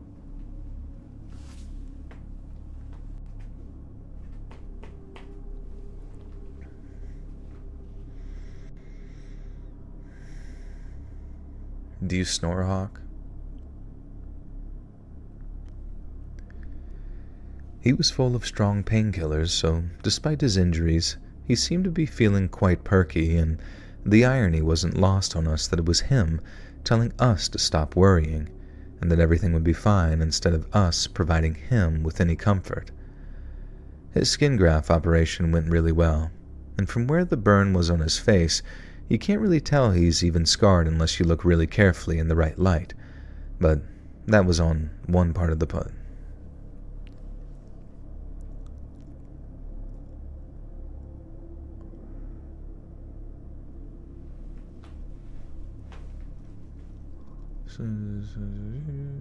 But that was, oh yeah.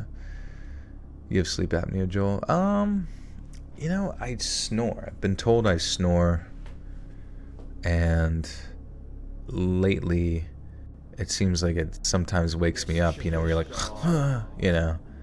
from lack of breathing. So yeah, I guess that would be sleep apnea. And yeah, once I got that chin strap, it's only $15. Been good sleep. The only thing is, when you wake up, your jaw's kind of tight, so you just have to kind of like allow your jaw to sort of relax. Do I ever daydream? All the time. TTGB, welcome to the Buttersock Cult. You now have access to bonus content.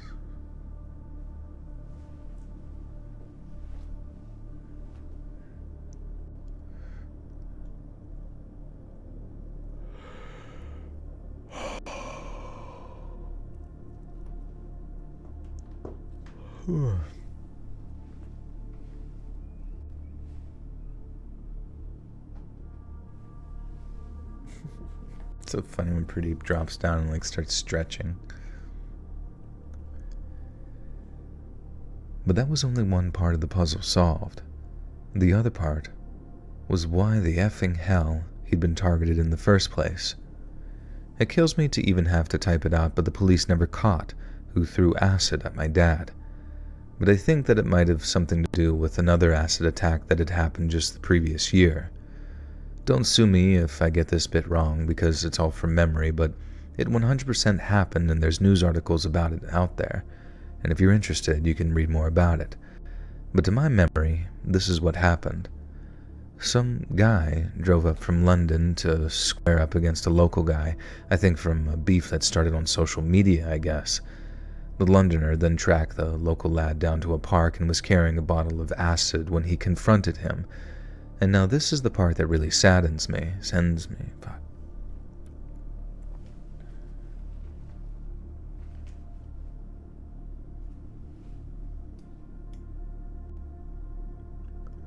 They use Botox for TMJ. Well, it's not like a TMJ type thing. I mean, granted, it wearing that thing does keep your jaw clamped, so it's like in the morning it's going to be tight, but you just let it relax after like a few minutes and you won't have to worry about it doing any TMJ type symptoms or whatever.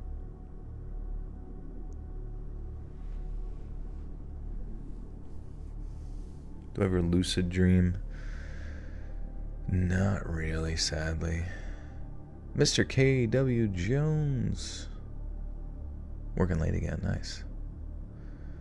I did have some interesting dreams the other day where it was like I don't even know what you want to say, but I was basically running through rolling sort of mountains that had like different roads through them, lots and lots of like forests and trees all around me, but there were also like random parts that would like open up to a lot of like just farm properties, like people's like farm properties, and I don't know, it was just so fun like running through all of their shit and just like exploring their places and talking to them and stuff.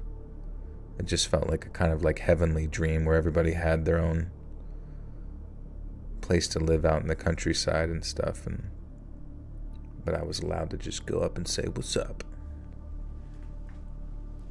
Sciatica is a bitch. Had it for 2 years. Docs did nothing. Hit me one night so bad.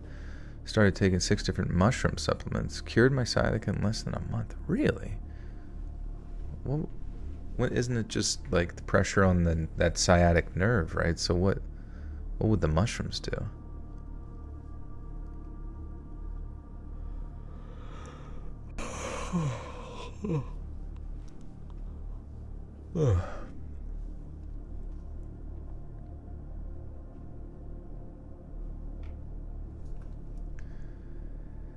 Now this is the part that really sends me. The local lad, suspecting that there was acid in the bottle, basically karate kicked the bottle out of his hand as soon as he unscrewed the cap, but then the acid went flying into a woman sitting on a bench nearby, and when she realized what was happening, she was rushed to the hospital. My dad was okay. He got his skin grafted, spent about a week in hospital recovering, and then got sent home. This poor woman, on the other hand, ended up getting a skin infection which then killed her. That could have been my dad. I mean, it could have very easily been my dad under the exact same That could have been my dad. It could have very easily have been my dad under the exact same circumstances. I don't know how the poor woman ended up with a skin infection, but she did. It seems like just the luck of the draw almost. She lost her life because some absolute scrote decided to use acid. Fuck.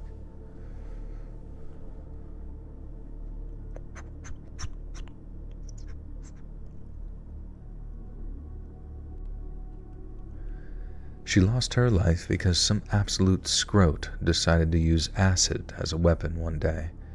She was rushed to hospital, operated on, all the same stuff as my father, but she lost her life and he didn't.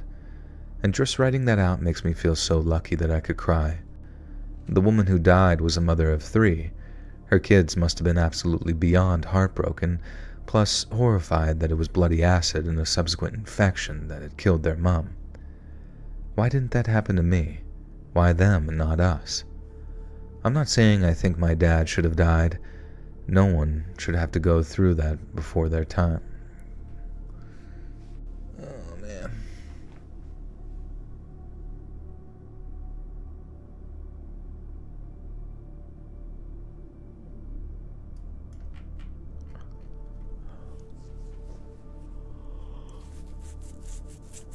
Do I like Dragon Ball? Yeah, Dragon Ball's awesome. It's fun and funny. I'm not saying I think my dad should have died or anything. No one should have to go before their time like that, especially not in such a horrible way. But the thing that really plays on my mind these days is just that, why them and not us?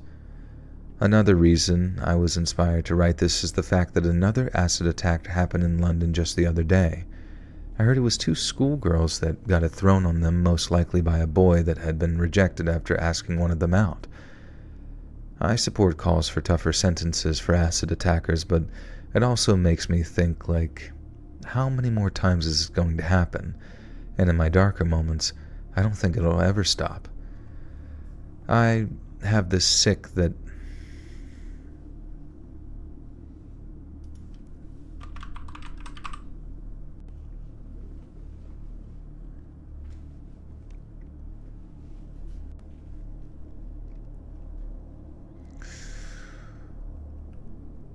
I have this sick feeling that acid attacks are just part of our life now. That if you piss someone off big enough, they won't just beat you up or want to fight, or anything else like that. They'll just go, God fucking damn it. They'll just buy. What?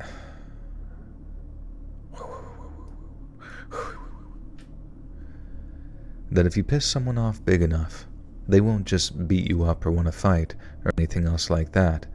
They'll just buy some acid off the internet and throw it in your face. Because with something like that, if you live the rest of your life with horrible scarring, you're considered one of the lucky ones. Because the unlucky ones, like that poor woman sitting on the bench that day, don't get to walk away with their lives intact. So rest in peace to her and to my dad. I love you, and I'm glad you're still here. All right, holy fuck, we're done. That took 4.5 hours, which is fine. Just longer than normal, but I was yapping a lot, honestly.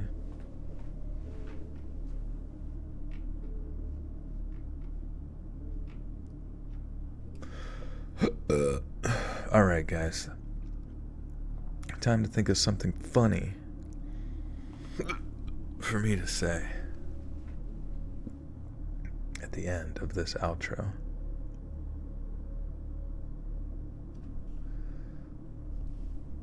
Hey friends, thanks for listening. Click that notification bell to be alerted of all future narrations. I release new videos every Monday and Thursday at 9 p.m. EST, and there are super fun live streams every Sunday and Wednesday night.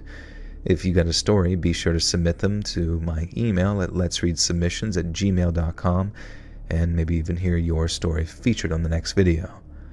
And if you want to support me even more, grab early access to all future narrations and bonus content over on Patreon, or click that big join button to hear about the extra perks for members of the channel.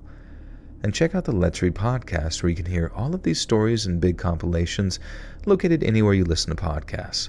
All links in the description below. Thanks so much, friends, and remember,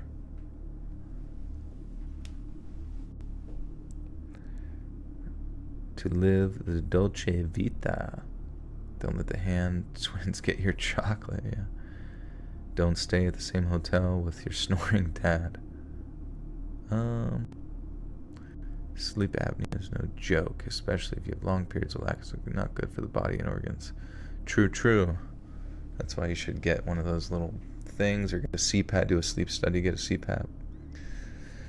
I do find it odd that, like, you have, like, to, if you just wanted to buy a CPAP yourself, it's like you have to go through the sleep study. Just stupid. Like, you should just be allowed to buy it. Like, you think they'd be, like, comfortable with just selling a bunch of them or something like that. Alright. What's the funny thing we say?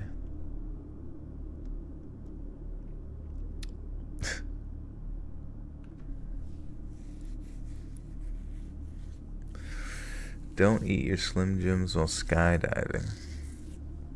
Yeah, fucking, we gotta get out of here anyway, so. Thanks so much, friends. And remember, don't eat your Slim Jims while skydiving. Boom! Shakalaka. Another one bites the dust. This will be the first Halloween episode of the season.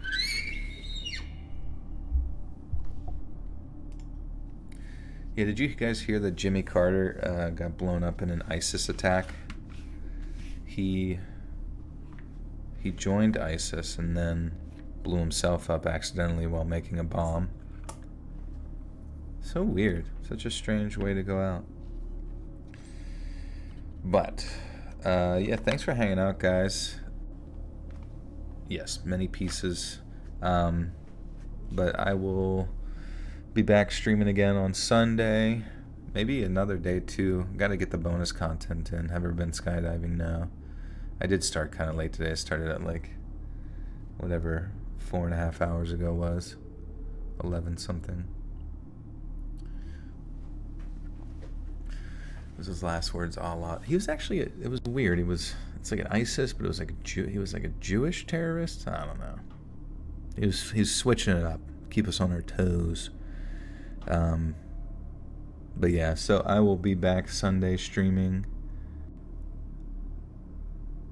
Yeah, I'm streaming on Sunday. Yeah, so new streams every Sunday night and Wednesday night, which precedes the new videos on Mondays and Thursdays.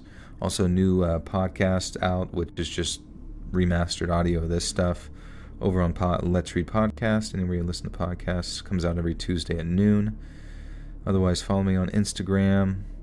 If you can, support on the GoFundMe for my friends who lost their house in the hurricanes. Very sad fucking situation, but I'm gonna be donating to that soon. But I'm gonna just put it in a video tomorrow just to make an announcement for that, and hopefully, it just gives them some leeway to fucking get their life back on track. Really just sad situation to lose everything. Very peculiar and crazy how fast it can happen. So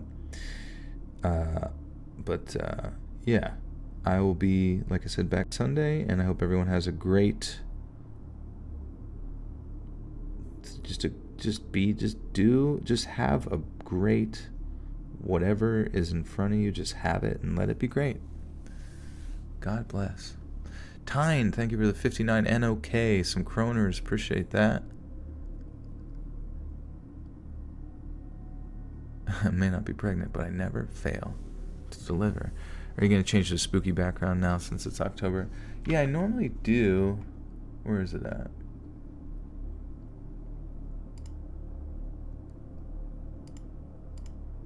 Where's the... Yeah, normally I do this one, but sometimes it freezes. So, I don't know why it does or does not. TTGB with the 5, enough for pizza. Thank you, my friend. Thank you guys so much for the support today.